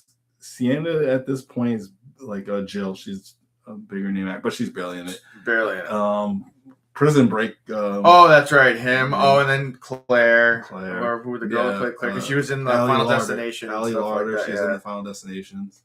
And they had Emilia Jovovich. And she definitely got paid a shit ton. Yeah, and these movies are making profits, so they're ramping up too because they're giving. Yeah, you know that she's keeping it all in the family since she's directing it too. So yeah, that's 60 million. So what do you think they made in the box office? And this is Afterlife, and this is actually written and directed by Paul. Yeah, this is when he came back to do everything. Because that always works out well. Yeah. Oh man, when we get to the next one, when you give your director full control of all, give him all 3 hats: director, writer, producer. You see, it always ends well. Oh yeah, that always works out well. That's why the next Spawn movie is going to come out great with Todd McFarlane. You think what do you think the budget was? Box office was. Box. Okay, so this one you said was 65. Yep. 120 million. Oh, you poor soul. 300 million. Shut the fuck up. No. 300.2 million. America. Why are I didn't you see this in dumb theaters. as fuck? I don't remember when I saw. I think I saw this like years later on TV. You know what's funny? This was like a woke up half awake type of TV watch. Look, I never would have gone. You know what I think? No. I think the 3D thing brought people. The 3D thing, because it was like the height of 3D. That's Avatar. All that stuff okay. Yep, this was the height of 3D. I don't know. Yep. Where they were putting everything in like, 3D. This is like the end of college for us and stuff. So it's like this was when the height of everything was coming out 3D from like 2008. I was like 2008 to like 2015. Everything. Some things came in 3D. Some things came in 3D. Piranha 3D. Yeah. This 3D. Avatar 3D. Yeah. Paranormal. 4D. Yeah, so this is like I can get that, and that probably put more buttons. It's like, oh, 3D. I don't know what you think about it. I hate 3D. It hurts my eyes. It's a bad gimmick that I'm glad it's sort of going a lot of the time though, it's because most of the movie isn't 3D because they have to shoot in a way where you can still watch it without it if you want to. But so there's only certain points. It's just forced. It'd be forced. Like, hi, Oscar. And if your theater sucks and the bulbs are bad and shit, then it becomes the glasses are bad. And it gives you a headache. The glasses would give me a headache after a while, especially if they're bad. It was like some random just Tuesday theater that you go to. It goes like, oh, this hurts. Or the 3D is like non-existent. I was like, this movie wasn't even made for 3D, but you put it in 3D. So it's just random shot. If someone like walked past the camera closer, they're in 3D now for no reason. That's why I hate the 3D. That's definitely why it's made so much more segue, money. Yeah, but that's why I made more money. So what's our rating for after? For this bullshit? Where you had to make up somehow for how Wesker for this bullshit. This random thing. I'm gonna say honestly, I think it's a dumpster fire. It is. It's a dumpster fire. Because it's random three major plot points. We get Alice Clone Army. They're all taken out in the first 5 minutes. Yeah, so that's taken out. That whole plot line, not completely, but that plot line is for us in the movie. That's gone, and her powers are gone. Powers are gone too. She's no longer. Neither 11. of those factor into anything. Yeah, no. She doesn't even shed a tear for any of her clone sisters blowing up. Yep. No, she didn't give a fuck about that. No, they're all expendable. She doesn't care. And then the rest of the movie is bobbing around Prison Break. It's just Prison Break, and zombies are in there, and then get to the ship, and then it's just cliche action Resident Evil nonsense that you've seen a few times now. And it's just like rinse. And it's stupid because Wesker should have just killed them all. Yep. But he's doing stupid stuff, and they have to survive because they're named characters. He could have just easily killed them all. Oh, absolutely. Well, in all these movies, it's the same thing. No one is ever really at risk. Everyone has. If you're an extra, armor. You're bacon. Yeah, if you're one of the new cast members that come in, you're not a new survivor. Just put a red flag on your head. Yeah, red shirt. Red shirt. Red flag and red shirt, and you're off to die because you're just bacon at that point. Yeah, I'm gonna. But any game character just have plot. Yeah, pretty much. Yeah, I mean it's immunity at this point. Carlos is the only one who dies. So far. As of right now, we got some Duncan, Idaho situations happening. We don't have an experience. But like I said, no, this is a dumpster fire, man. Because so much happens, but nothing happens. And thank goodness I didn't see 3D because you could tell the blatant 3D shots that they tried to use. Oh yeah, no, it's bad. Like the worst one, I think, was the lenses. That made no sense. It's like 3D. We have to. And also, was that a weapon? Was that trying to confuse him? Yeah. I don't know why. What was the point of that? I don't know. It looks cool. I'm gonna do it. It's so stupid. But yeah, now we get into the weirdest of all the installments. I'm gonna say, is this the weirdest? This is the weirdest because it does. As Oscar dubs it. This is Resident Evil Retribution, 2012. And but Oscar calls it Resident Evil Fallout. Resident Evil Fallout, Resident Evil Inception, Resident Evil. Resident Evil. What was it? That was the Westworld. Resident Evil Westworld Fallout is what it is. Because it seems Zack Snyder best friends. I didn't look it up. Oh no, Paul W. is like the little brother of Zack Snyder. This is oh my god! This is how the movie starts. We start right where it took off from the caravan attacking it, but we see the tail end of Mila, Alice getting blown up and falling into the water, and then it reverses. In slow motion. The entire scene for the opening credits. For the opening credits. For the first 5 minutes, we're watching this in slow motion through the opening credits. Everything. I've come back from these bullets, and I've got my guns again. I'm shooting at evil Jill. She's shooting at me.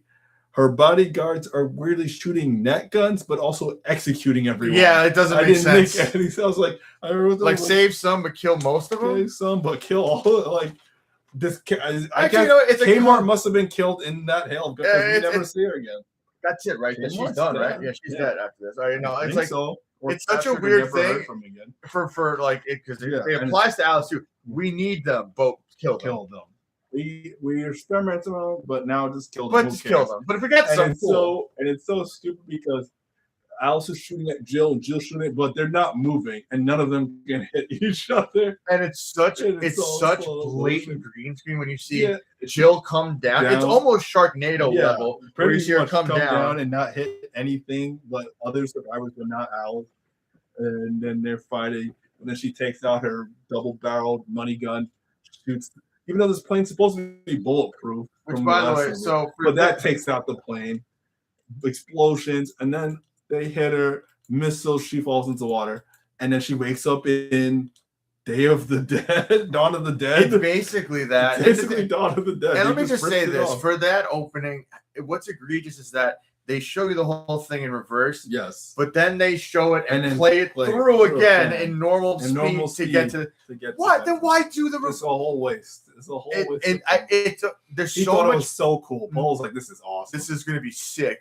Except it'd be better if you didn't show us it in forward where we already saw everything. We already saw it. We know exactly. You show us the end, and so we know the outcome. And then it cuts into the Dawn of the Dead sequence. Chris and Claire, no one should be found in that sequence. Oh yeah, no. They're gone. By the way, Chris is gone, right? There's no more Chris after this. No more. Chris is gone. They didn't even replace the actor. He's just gone. No more Chris. And they don't ever talk about it again. No one ever talks about it. And that actually happens. She doesn't even mention him. I don't think when she comes back. No, she doesn't. Because spoilers for the next movie. Oh yeah.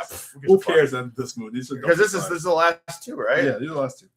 So we're on the second to last one. So yeah, once again, now we're in the Dawn of the Dead sequence. This is why I called it WandaVision. Well, yeah, it's WandaVision and Dawn of the Dead because Alice wakes up in her bed. Her hair's long now. Different color. She has a family. Because she has her family in the other room. She goes here, and who's her husband? Oscar. Oh, it's Carlos. Carlos. You're alive, and we're married. Oh yeah. And who's my neighbor? Michelle Rodriguez. Oscar's like, yeah, so I'm relieved. Oh yeah. Oscar threw up his hands. Like, I'm like, oh yeah, domesticated Michelle Rodriguez, not crazy badass Michelle Rodriguez. Okay, like, whatever. Either way works for me. Okay. He said either way works. She looked like she could bake me some cookies. So that's her, and it's a regular day in whatever Palm Beach, Florida, and then zombies just attack. It's literally Dawn of the Dead where it just happens. It's like I'm about to go to work, honey. Does Carlos get taken care of already? Taken care of like almost immediately. It's like go, and then he's just jumped on and eaten, and they run into the cellar. No, they run into the garage, they went into the laundry room. Yep. Laundry room because they're trying to open the door and she climbs the top of the laundry, hits the dry wall and climbs out. And then she runs out like in Dawn of the Dead. And then it's just all pandemonium, cops shooting people in the street. Yeah. Michelle Rodriguez is like, hey, get in. We've got it. And then she gets hit by that same trope. Same truck. You hate that shit. Because everyone's being eaten or getting gunned down by police. And it's Alice, Mia, and her daughter just trying to leave. Her daughter's deaf, right? Not mute, deaf. Her daughter's deaf. She's like, it's gonna be okay. We're gonna find. And then Michelle Rodriguez, and she's like, "What the you?" He's like, "Get in." And he's like, "What's going on?" He's like, "I don't know. It's just." And then she gets, and then the car flips over.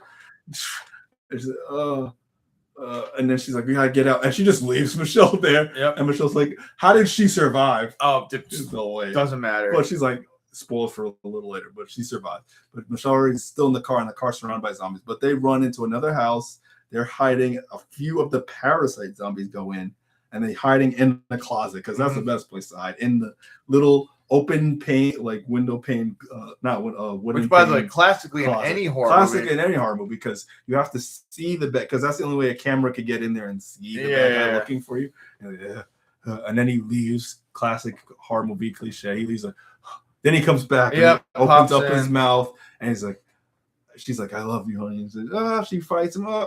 She doesn't use her Alice Kung Fu yet, but she like pushes him off the banister. Yeah, but also this isn't the same Alice. This is domesticated Alice. That's what I was getting to. This is domesticated Alice, but it's like, and he gets impaled.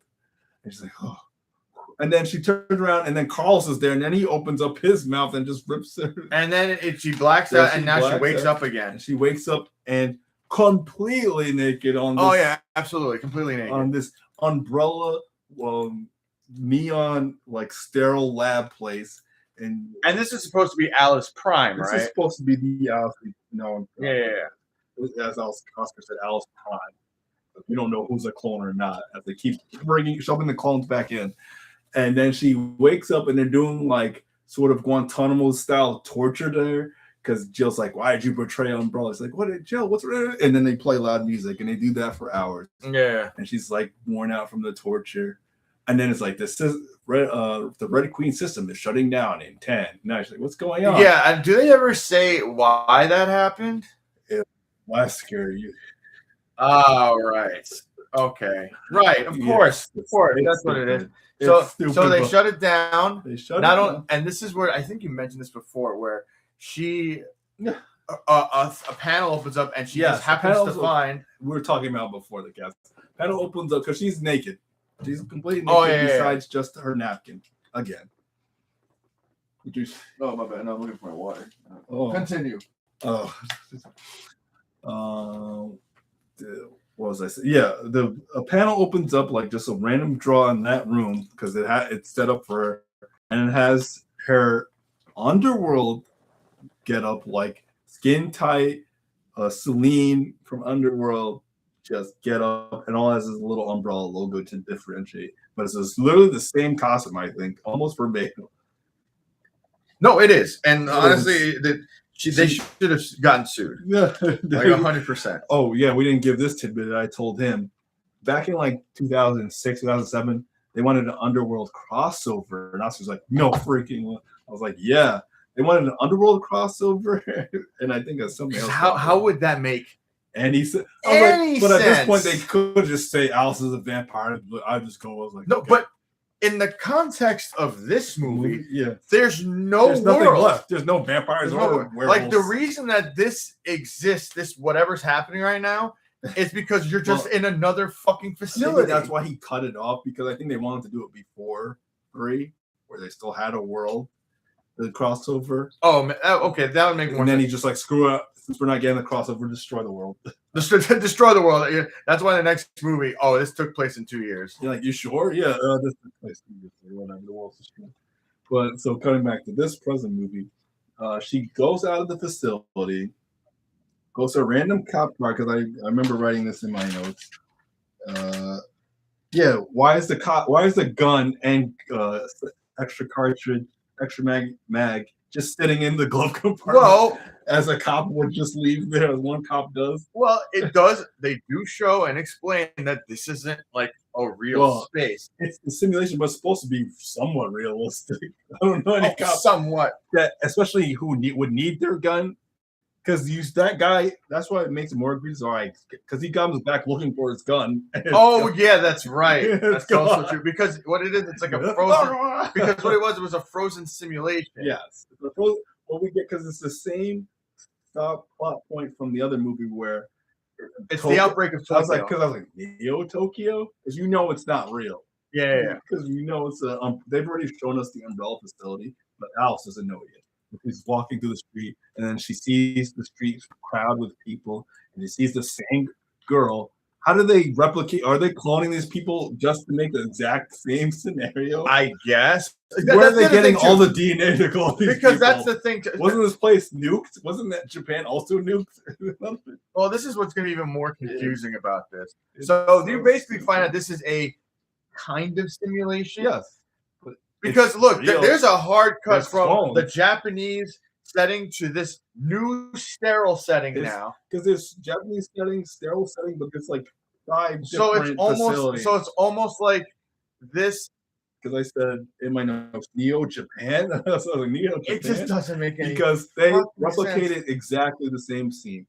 Bella goes, but instead of bumping into the guy, she sees Alice And first. why And is then- it these specific scenarios? Yes. One is Japan world. One is the domesticated suburban world. Yeah, and then Russia, and then New York. Okay.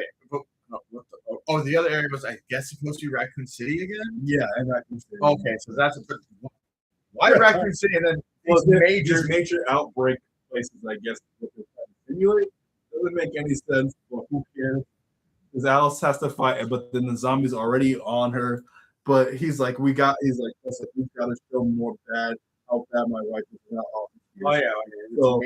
So she has a chain and just a handgun, and she just takes out like 20 zombies. Yeah, and it's all it's half just slow mo, half cut together, bad edited action. It takes about 5 minutes. But then another 40 zombies come, but it's like, oh, that's too much. I gotta run. But they try to make it suspense, but it's the same cliche thing. All the doors are slowly closing. Well, Alice, they don't even make it like she's not even barely going to make it. She makes it through clear. Well, here's the thing. And then the doors close. You know she's going to make it. If there were other characters, they would probably die. They would die. They would definitely die. Maybe, I don't know. They don't even bother because she clearly makes it. Then she gets to the next room, and then the floor opens up, and it's just a bunch of dead umbrella employees for some reason. And then guess who jumps down? Out of nowhere, Ada Wong. She's like, "Oh, I'm here to help you, but I'm working with Wesker. He's actually good." And like, I was like, "What the F are you talking about?" He's like, "No, it's the Red Queen that's evil. You have to help us. And don't worry, we have a crew of some of your old friends you might know." And you see Luther, who had somehow survived. Possibly the actor must have paid more to come back. Because these actors are paying the movie actually to come back and act. He was dead. He got dragged back through the hole. You think he's just, but at the end of that movie, he comes back through the pipe that they got through and says, "Yeah, it's agreed. I made it." And then he shows up and somehow in the upcoming months teamed up with Leon and Barry and then 2 other meatbags they're just extras because they're not named. To get Ian, and that's their team to go extract Alice out of the Antarctic umbrella facility that they're in. Oh my god! Ada explains all this. We're in the Antarctic facility, and it's 5 major compounds, all made for simulations, and they wanted to run you through, and they keep cloning you for some reason and running you through these simulations. I'm like, this is such a waste of time. Why is Umbrella doing this? And then they're blaming it on the Red Queen this time. Why is the Red Queen? Why else? What else are they going to do in the apocalypse? Besides make clone people. Which, by the way, they're still making these clones. If you can make clones, how is the world destroyed? Just re-clone everyone and repopulate the world. Don't these clones not have powers? Why? Well, it does. It's inconsistent. Some of them do. Some of them don't. They don't clone them enough, but then they do clone way too many of them. Oh my god, it makes no sense. I'm like, the world should not be destroyed if Umbrella can make clones this easily. That is true. But you could have made a clone Alice just to kill all the zombies. So, main man, Russian Barry, is either Russian or I forgot this was European. Can barely hold his English accent. Like if you order barely from Sheen. That's what that is. That's a good one. Yes, it's European Leon and Russian Barry, and Luther and 2 other meatbags that they need. Oh yeah, the 2 other meatbags. The rest of the movie. But then they go. He's like, we have to go back through suburbia. So they go through suburbia, and they get to the house, and there's like, "Are you my mom?" But then she sees her clone self dead. It's like, "Oh yeah," because she doesn't want the girls to. "Yes, I'm your mom." Are their minds connected? Because she remembers everything the clone remembers. I guess. We're guessing because she remembers everything the clone remembers. She's like, "Yeah, you're my daughter." Got her name. Whatever. Who gives a fuck? Yeah, it's just daughter, baby Alice. Baby Alice. Just call her that. Yeah, baby Alice is like, "You're my mom," so she's trying to protect her. But then, guess who comes to the front lawn? Jill and who else? Everyone else. Everyone else. They clone everyone from the first movie and we have the black leader from the original Umbrella. When I saw him, I'm like, why? Because he's like, remember him? Oh, more screen time. Michelle Rodriguez is the leader of the unit. Carlos is back. Carlos is back, and Jill. This is where I would have been like, if they brought back Mike, that would have been points. Why did they? That's messed up. Well, you messed up. Why did they call him that? But so they're all like, all right, just come out. We just want you, Alice. But then also, he was just going to kill you. Makes no sense. No. Because then Ada was like, no, screw this. We need you, Alice, but we'll kill you. Then they open fire, and it's like 30 Umbrella agents, Michelle Rodriguez, just opening fire in this building, and they're hitting no one. No. But then it's like, stormtroopers do not feel bad. This is the worst thing in cinema history. She's not wearing bulletproof. She's wearing her leotard, skin tight underwear. Ada's wearing a goddamn red dress. There's a little girl there, and somewhere just dodging a hail of bullets. And it's so egregious that Ada grabs something, takes her grappling hooks, like, here, get out of here. Oh, yeah. And then Michelle Rodriguez shoots a multi-rocket, I think, at the house. And Ada has enough time because they slow motion it. But I guess Ada's moving in regular time. Well, that's slow motion. I was like, this is so stupid. No, that doesn't make sense. It was moving in slow motion. She runs to the house, grabs an LMG, cuts a hole through the floor, and falls through the floor. Oh, I remember that. Oh, my God. An explosion that didn't kill her. That made me so unhappy. I remember saying that. So then Alice and them run into the train station when they meet the other Michelle Rodriguez. Yes. Who somehow survived. Like, I'm other Michelle Rodriguez. Like, why is she there? Was that supposed to be like an evacuation point? Was that like... I don't know. Where else is she going to go? I don't know. Because then she's explaining, like... Also, for things that are in simulation, like, territories, why do they have so much agency of what they do? Shouldn't they just deprogram or something? Not like zombies, but like mental zombies. Just once they leave a spot, like I don't know. Yeah, but no, they're like literal. She has her own. She has her own identity and memories and everything. She's like, oh, I can't use a gun. I've the anti-gun committee, and I've never fired.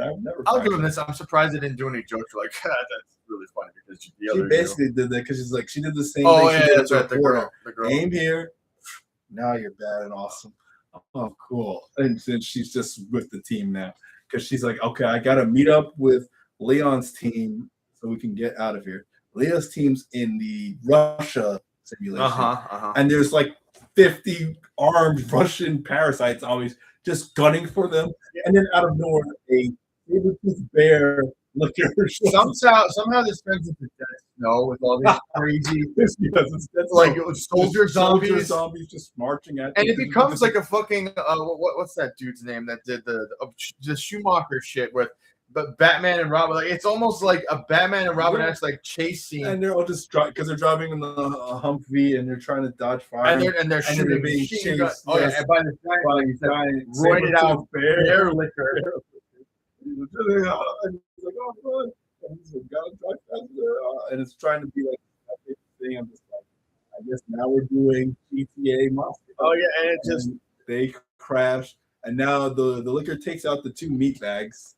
Oh yeah, I don't give a fuck. Tech guy, the bomb guy, and the other guy just get taken out in like quick succession, and then they finally meet up with her and figure out that they have to bomb the facility. But then a liquor comes out of nowhere and grabs baby Alice, and he's like, "Leah's like, we gotta go." She's like, "No, I gotta save baby Alice." Like, what are you talking? Leah does not give a crap because he's like, "You're more important." But he also kind of has it's kind of cool, but he has a point because she's just a clone. Yeah, it's like you're more important. She's just a clone. It's like, no, I have to save her.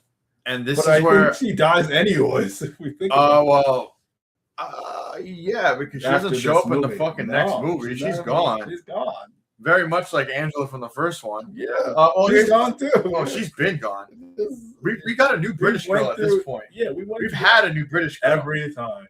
We've went through all these movies for this character, and they're gone. They're gone. And also, so once again, I was telling Carl I was watching this. Go to this point. So this is now they're just like, oh, now this is aliens because this is her Ripley moment. Where she has to go after Newt. This is go after Newt, and they rip it off wholesale. Like 100% wholesale, because when she goes to fight this liquor, it goes to its nesting area. It goes to it. Which why does the liquor have a nesting area?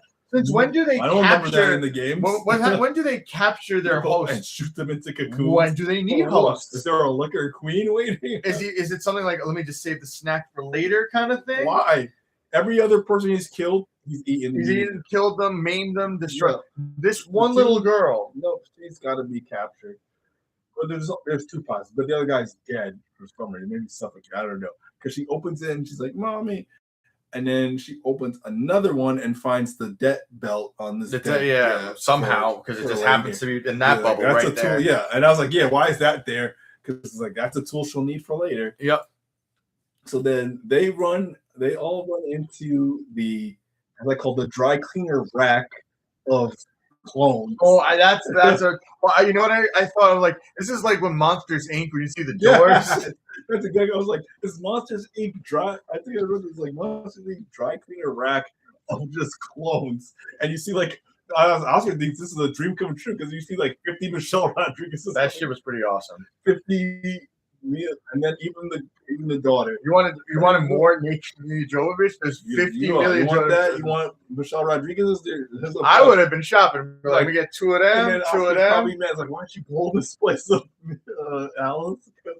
He blows it up. I would have been very upset. I'm like, why? At least let me take a couple. Right? Why'd you blow this place? Jesus, man. Because then another liquor that we just comes out of nowhere just for this scene. And she's like, "You're not my mommy, are you?" She's like, "Well, I am now."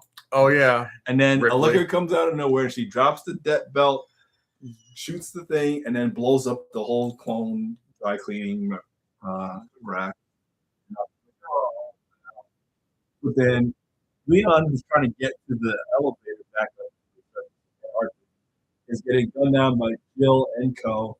And Barry's already been winged. So he's like, you guys go. Oh, we forgot. The only thing they try to do is Alice got winged because she gets a little bit of blood, but that doesn't slow her down. No, it doesn't. Not once. You know what it is? It's like John Wick rules, but stupider. It's literally John Wick rules, just stupider. Not once. She's like, "Oh, I've been winged." Okay. All right. Barely an inconvenience. Barely, super easy. Barely an inconvenience. That's what it is. Because Barry gets winged, but he's like, "Okay, you guys have to go." And they're like, "Come on." He's like, "No, go." And he jumps out, but he threw his handgun, his revolver into the air. And then he gets up for a second and shoots Black Eye. Yeah, but he still gets completely annihilated. Like, there we go. And then I was like, "Oh, but Black Eye, no, but we're evil." So it's them, Jill, like 20 Umbrella, and Evil Michelle Rodriguez. Because then they get they get to the elevator, and the liquor had killed the other Michelle Rodriguez when she took the girl. Mm-hmm. He whacked her head against the wall. She's dead. So they're already getting back to the elevator, but Alice and the daughter and stuff aren't there. And it's like, we've got to go. So they go up and detonate it.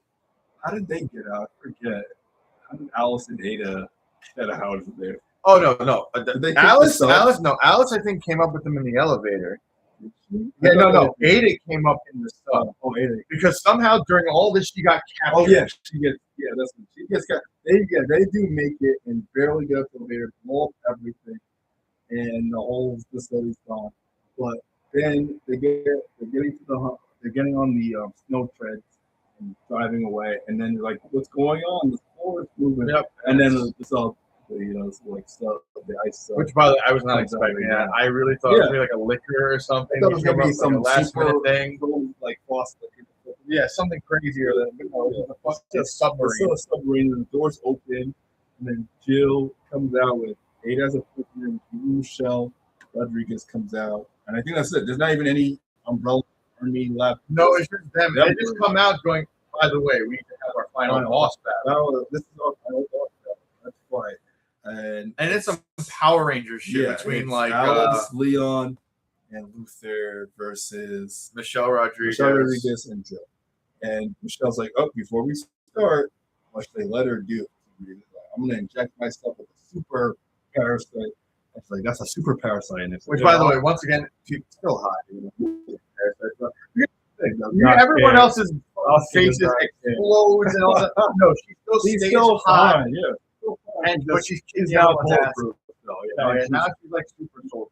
Yeah, now she's a super soldier like Alice, and she's bulletproof more than Alice. Yeah. So she's running at them, and they two fight, and then Jill gets out her like umbrella spear, and fights Alice, and they're going out. Alice has her hand X was doing nothing. And by the way, this is the only time where maybe her powers, but they never really explain it. But maybe her powers didn't come to effect, like having no powers, because she gets thrown ragdoll by Jill. Well, I was saying also Jill, it's definitely hyped up because of the spider. But like regular Alice with her powers probably would have been a match. Oh yeah, no. But they never explain like she's like, I need my powers. She's getting just ragdoll, but she still gets up every single time. Yeah. Once again, it's John Wick rules. Every single time. So, and then like she grabs her and is like, I'm done. I'm going to kill you. And she's like, yes, kill her.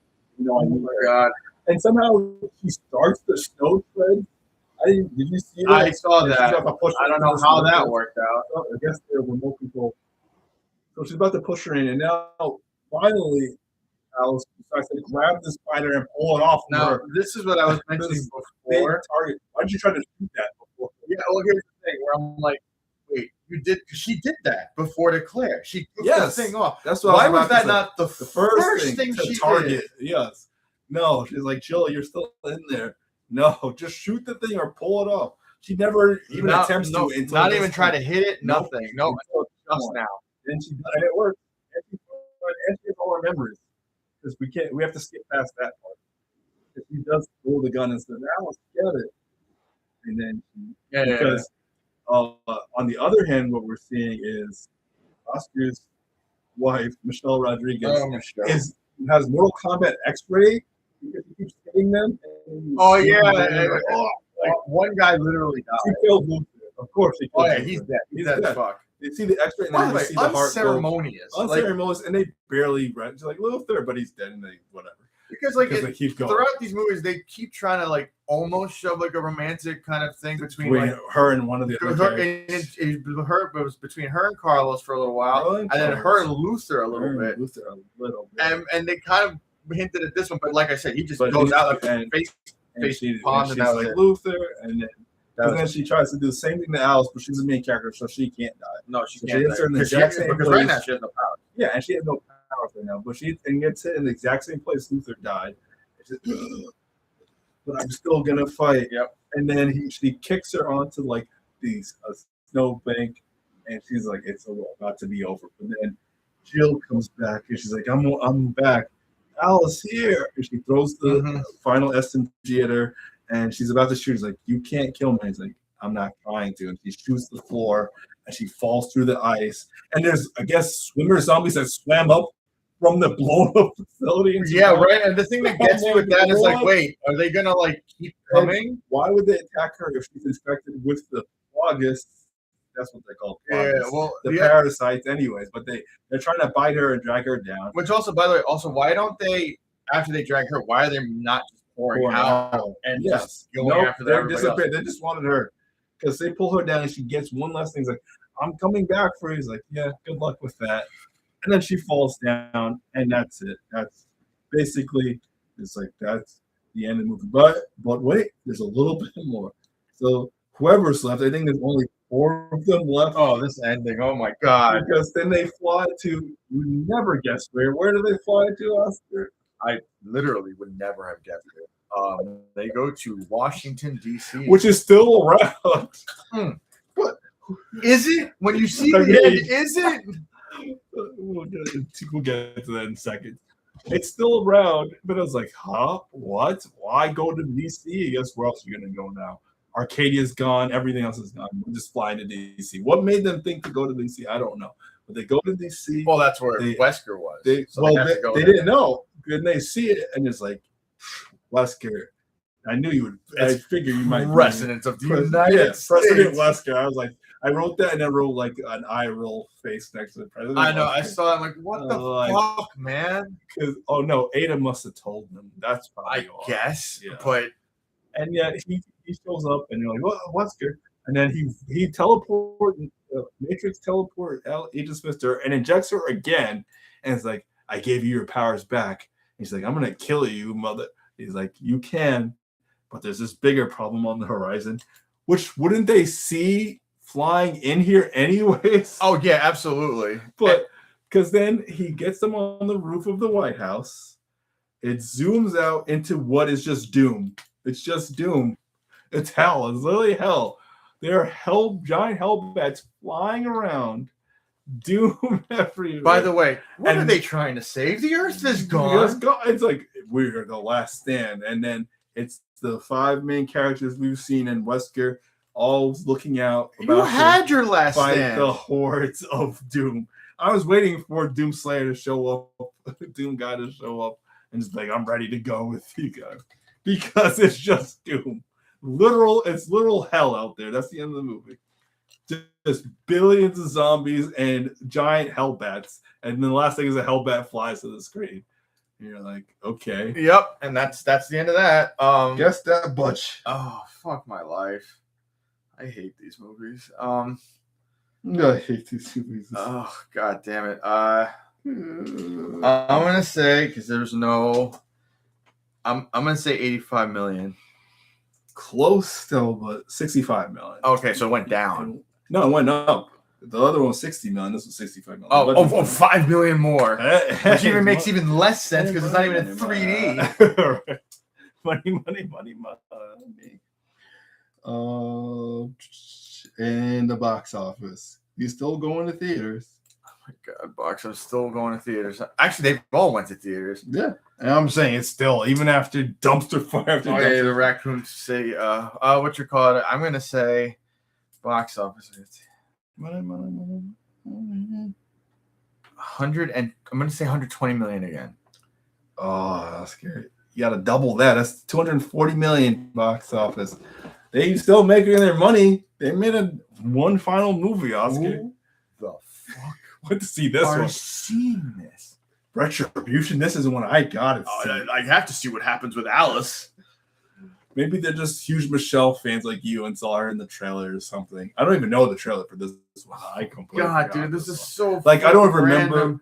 Like, you know how we remember together, the man. movie and you're like, because I remember like the shot of the fire from 3, Nemesis running into. I remember that stuff. Don't remember anything from like. No, I remember the glasses in the 3D throw from 4. Like I'm telling you, girl. 5, don't remember. As anything. we are talking about these movies, they're It flooding out of my system. You're losing it. It's diarrhea for the brain. It just comes in and then out. Because literally, if we weren't watching these in the background here, I would have lost my place 1,000 times. Even with so many notes, and I still barely can keep track. Even with it, we couldn't keep track. And now we're in. And our rating for this one, this is Dumpster Fire. Dumpster Fire. They tried getting weird with it. Dumpster Fire, but it's not a bad one. I just can't remember this. This is the one I completely forgot. Because it's weird. It tries to kind of vary it up with this Westworld style, whatever the fuck. Westworld Fallout. But it just like different vaults. Raises more questions, and it makes it stupid. And they still going with the clone nonsense. Wesker's a clone. Alice has clones. Michelle Rodriguez is clone. Everybody's clone. And then it's to the point where when we get to this final one, that clones are just common. Might as well the whole planet might have all been cloned. Are they not? I mean, this one spoilers right away is a super dumpster fire. They don't care. This is the major retcon to the entire series. No, they don't give a. I do remember when this one came out because I was like, this is the final chapter. Finally, why are we still making these movies? I remember because they made a huge thing like this is the final one. You have to see this one. See how it all ends with Alice. This is like Avengers Endgame. Yeah, that's what they're saying. See how it all ends with Alice. And I'm like, oh gosh. Who cares? And once again, this starts off with. Starts off again. My name is Alice. Same stuff. This is but different shots this time. No. Now they have to show shots of all the movies. 4 or 5 movies. And then it kind of goes into this weird and nepotism, because that's her actual real life daughter. Oh no shit. Yeah, that's Ever. Oh no. Okay, so they basically do this flashback of of the person that came up with the T virus. Was that it? Yes, they retconned. They retconned it to where, because I thought they were just retelling it with different actors. No, they used completely new names. It's not Ashford. I was like, and then retcon it that it's not Angela. It was actually, we'll get to his backstory and nonsense. And this is what really happened. This is why he created the T virus. Again, it's the same plot, but just switching it to make it slightly tweaked. Retcon to Alice's backstory. This is Toxic Avenger shit, dude. Yeah, like retcon to Alice's backstory, like Toxic Avenger going from like 2 to 3, yes, and then 3 to 4. Complete departures from it. Oh, God, I'm already confused now. God damn it! All right, so they cut to that. Showing is like, oh, this is what happened. There was Alicia, because they don't want to say Alice trying. He thinks it's some clever stinger because like Alicia. And but it's like the girl looks like Everett looks just like her mom. That's the crazy thing. He looks like a young version of her mom, which they play off of. And she's like, she was sick but different. She was just dying, like rapidly aging. Yeah, it's like trying to slow it with. It's like some kind of super MS. It was like super Benjamin Buttons type. Yeah. So she's like, he created T virus to help her, but then Isaacs comes back in the flashbacks. I thought it was like, okay, just a flashback, still weird. They're giving him way more power than it seemed he had in the other movie. But he's back, and he's the half, because he has half the shares of Umbrella, and he's like his part. He wanted to be evil and viralize his partner's fortune and success with his daughter's virus, but it wasn't enough. So then he killed his partner, but for some reason left the daughter alive so she could have the shares too. Why not kill them both? And then you own the company. Carl, I just watched this yesterday, and you're explaining it now, and I'm still not understanding what's happening. It's the backstory to like he created to like heal people, heal his daughter, and then Isaac's like, I'm evil, and this is a act of God I'm doing, so I'm gonna make this virus and wipe out the world. And he's like, you can't do that. He's like, Wesker, take care of her, and he puts a plastic bag over his head and kills him in front of the daughter. Yep. Doesn't kill the daughter, keeps her alive for some reason. Even though she still, all the way to the end of the movie, spoilers, has 50% of the control of the company.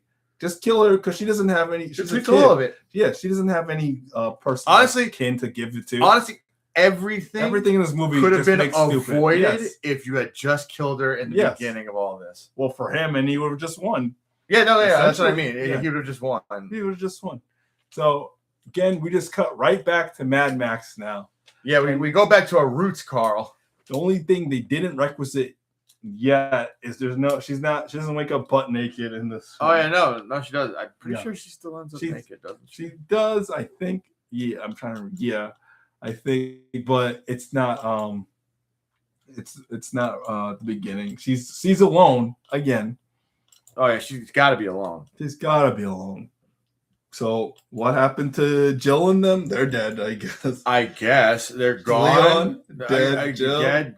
Because they don't show up at all. And I don't. God, everything's running together. I'm like, wait, don't they? Like, no, they don't show. Jill's gone. Leon's gone. Girl's gone. Daughter's gone. They all died. Because it's even worse now. I just saw this, and I'm I'm forgetting all of this. So I didn't remember it because it's even stupider. Because they go right back to 3. It's just Mad Max. She's wearing the same outfit. She's basically wearing the same outfit she wore in 3, where it was what was it, Extinction? Yeah, it was Extinction. I think the only thing with this is like instead of like the slow motion, you're getting a lot of monster fights and just big set pieces with way too long fight scenes. Yes, and all this retconning because Isaacs created the Red Queen, which makes even less sense, and modeled After Alicia. But he programmed it to be like more than it should be. If you just program it regular, it's like protect Umbrella employees and kill everyone else.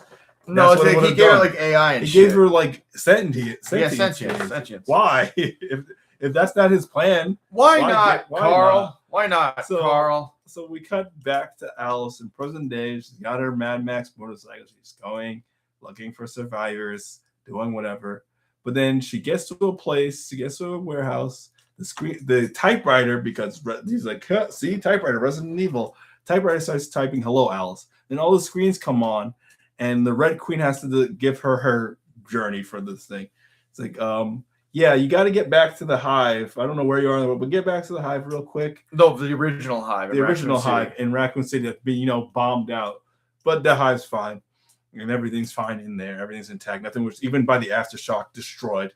Not even once again, is this the implosion one? No, this is the regular. Yeah, that's the regular. Okay, that's the regular nuke. Okay. But everything's fine. But it's like, you got to get back because we have, even though this wasn't mentioned before, they made it afterwards for some reason.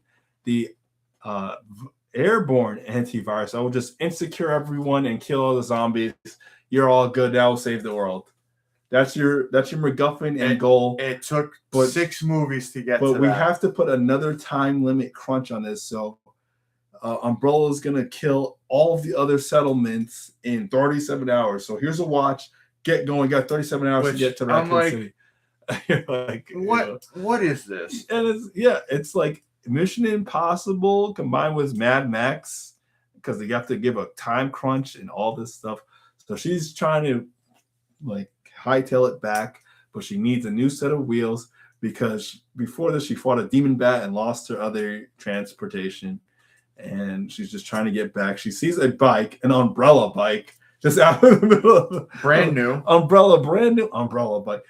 Obvious trap, and she kind of weird, but she just walks up to it, and then she sees a guy and then backs up into the trap for no reason. So she's being hung up by the rope trap. And for some reason, they just take the butt of their gun and start hitting her. And she's like, haha, is that all you got? And that makes him mad. And then she grabs his gun and then shoots all of them and kills all of them and frees herself, but tries to get on the bike. And it's like unauthorized personnel. And she gets shocked unconscious. Then guess where she wake up? Do you remember this part, Oscar? She wakes up in a tank Humvee. Oh, okay. This is our main plot. Oh, my. And who's there to greet her? Tell me, you're explaining. I'm I don't remember jack shit. Who's there to greet? This is what you're fucking Jorah. Jorah from Game of Thrones is alive. She wasted that whole third movie. That was a waste because it was a clone she killed. Yeah, it was a clone. You find out a lot of these people are clones. Oh, you were a clone. He's like, yes, that one was a clone. So you wasted most of your time in that third movie. And you could have been with your friends and helped them. It's a very Rick and Morty thing. It's so stupid. It's like everyone's a clone. Why does it matter if anyone dies? They're all clones. Yeah. Once again, it diminishes the stakes. Yeah, it diminishes the stakes because it's like, aha, I was a clone too. Aha, I was a clone. That's literally what happens. It's even worse than Marvel time travel and dimension jumping. It's just clones. Because it's just clones. It's the laziest thing. And these clones are just coming out of an easy bake oven because they're made so fast. Well, remember, they were in the conveyor belts, Carl. They were. So he has her handcuffed up, and now he has crosses all over his tank.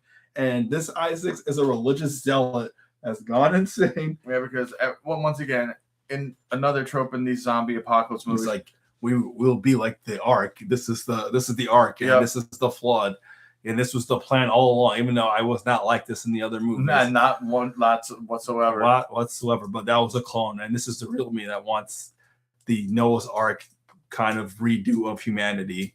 So he's like, but she needs to be released. And what does he say? Like, release her. And they handcuff her to the end of the tank to run at 40 miles an hour. I don't know how she's running and not being dragged. Well, yeah, I was expecting that to happen. Yeah. And here's the thing. They show that she's not the only one that they do that to. Yes. That means these other people are also running like 40 miles an hour. 40 miles an hour. So she's running at 40 miles an hour. And then he gets on the horn to talk to no other but Wesker, who's already at the hive. And he's like, guess who I found out in the Mad Max Wilds? Alice. And she's up to something.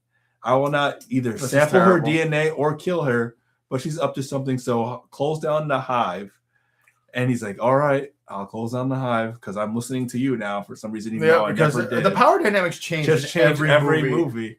And so Alice just gets her reclamation and gets back. She takes out the 2 guards because they're stupid. Like, where did she go? And she pulls them off the side into the zombies. Yep. Where did she go? Kicks her off the side. But then now Jorah can just fight as himself, just straight up. Because he takes out just a combat knife and just fighting her on the top of the thing. But she opens up the secret compartment, which had the umbrella bike. And it's like, oh, you'll never get to it. And besides, you can't unlock it. She's like, now I can. And she chops off his hand and then uses it. My head. And she uses it, and then she drives to Raccoon City. But the tanks are still on her trail, but she's faster on the bike. Yeah. And he's got to fix his hand. But then he's also insane because he's like, sir, we have to get back. We have to, and he just stabs one of his soldiers. Like he becomes a typical like Bond villain style. Yeah, a crazy zealot. Like, listen, you either do what I say or die, because we need to go for Alice. Like, sir, that's not our orders. We need to. Like, no, and he stabs him dead. Oh my god, it's so stupid. So then Alice gets to the new meatbag refugees that they need to get to. Which, by the way, also there's no radiation in Raccoon City. No. You're good. No. It's only been 10 years. It's even better. Hey, guess who's back, you guys? Guess who? The only one who they could get back is Claire. Ali Larder is back as Claire. Damn, times must have been hard back then, Ali Larder, huh? What is this, 2016, I think? Yeah, times are hard for you. And no other recognizers was like, and this is Meatbag and Tech Girl and Engineer Guy. This and is Black Meatbag. Jason Statham. And Black Jason Statham. And this is Sword Wielder Dude. These are our roundout of new survivors that all get picked off by whatever. So they're like, it's nighttime. It's like, we got to get to the hive. I've got 18 hours. It's like, but Isaac's coming with his like 4 caravans, which, by the way, and carting thousands of zombies behind these caravans too. Somehow, yeah, none of them died or got weakened on that travel. No, they're all ready to go. And this is what gets me. Like, we know that they're coming. Why? You had time. You had time. Just go straight to the hive. Yeah. Why did Nothing you guys? else matters. Because they do this whole. Because they have to protect. She's like the last survivors of Raccoon City, which makes no sense. And also, when did Claire go all the way back? Just a one line. City. I somehow got away from our captors 2 movies ago on the boat, killed the pilot, and made it here. She doesn't even mention Chris, I don't think. No. He's dead or something. There is no mention of Chris. There is no mention. She's just like, I got here and met with these survivors. Which also, like, you didn't know she was from Raccoon City.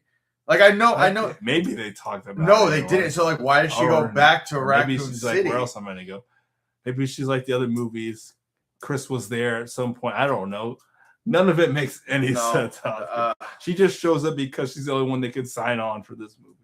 And they needed one recognizable face because then you'd have no connection to any of these characters. But once again, movies got a movie. Because they have to bring her back. Like, why just is such a coincidence that she finds one refugee camp that has Claire in it, and they're still at Raccoon City even though it was bombed. Why would they even go into Raccoon City to refugee? Right. The place is new. There's nothing. There's nothing. There should be nothing there. Somehow there's still buildings up, or a couple of them. There should be nothing in the city, but they refugee there for some reason. So they're at this whole building, right? And they're stocking up because it's the siege. Yeah, it's a bunch of tanks versus them, and he's letting the zombies out. But then he's like, at least the girl, the bait. He's like, at least the bait, and it's one random thing. And she's like, you have to open our only line of defense to let her in, which is an obvious. Oh God, you always remember how stupid it is because it's an obvious bait, and she falls for it. And it's so many people killed. So thanks a lot, Alice. Fucking idiots. And then she's like, there's their second plan because they're just catapulting like flaming oil barrels at her, which is sort of effective, but not enough. And he's like, all right, shoot the missiles that we have at them. And it's blowing up everyone on the roofs. And everyone at the bottom is getting eaten by Alice's compassion for this one lady that gets killed. Because they let in a few zombies. So they're getting eaten. But then he's like, all right, everyone who's dead, just leave them, close the gate, and let them all in. He's like, you sure? Let them all in. And then you see, because they pour the oil, they stop using the oil bottles and pour it down into the bottom of the city, of the building. But she lights it early, which if that's what she did, the fire would just come back and blow up. No, that's not how. Because it just trickles down. Remember how explosions work in this universe. It just trickles down and rains fire on the zombies and kills most of them. But then she she's fireproof in this movie. Oh yeah, and also the zip line that she's using too is fireproof. So, and she jumps down to get to Wesker. She's got this one. She doesn't have the money shotgun. She has the 3-barrel shotgun. And he's like, shoot her, and he has the minigun. Once again, guys, no more powers because they also reveal. Yeah, she still does not have her powers. Yeah, because they showed that. Oh, I gave you back your powers in the last one. Yeah, and then they immediately retcon it by like, I'm sorry that Wesker betrayed you and faked giving you your powers. Which, how is it? So that makes it. Why would you betray her and say you're working with her and then be like, never mind, peace? That's what he did. It makes no sense. Why would you even inject her again? Yeah, why she already had no powers. Yeah, why go through the whole ruse of this was fake? She already had no powers. Because number one, when she got the shot, she was pretty much like, why the fuck did you do that? And it looked like she got her powers back because her eyes dilated and she was about to use her powers. Like that's one hell of a that was actually just Molly, and she was just tripping balls. Because he's like, I just gave you Molly. He thought it was your powers. Because it makes no sense, but they're like, I know Paul Cardi's like, he probably was like, I rolled myself into a corner, give me these ultra green Jean Grey powers. But I keep trying to give her them back. Not only doing that and doing a whole Lord of the Rings siege of fucking the White House. Yeah. Don't explain how anybody got out of there. No, they should all be dead, but most of them were because Leon. Oh yeah, Leon's gone. Ada dead. Yeah, who cares? So then the Asian market fight, as I call it, happens where she gets to the tank with her 3-barrel shotgun, but instead of Jorah Isaacs, she fights his like Asian second in command, and he just starts like karate, kicking her around, basically doing his Jet Li thing. He's doing his Jet Li thing. It's literally his Jet, and I don't mean that just because he's Asian. I mean literally the way he's moving around. The poses of Jet Li. Not like just like he's mimicking Jet Li. And then she gets her. He's like, "Sorry, you're just kind of stupid because you didn't see you kick me next to my gun." Shoots him, and then they use him as bait to lure the. Because apparently all the zombies care about is if you're on a string. Yeah, all the zombies it's like fishing. Cart out and give them leeway to get to the hive. Because now they have like 6 hours to get to the place. They're like, we've got to get to the hive. Which, by the way, a complete waste of time. And you know who's left? I don't know if you recognize her, but Batwoman from the CW. I saw her. She was also in Orange is the New Black. Orange is the New Black, Ruby Rose. Before her career imploded. Because of Batwoman.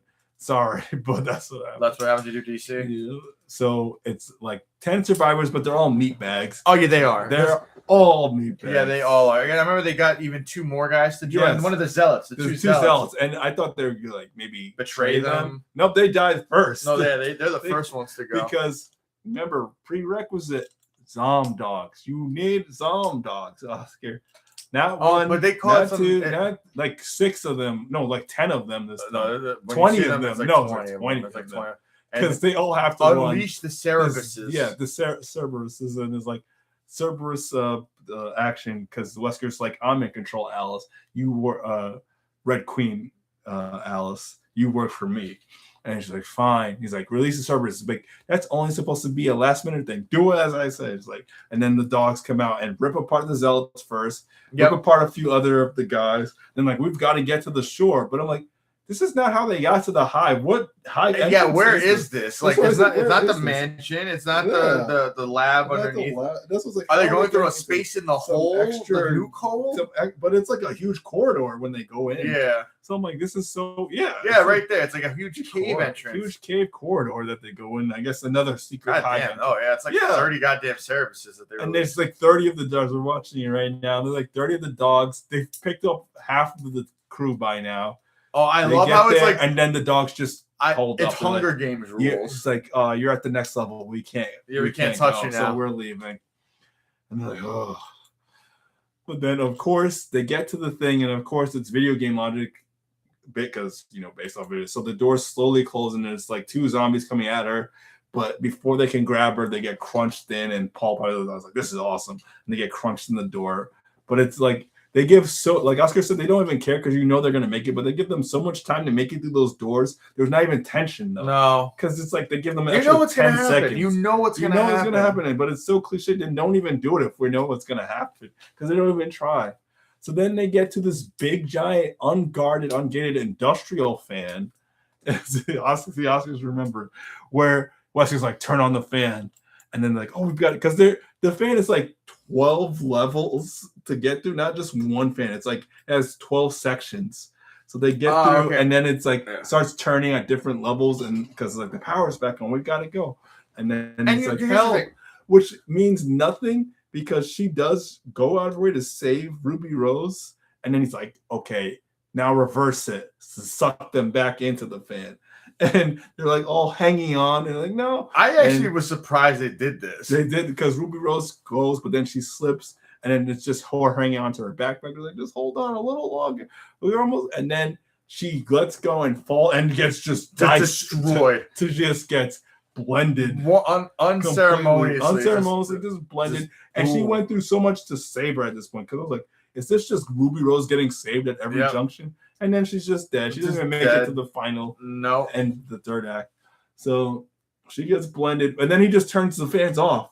Yeah, that's what bugged me because I was watching. I was like, wait, why would you just stop there? I got one. That's your next level, guys. Next level, yeah.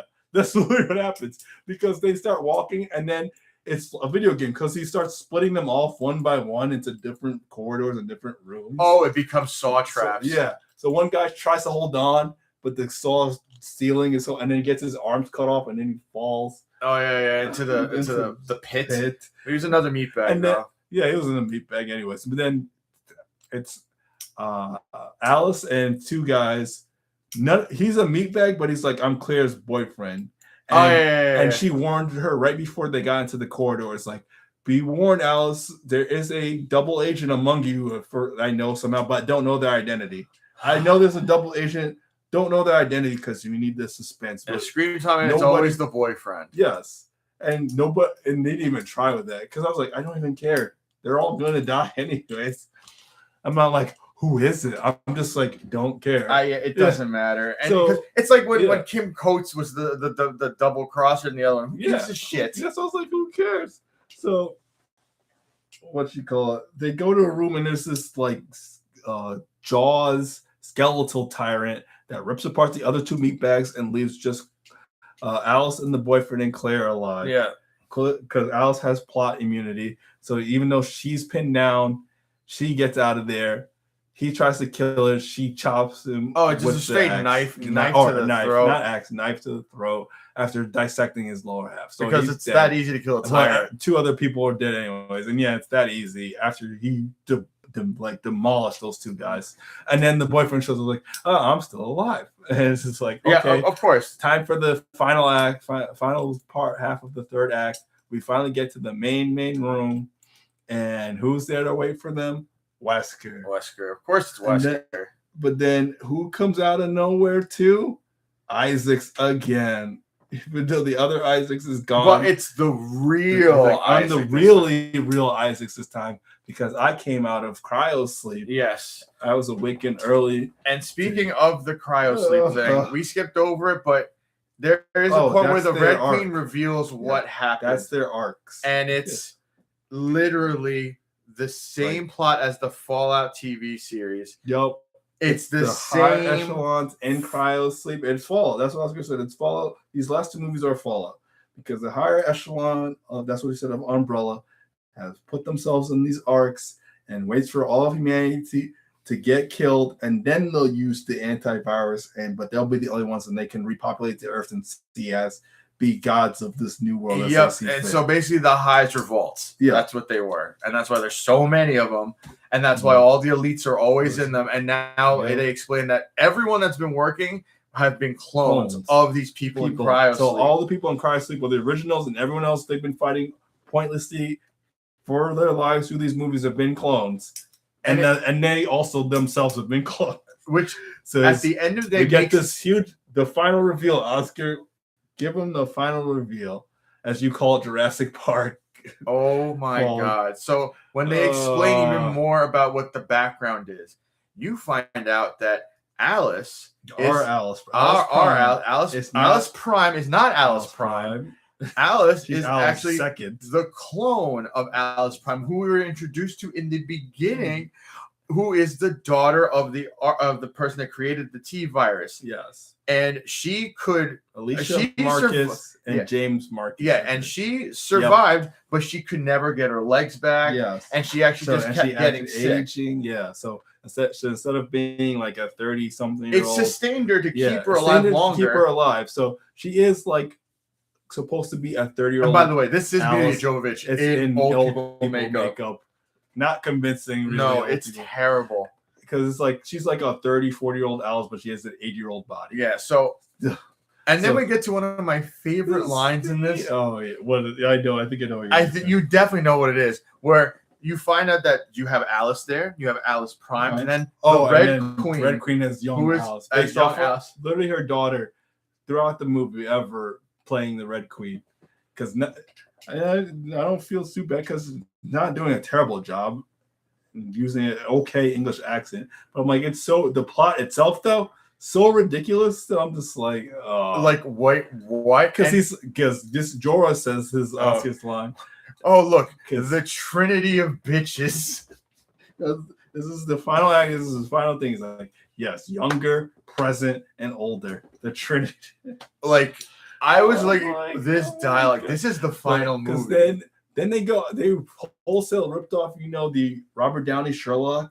Yes, where she's mapping out. She sees a bunch of like deadly weapons she could use, like an ice pick, and she runs through the scenario. She runs through the scenario of how I'm gonna kill Isaac. It's Sherlock Holmes, and then he does the same things. Like, but I've got Sherlock powers too. Yeah, because you're not gonna win with that or that or that. Did they say like I injected myself? Yes, he did say I injected myself with a new strain. So I've got Sherlock powers too, Alice. Which also, once again, that also means they had a perfected strain where he would look like it and not become a tyrant. Why does he need Alice? Yes. We always say this. I told him this as soon as we were done watching the movies. Yes. Why this whole storyline, this series makes no sense. You don't need Alice ever. You perfected it without ever having the original Alice. And no, you've had the Alice multiple times, and you just spend this thing running her through simulations to possibly die. And then you get bored with it and try to kill her.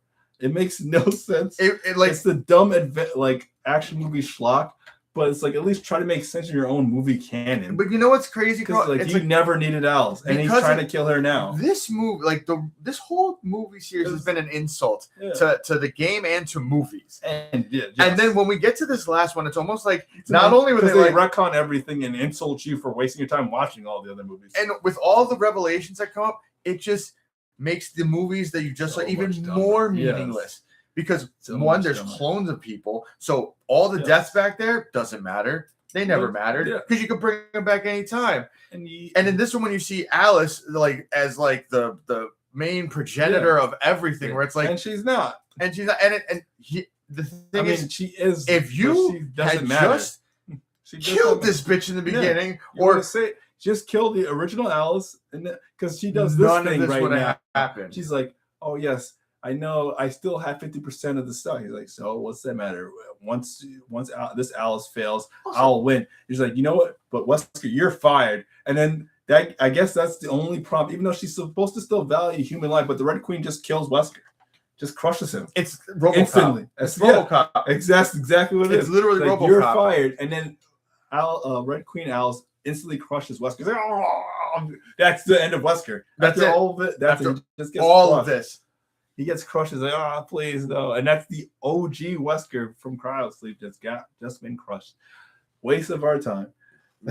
Complete waste of fucking time. So where are we? Oh, because then old Alice is like, you have to stop him. For some reason, he's taking and trying to leave because he still needs it. But why is he show? Why didn't he just hide it before they got there? But he shows her, he's like, I have the airborne antivirus. Mm-hmm. He's like, but don't come near me, or I'll drop it in here and it'll be wasted for some reason. Yes, because it'll be hermetically sealed or something. You couldn't just open the vents and let it out. But, nope. But whatever, it'll be wasted in here. So she's also the facility's about to blow. And then the other guy's like, it's like, you didn't drop your guns. Like, it was me all along. I'm like, who are you? Oh, boyfriend. It was boyfriend all along. I tricked you. And I'm just like, obvious, but then also then who are you? It's like, and also, by the way, tricked you. what did you really do? Because everyone was headed this way anyways. And so what did you? You didn't orchestrate anything. Yeah, he didn't do anything. You just barely survived. It's not like you sabotaged anyone. Why didn't he? He didn't actually try to sabotage. You didn't do anything. What?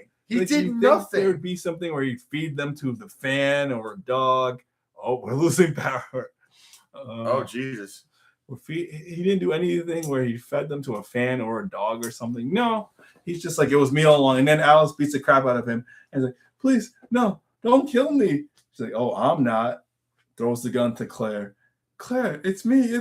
No, and she kills him. Nope, that's it. Cool, hooray, Claire. You gave Claire a moment because she's basically, she is an extra in this movie. She did nothing. She literally did nothing. Do you know anything Claire does in this movie? No. She doesn't even do like the thing where she fights an executioner. No, nothing. She does nothing. This movie is the biggest nothing wrap up of a series that was already a disappointment. And we forgot that because it's so nothing, and these action scenes mean nothing. But in the last movie, Ada and Alice fight 2 executioners, but take them out super easy. That's we forgot because that's how dumb these movies are. So she's with Ian Glenn at the fight. This is the final fight, the boss fight, the final face off. After all this, you're the original. I'm the second. I'm the first clone. Let's fight. But he's got his Matrix powers, and he's beating her. But his Sherlock powers are better than hers because he's beating her at every turn. And guess where they end up for the 5th, 6th, 8th time?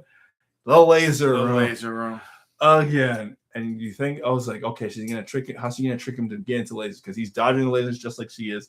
She can't beat him that way. He's still beating her. He actually does. I don't know if she ever heals from this but he takes 3 of her fingers, lifts it up to the lasers, and chops her fingers. She's like, oh wait, does she? Yeah.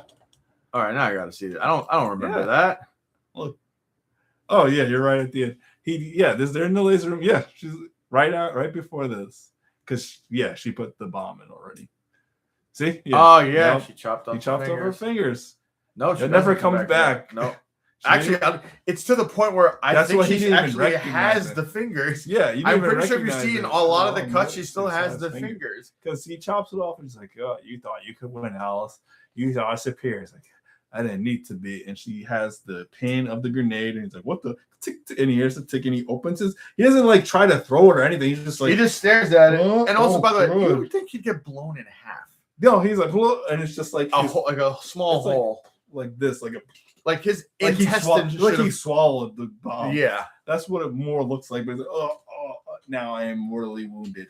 But he's not dead, just mortally wounded. Yeah, because they get to the surface. And then for one final like Chucky-esque thing, he's like, I'm still alive. But then his clone shows up. Oh my God. Somehow. Not only does the clone show up, it shows up with a horde of zombies. He's like, I brought them to you, Alice. I knew this would be the end. And but then he's like, he sees him like, you? He's like, yeah, it's me. No. He's like short-circuiting. That can't be it. Like, no, and he stabs us. He's like, what are you doing? No, it's a very this is a terrible mistake. Yeah, like this is a terrible mistake. No, you're a fake. You're the clone. I'm the crazy Jesus freak, real one. And then he gets eaten by zombies anyways. Yeah, and he's like, oh no. So they're both wasted. And then she grabs the vial. And the zombies are coming to her and just breaks it. You would think it'd be more of like a complicated error. No, she just has to break it there. Just out in the open, and then immediately the zombies all around are just. I was just like, "Wow, because they're trying to pull everything," which is crazy how they're doing this. So ripping, they're trying to pull a Blade Trinity because it's like if you do this, they say throughout the movie, if you do this, Alice, you'll die too because you're filled with T cells. Yeah. And she's like, I have to do it. I have to do the noble sacrifice. And I'm like, because this is what she's explaining here, what makes it stupider because she does it and she falls over too. And then the next scene, Claire's just like Alice. They couldn't even give you like Paul's like I couldn't suspend that. I have to show you now because it's like they couldn't even suspend it. Is Alice dead? Like it couldn't like show Claire years later retelling. No, they have to. And immediately she's like, Alice, wake up. She's like, why am I not dead? And then the Red Queen activates. She's like, oh yeah, you were never going to die. We just had to know you would make the noble sacrifice. Why? Even though you've done this for 5 movies now. Yeah, why? But we had to test you again because that's the original It OG. adds Actually, nothing. Alicia stays in the compartment and sets off all the depth charges to kill all the ARC people and herself. Yeah. But then she lets the clone Alice go out and live her life. So she's like, yeah, we just had to make sure, even though you were never gonna die, we had to make sure you'd follow through. And she's been doing this to 5 movies. Why would she not finish? Yeah, why would she not finish this? Just like screw humanity now. And by the way, at this point, she's been willing to die for everything. For 5 movies, she's been. It does not through fire. It does not add or take away from this piece. I was of like, shit. that's There's stupid. No reason and it's to like, have this. Alicia is her one, left you one gift. All of these convenient memories that will just be downloaded into your brain. You just gotta look at all these little squares. They'll just go in. Now you know your past, and then you can use it for your future. And which is nothing. Because what future? It's just her and Claire. It's just her and Claire, and there's the world still fucked. The world's they said there's tiny pockets of maybe like 50 people settlements branched out all far ends of the earth. Because she's like, yeah, even though the virus is out, the antivirus is out, it's still gonna take a while. So I'm gonna go out there and find the survivors and help them. And it just rides off like she's Mad Max. Yep. And that's it. That's the end of your series. Final chapter. That's the final chapter. Which is not even really the final chapter because it's like I'm still gonna go out there and fight the good stuff. Because I think they were trying to see if they could do another one. Squeeze in maybe one. Just in case. Alex, they left it open just in case. So it's like Resident Evil Reborn or something. Yeah, some bullshit like that. But luckily that didn't happen. Now we're getting a Zach Kreger one that's coming up, which is something completely different. But yes, for this guy, for this guy, it's the last one that had a lot of set pieces, a lot of action, a lot of monsters. Oh. Yeah, guess the budget. 100 mil. Oh, this is why I knew it was gonna throw you up, but it went down. What? 40 mil. But guess the box office, which is kind of confounding when you hear. I'm gonna say 80 mil for the box office. Yes, I can't see it going. Who the fuck is going to this? Oscar. Oh, $312 million. That's which is Paul probably just stopped. He's like, I'm not making anymore, but they're still going because the same production companies doing the movies. That's who did company. Raccoon City. Well, Raccoon City, the same production companies. So they're still gonna make Resident Evil movies, but they're like, okay, since Paul's not back, better reboot. It's like Full Moon Studios with Puppet Master. Just reboot, different story. Oh my god, dude! So, and we already went over 7, but shame on all of you. Wait, rating? Well, we know the rating. Rating is obviously not with a celebrity. No, what? No. No. This is a dumpster fire. This might be close to kill me. This series is a dumpster fire. No, it got progressively worse. It didn't go to kill me territory. It's almost there. The fire is building. This is a dumpster fire. It's a fire. It's a dumpster fire. I'm hurt by this fire because I've wasted so much time. This was more painful than Hellraiser. Like, honestly. He said it's more almost as painful. No, we weren't that crazy, but he's like, this is almost up there with Puppet Master. Puppet Master had twice the amount of movie. Because here's the thing. The pacing of these movies were so slow. 2 months on Puppet Master. It felt like I was watching 11 movies. As opposed to Puppet Master, which I did watch 11 movies. That's what we said, because we were talking about it earlier today. I looked when I was watching these last 2 movies. I was like, there's 30 minutes left. There's 40 minutes left. What else is there to say? Like they're already real. In the hive, already about to fight, and just 40 minutes left. I was like, oh, like that at the end. You're like, oh, there's still 40 minutes in this movie. What else are they gonna do? You don't care because they've truncated and cut it off. We're saying the world's ended. Yep. So there's nothing else. There's no other people to interact with. You're just gonna get your pocket of 5 other meatbag survivors that die, and then the video game characters live but die off screen or something. We don't know. Who cares? They don't even bother to mention them. No, because once they die, they're gone. They'll hash and retcon everything else. Zom dogs, You're all going to die down here. She said that in this one like three times. 3 times. Dude, it's a dumpster fire. And you're just rehashing your own stuff. That's the thing. It's like you're smelling your own farts and loving it. Yeah, and well, it doesn't matter. Guess what? They're still making bank, which is insane. Overindulging his wife. Yeah, and all of these were successful. Who, like I said, after the second one, who's watching these movies? Oh God, it's infuriating. Like honestly, I don't even know if the way bold movies make me this mad. No, because you get done with it. You're like, that was stupid, but some of them are hilarious. Yeah, like no, that. this one didn't get bad. It was hilarious. It was boring and frustrating to watch, and it hurt to watch. It's the same plot points. Alice wakes up butt naked. Alice is away from anyone she was with at the last movie.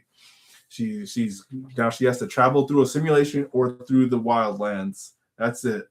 Rinse and repeat. That's it. Then she ends back with her crew, and if there's another movie, she's gonna start alone again. Because we could never have her start with her crew, except for when she has a bunch of clones that she wastes and uses fodder. Who gives a fuck? It's Rick and Morty rules. And you'll just wholesale rip off Underworld, Alien, and so many movies. Jurassic Park. Oh God! Just name a movie. They ripped it off. They ripped it off. Oh God! At least we're done with that one. Yeah. So now Oscar, we go through the new wheel. Let's face the pain of the lament. Okay, so let's see if what we get. I gave us some leniency this time. No, you did. There's one Oscar winner in here. We're not getting that one. So let's see what we got. And I know we're not. Oh shit. Oh, what is? Oh no, it's a. Oh no, it's a Tubi sci-fi original, Battle of Los Angeles. You know why I picked this one? Because Kel from Kenan and Kel's in this. I remember this. Battle of Los Angeles is on Sci-Fi. At least mercifully, it is one movie. That's the only solace we get now from these movies. 6 movies.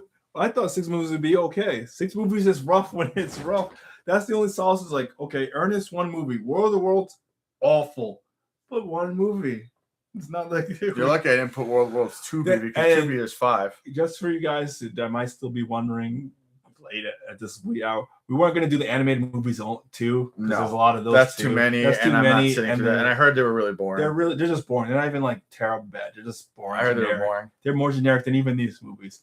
So we just did the live actions. Yes. Maybe we'll come back in October when they do. We'll do the Zach Kreger one. So we'll see. But yeah, next one. Battle of Los Angeles, the sci-fi Tubi movie. Yay! 1 movie though. One movie out like next week. Watch, it feels like 11 movies still. It's 3 hours long, and it's like a director's cut. It's actually a mini series truncated into 5 hours. Yeah, it's like a Snyder supercut. It's actually a mini series. It's like 8 episodes. Hour long movie. Yeah, he thought it was a movie. Oh, it's like Chucky. All right. Well, we'll see you guys later. Peace. Take it easy. Peace, guys. Oh my God.